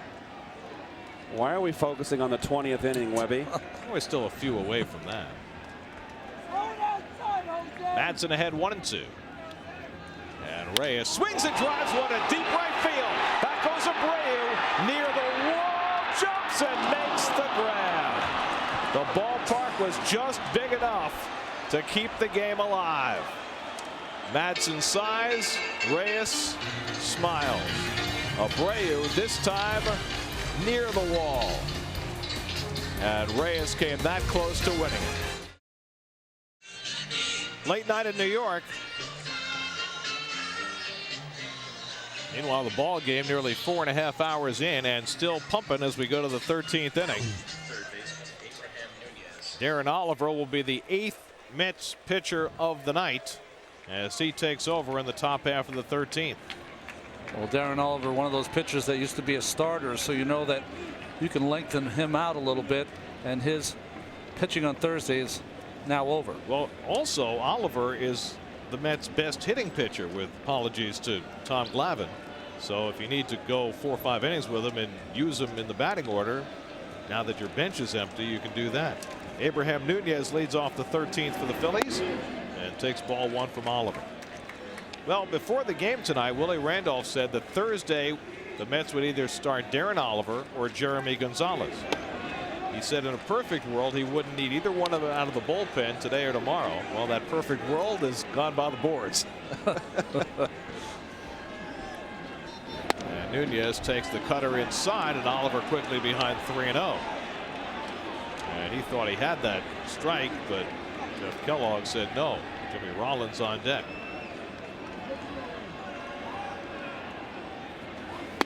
There's a strike. On Friday night, Oliver came on for an ineffective Gonzalez in the 4th inning, and he got the Mets bullpen started on what turned out to be an excellent night to Matsui, and he throws out Nunez one away. Remember, the Mets relievers in that game Friday night ended up retiring the last 16 Yankees in a row, and it was Oliver who started that stretch. The shortstop, Jimmy Rollins. He's got his first man here in the 13th inning tonight, and here's Rollins, who was 0 for 5 before he singled with 2 out in the 10th. Rollins has never had much luck against Oliver, just 1 for 8. And he takes a strike.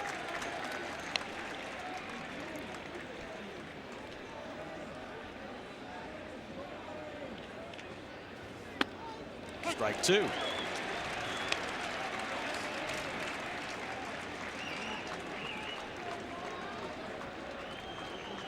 Chase Utley on deck, and Rollins fouls one off Loduca. Remember, Castro has already been used as a pinch hitter, and Loduca, who's caught every inning, now gets caught by Rollins' foul ball. Well, you hope nothing happens here as he gets this one right off the right shoulder. Well, it certainly raises the question, with every position player having been used, who goes behind the plate if anything happens to Loduca? Glavine? Well, I don't think that would be the first choice. It would definitely not be the first choice. It would have to be somebody coming in from the field, and then you put a pitcher in the outfield or something like that. Well, Carlos Delgado, didn't he not start his career as a catcher? Yes, But he I don't know did. if I'm going to take a chance putting that valuable bat behind the plate. Backdoor breaking ball misses. You're right. Delgado was a catcher when he came up with Toronto. Put Manny in there. He looks young enough to still be a player. Sneak him in. Give him a new number. Now Oliver not getting a couple of calls that he would have liked from Jeff Kellogg, and now it's 2-2 to Rollins. Oliver working quickly, and Rollins takes ball 3. So after getting ahead 0-2, Oliver goes full to Rollins with Utley to follow.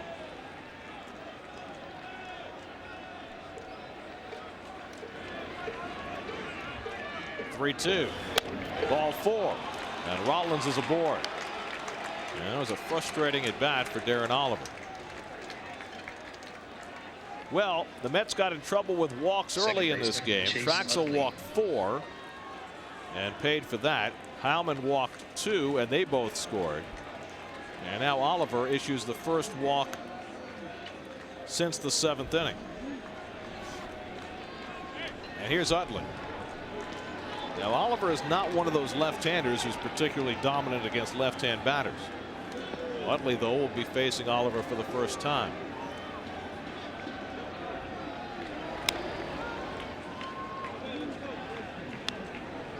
Rollins got aboard in the 10th inning against Juaner Sanchez. He did not try to run. And Utley wound up striking out. Ran on a 0-2 pitch as Utley struck out.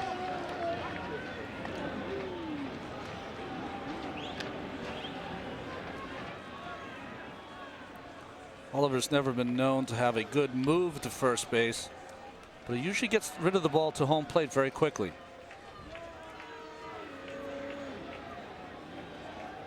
Utley 2 for 5 on the night. And he takes a strike. Crisp fastball to the outside corner.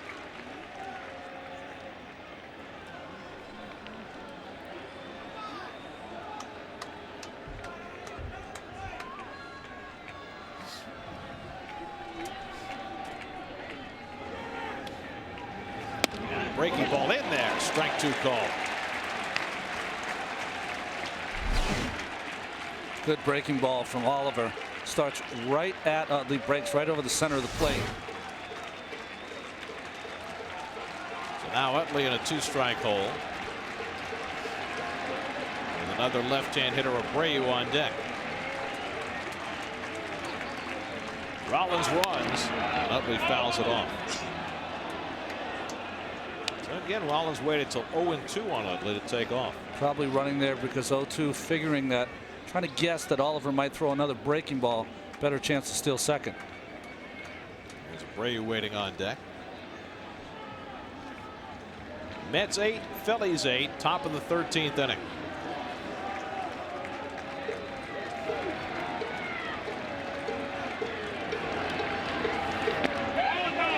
Did he go? Nope. This has now become even more of an important ball game here as you look at Utley. He did not swing, not even close. Because these are the kind of games that the team that wins has the lift going into the next game. Remember also the Mets are throwing a first-time starter tomorrow night, and they've used their entire bullpen tonight. Lay Soler goes to the mound tomorrow. Meanwhile, the Phillies will have their young phenom lefty Cole Hamels, still looking for his first big league win, although he's pitched extremely well.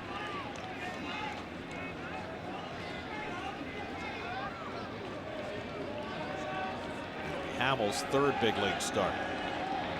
So on a day tomorrow when they'll probably both need their bullpens, both bullpens will be very expended. Utley hits one hard over the bag, base hit. Rollins around second, and he'll hold as Floyd gets to it along the line. That's a big base saved right there. Wow, I tell you what, Rollins has got to be very unhappy with himself here. He has got to be on third base. He almost went Right and fielder, stopped. Bobby Abreu. See, he got caught in between. He's got to force the issue here and force a good throw. Well, Cliff Floyd led to the National League in outfield assists last year. He's got an accurate arm, and Rollins didn't chance it. So instead of being on third with one out, he remains at second with Abreu up. Abreu 1 for 5 on the night. The base hit came back in the third. First and second and 1 out. The cutter for a strike. I didn't like that call. Thought it was a little bit away. Now, this is the first time the Phillies have had a runner in scoring position since the 7th inning. Mets have had the better of chances in extra innings. Oliver trying to put down the threat. And Abreu lays off the breaking ball. It's a strike. 0-2. Well, Abreu's now been unhappy on both pitches. Well, there's the old backup breaking ball. It's not the intent of the pitcher. It starts at your shoulder and he just freezes you. That ball caught plenty of the plate, unlike the first pitch, though, which was a bit outside. Now Oliver ahead on Abreu, 0-2. Base hit. Robbed by Reyes, double play. Reyes taking the line drive and doubling up Rollins, side retired. Good lunging grab by Reyes. And we go to the bottom of the 13th inning, still tied 8-8. Well, in San Francisco tonight, Barry Bonds hasn't homered, but Albert Pujols has his 23rd of the year. Paul Lo Duca leads off in the bottom of the 13th against Ryan Madson, who starts his 5th inning of relief. Lo Duca has caught the entire game, took a foul tip off the right shoulder during the last inning. 1 for 5 at the plate tonight. Beltran to follow, and then Delgado here in the bottom of the 13th. Mets have already played a 14-inning game this year in San Diego.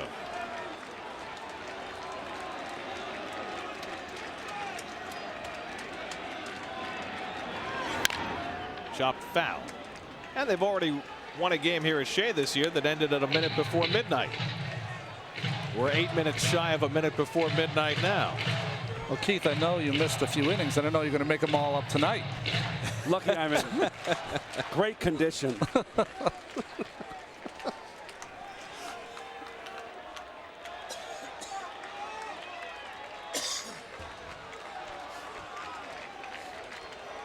Madson ahead on Lo Duca, 0-2. And Paul rifles one to center, base hit. Madson got a curveball up on 0-2, and Lo Duca takes advantage. And for the 3rd time in 5 innings against Madson, the Mets get the leadoff man on. Well, just a hanging curveball.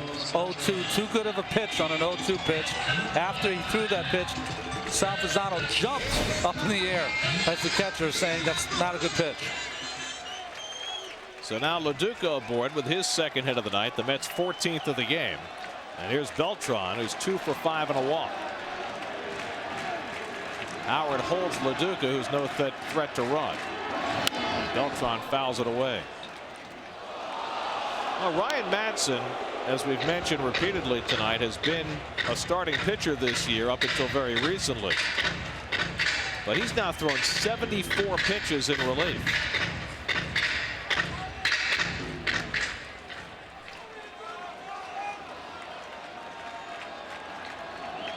0-1 to Beltran.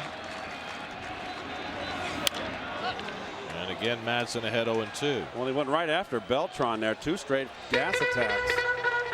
Getting ahead. I know what you're saying. The point you're trying to make, though, Gary, is that if a starting pitcher is on a 100-pitch count, what do you put a reliever that started out as a starter but has been in the pen now for what, 10 days? A couple of weeks, yeah.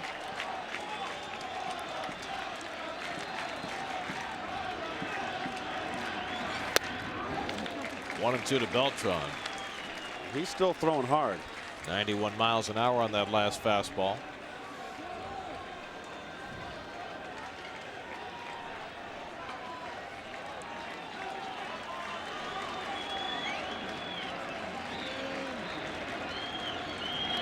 On 1-2, Beltran hits a foul. Madson keeps feeding him hard stuff. Oh boy, I tell you what, not messing around. Last one 91, this 94, right down the middle, but just beats Beltran with the speed of that pitch. He went from 88 to 91 to 94 on the last 3 pitches. When the pitcher's getting tired, though, they start to suck up that oxygen. Just checking in on Lo Duca. Let him know he's thinking about him. Lo Duca responds, you don't have to worry about me. It's the 13th inning. Really sitting. That's unusual.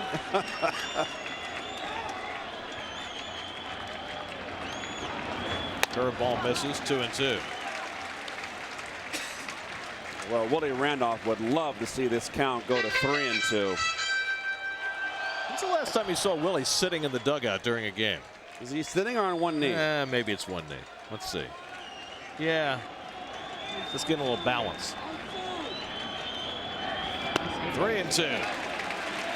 Well, Madson was ahead. Delgado on deck. Do you send LaDuca in this spot? I would send LaDuca. You got a guy that is smart enough hitter to put the ball in play. 3-2 to Beltran with nobody out. 8-8 bottom of the 13th. Not running. Struck him out. Madsen with high heat fans Beltran for the first out.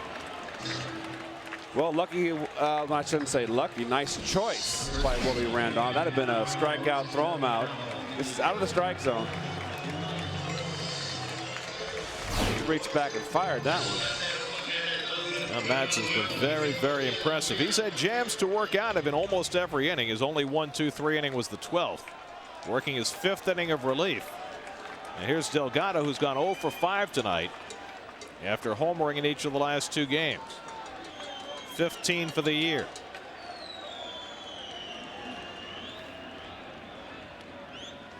And Madsen throws another fastball and Delgado pops it up.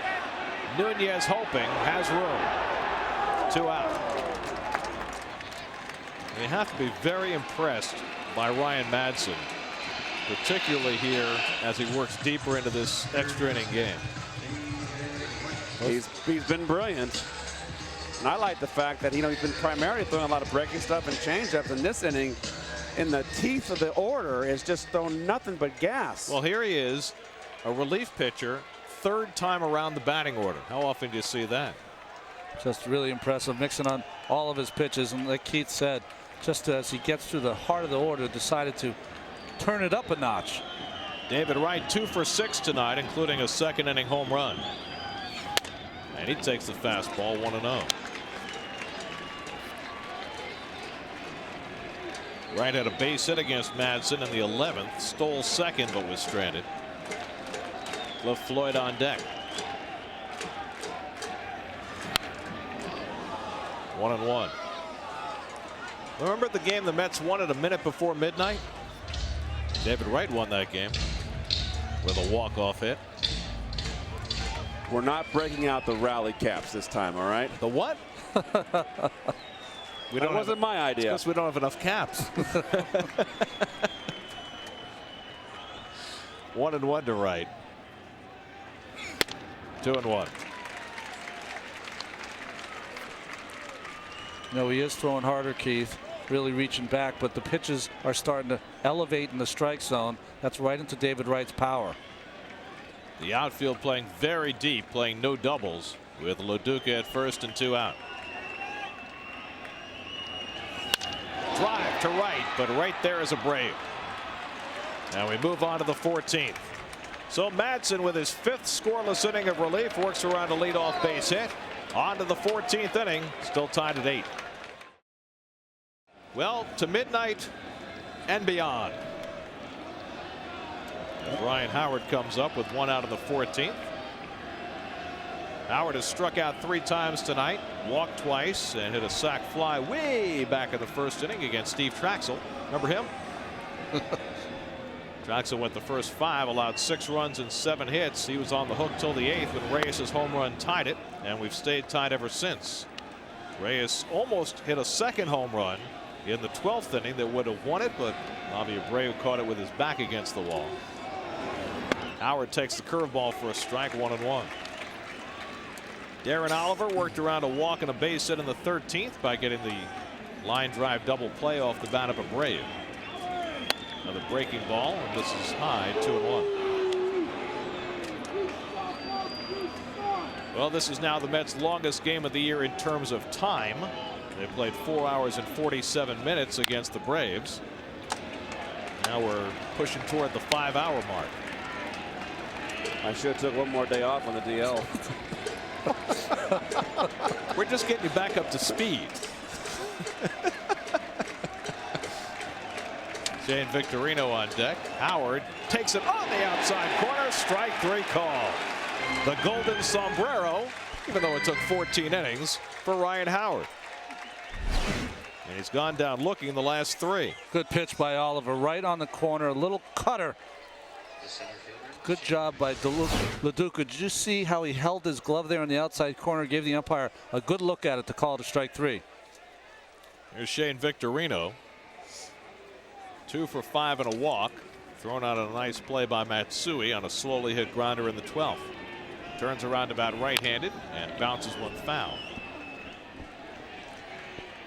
Well, the Met bullpen has been terrific ever since Aaron Heilman gave up the 2 runs in the 7th inning.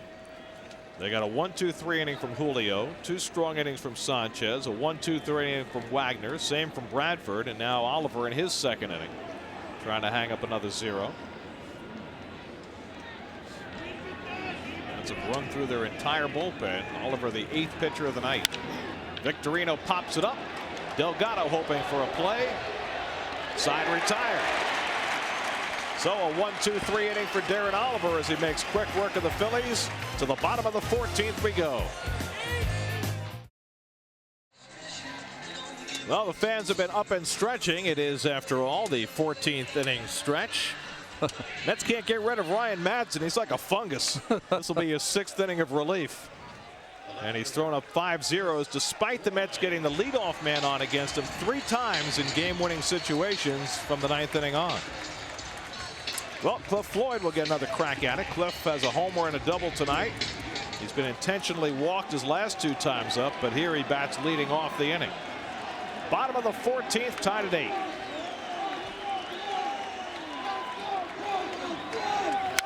Rocket to center field. Victorino back, and he has room. That was hope in my voice. You must calm yourself. What a way. It's only a game. Yeah, but there's a bed waiting somewhere. Cliff hit this ball well. And again, more importantly, another great at bat by Cliff Floyd in this game. A 400-foot out to start the bottom of the 14th, and here's Matsui, who's 1 for 6 on the night, doubled home a run in the 6th.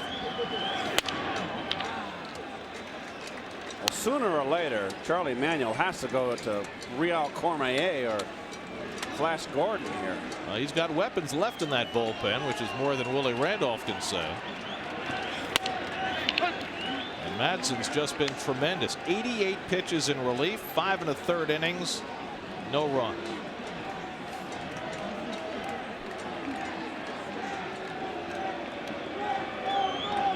Kaz golfs one foul. That'll make it to the crowd, 1-2. There were 28,958 paying customers tonight.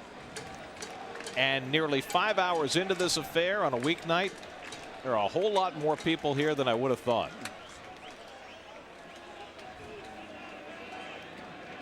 A lot of people will be sleeping in tomorrow.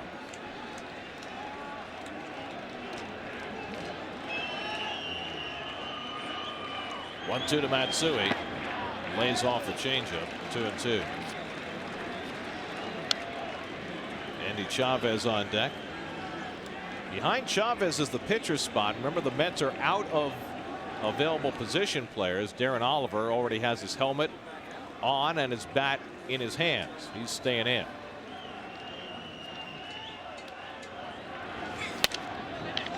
3-2 to Matsui. Because if the Mets were to bat for Oliver, even if they sent up Glavine, they'd have to go to Jeremy Gonzalez behind him. And right now Gonzalez is your starting pitcher on Thursday.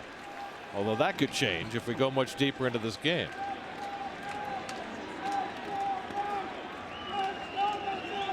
Three-two. Struck him out. Boy, Ryan Madson has had himself quite a game. Talk about a confidence booster. Just blows it by him. There's Matsui pulling off.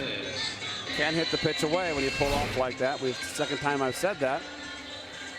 Well, who knew Madson's best start this year would start in the 9th inning? His ERA was over 6 as a starter this year, but he's found his niche. 5 strikeouts from Madson. Here's Chavez with 2 out, nobody on. And he takes the breaking ball strike. Chavez 2 for 6 on the night. He got the Mets 8th inning rally started. Remember, they were down 8-5 with 2 out in the 8th. Beating out an infield hit. Woodward doubled in a run. Reyes hit a 2-run homer to tie the game. Chavez hits a number. And Madson makes the play. And for the first time this year, we'll move to the 15th inning. Darren Oliver back to the mound for inning number 15. Mets and Phillies still tied at 8. Well, Ryan Madsen's pitched 6 innings in relief, and he's not going anywhere. He's leading off in the 15th inning, and Darren Oliver ahead of him 0-2. Second at bat for Madsen, who came on to pitch in the 9th, flied out in the 12th, and now batting again in the 15th. The game now 5 hours old.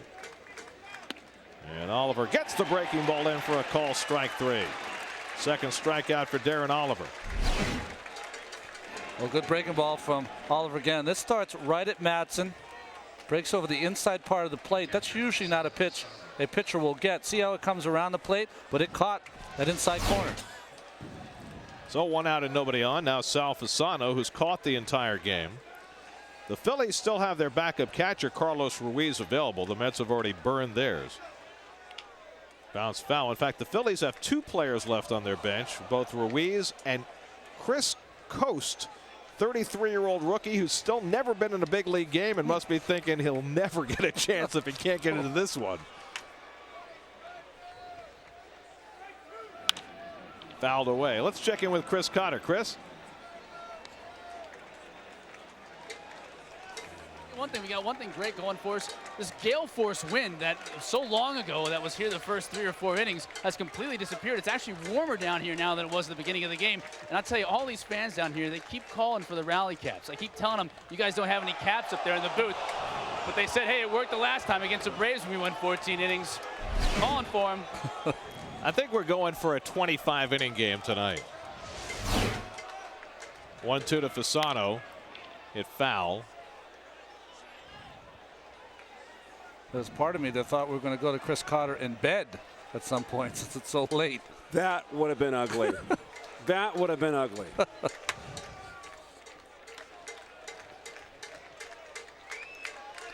1-2 to Fasano. Just inside.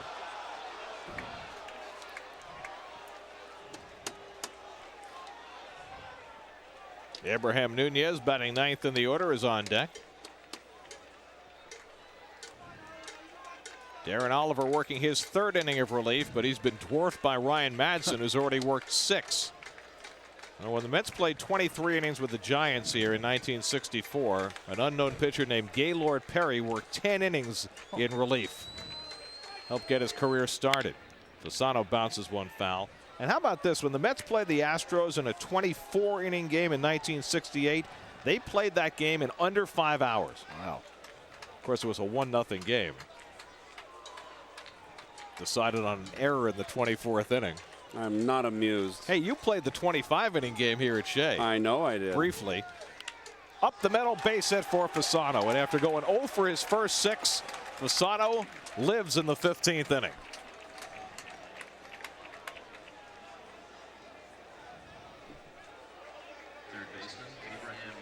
So now Nunez comes to bat. So the Phillies have a base clogger on, and we're going to get a pinch runner. And guess what? Oh, yes. Carlos Ruiz, not Chris Coast. So Ruiz will come in to run and then stay in the game behind the plate. So Fasano has had his night. He's caught 14 innings. He's finally got a hit. He can go sit. Here's Nunez. So that means that Chris Coast is the only position player who's not gotten into this game.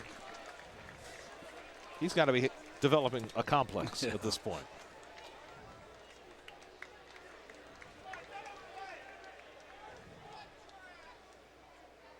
Nunez slashes one foul. Nunez up for the 3rd time in the game. He came in on a double switch in the 9th. And he's already had 2 at-bats. Grounded out both times. That's tied this game in the 8th inning. We're now in the 15th and still deadlocked at 8. And Nunez swings and bounces one foul.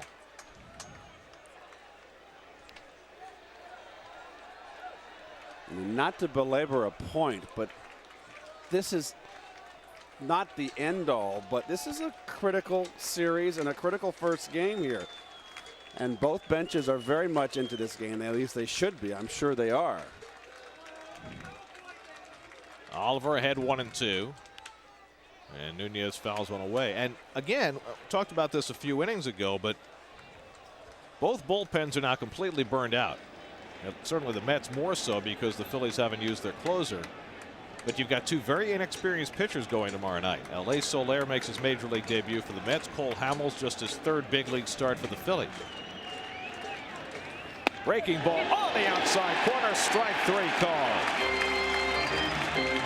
And Nunez lingers to discuss it with Jeff Kellogg, who's had the longest night of anybody. Oliver has shown you that he can throw that cutter in and then come back door with that breaking ball. Comes around the plate, breaks late. See if it catches any of the plate. Maybe that back end, it looked outside though. Nunez might have had a point. So 2 away, and here's Rollins, who's 1 for 6 in a walk. Reyes at first and 2 down. And Rollins hits one to left. Floyd is there. And Oliver has worked his third scoreless inning of relief. We go to the bottom of the 15th inning. The Mets and Phillies still tied at 8. Oh, Ryan Madson keeps going and going and going. If Pedro Martinez has a bat, this game must be something's amiss. Way too late. Well, Ryan Madson will start his 7th inning of relief. Pedro providing encouragement. Trying to keep everybody awake in that dugout. As Darren Oliver leads off in the bottom of the 15th. A 400 hitter, 2 for 5 on the year. Trying to make it like Rick Camp. 0-1. Remember that 19-inning game in Atlanta. Wouldn't that be lovely? Of course, the Braves were down when Camp hit the home run. That bat sure looks clean. It's got no marks on it. No dents. Put that bat away. I'm telling you, he's just trying to keep people awake. Oliver swings a pretty good stick. Left-hand pitcher, but a right-hand batter. His dad was a position player in the big leagues. Dribbles one slowly. Tough play for Nunez. And he throws out Oliver by a stride, 1 away. So 1 out and nobody on. And Matz has now retired 7 in a row.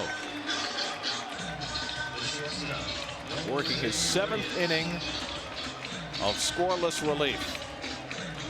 Well, here's Reyes, who tied the game with a 2-run homer in the 8th and came awfully close to winning it, sending Abreu back to the fence in the 12th. Facing Madsen for the 3rd time in the game.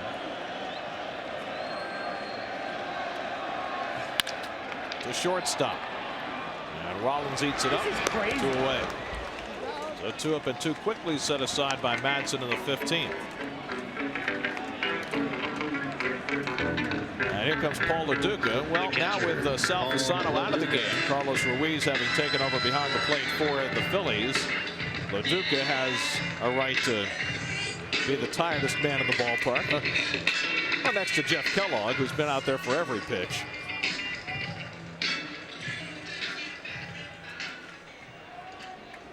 Madsen about to throw his 99th pitch in relief.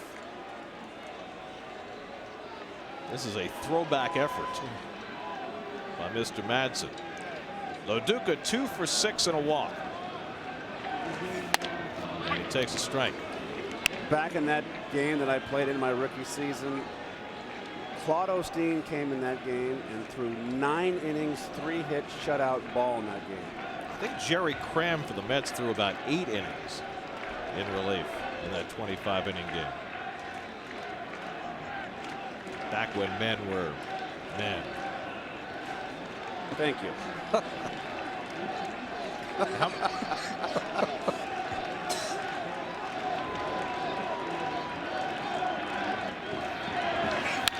Duca fouls it back.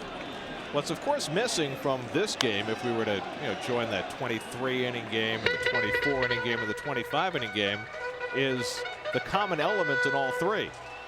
Ed Sudol, who was the home plate umpire in all 3 of those long games. Ed Sudol. He had the bad back when I came up. Well, I'm sure he had a worse back after umpiring those 3 games. 0-2 to LaDuca here in the bottom of the 15th. Still a long way from anything close to that. And he strikes out, and so we're on to the 16th. That is 6 strikeouts for Ryan Madson, who's completed 7 shutout innings in relief. We go to the 16th, still tied at 8. Darren Oliver begins his 4th inning of relief. Mets go to the 16th inning for the first time since June of 1995, when they played a 16-inning game against the Astros here at Shea. Of course, their most famous 16-inning game against the Astros came when these guys were playing in '86. That, of course, was a postseason game. Chase Utley leads off in the 16th against Oliver, and he takes ball 1. Utley 3 for 6 and a walk. Had a base hit against Oliver in the 13th. Hit it between right and the third base bag. Phillies got 2 on in that 13th inning, but Oliver got a line drive double play. In fact, that was the only time since the 7th that the Phillies have had a runner in scoring position. The Mets have had much the better of the opportunities since they tied the game. 1-1 to Utley, and it hits him. Did he make an effort to get out of the way, or did he offer at it? And they're going to say he pulled the bat back, and we're going to have an argument here. The third base umpire, Mike Everett, said that he pulled the bat back. Of course, if he offered at the ball and was hit by it, it's a strike. Well, let's take a peek here. He's going to bunt. No, he's just trying to get out of the way. And he did not hit the bat, and he pulled the bat back. I agree with you, Keith. He was trying to bunt his way on, and just bad pitch from Oliver. That's what caused this. Hanging breaking ball inside. So Utley is hit by a pitch leading off in the 16th inning. He's on base for the 5th time in the game. And now Bobby Abreu. Abreu 1 for 6 and a walk, lined into a double play his last time up. And he takes ball 1. You certainly don't expect Abreu to be bunting, especially with Chris Roberson and not Pat Burrell hitting behind him. Definitely not. Roberson came on as a pinch runner for Burrell back in the 9th inning and stayed in left field. Well, I bet you at this point, Charlie Emanuel wish he didn't flip-flop the lineup and take David Bell out of the lineup. Bell drove in 5 runs before leaving in a double switch. Abreu swings and misses. 1-1. Cutter away. Abreu just looking for something in and pulled off.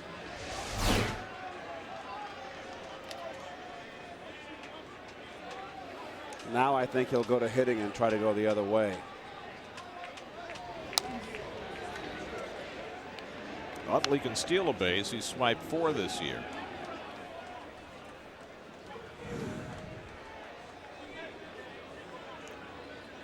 First game of more than 5 hours in the big leagues this year. And you got to see it. There goes Utley. LaDuca with the throw. Out at second. In his 16th inning behind the plate, Paul LaDuca guns down Chase Utley.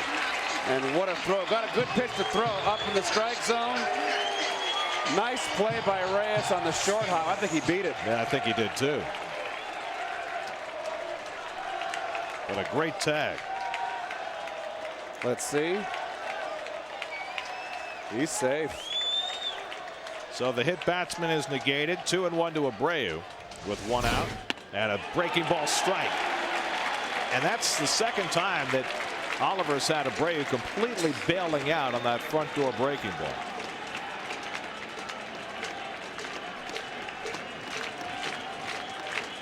Two to Abreu. Back to Oliver. 2 away. Well, Ryan Madson has been front and center here in extra innings with his 7 innings of relief, but Darren Oliver is starting to move into that neighborhood. Well, tough to get Abreu after that big curveball. Tried to throw a fastball away. It caught some of the plate. But Oliver, you've already talked about it, Gary. Good hitter, good athlete. Makes the play. So 2 out and nobody on. And here's Roberson, who's been up twice, struck out and grounded out. And he takes a strike.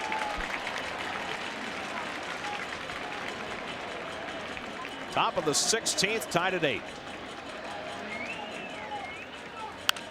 Roberson fouls it off. Well, the remnants of this crowd, and we're talking about true, absolute, diehard Mets baseball fans, and they are absolutely raucous right now. Oliver ahead 0-2. 1-2 to Roberson.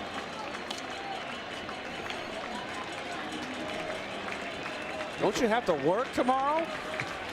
You play this long, you watch this long, you got a lot invested. Breaking ball hit to second. And Matsui throws out Roberson, side retired. 4 scoreless innings in relief for Darren Oliver. And the Mets on the heart of the batting order coming up in the bottom of the 16th inning. Game still tied 8-8. Carlos Beltran leads off the bottom of the 16th inning, and Ryan Madson throws outside. Well, Charlie Manuel pushing the envelope with Madson, who has now equaled his career high by throwing 7 innings, now into his 8th. Over 100 pitches. Beltran hits one foul. The Mets get Jeremy Gonzalez up in their bullpen. Carlos Delgado on deck. Darren Oliver's worked 4 innings, but the Phillies bullpen still quiet. It's been all Madson since the 9th. And Beltran takes high 2-1, and at some point Madson has got to run out of gas. Here's Gonzalez. Remember, it was going to be him or Oliver to start Thursday. Yeah. Oliver's worked 4 innings, and we may see Gonzalez if there's a 17th inning. Beltran pulls it foul. 2-2. Everything that could possibly go wrong for a manager and your pitching coach, Rick Peterson here, to have these extra inning games when everything's up in the air, and it's just, I mean, you're beyond plan C. This is emergency plan. Well, there's no managing left in this game. I mean, Charlie Manuel has just decided to go pedal to the metal with Madson. Willie Randolph is out of position players. Charlie was just hoping to get a lead so he could get Gordon in there. He's still got him in reserve. 16th inning, 2-2 to Beltran. Ripped in the air to deep right field. Abreu looks up, and we're going home. Beltran with a home run. Wins it for the Mets in the bottom of the 16th inning. At 12:33 a.m., Carlos Beltran ends the Mets' longest game in 11 years with a walk-off home run, his 12th of the year. And you betcha they're happy. 9-8, the Mets win it.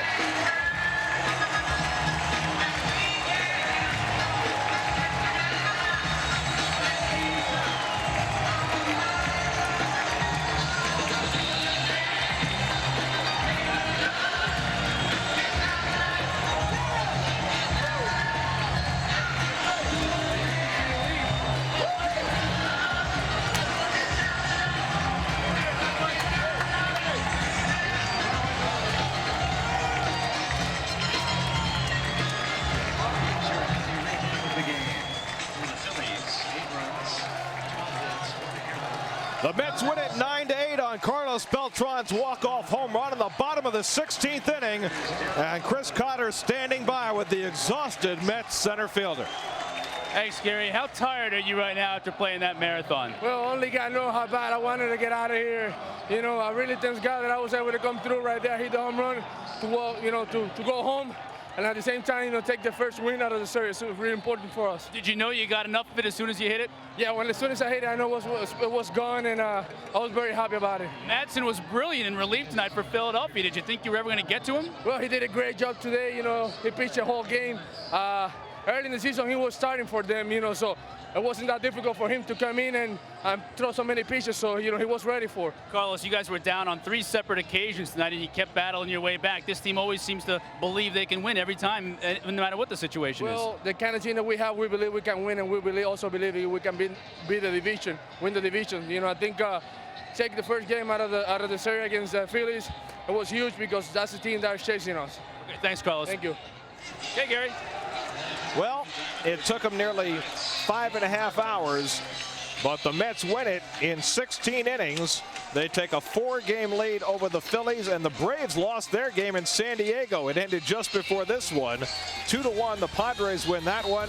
Carlos Beltran ends this one with his 12th home run of the year. And the Mets send what was left of a crowd of better than 28,000, and everybody else involved home very happy. And who could be happier than Paul Lo Duca, who caught all 16 innings?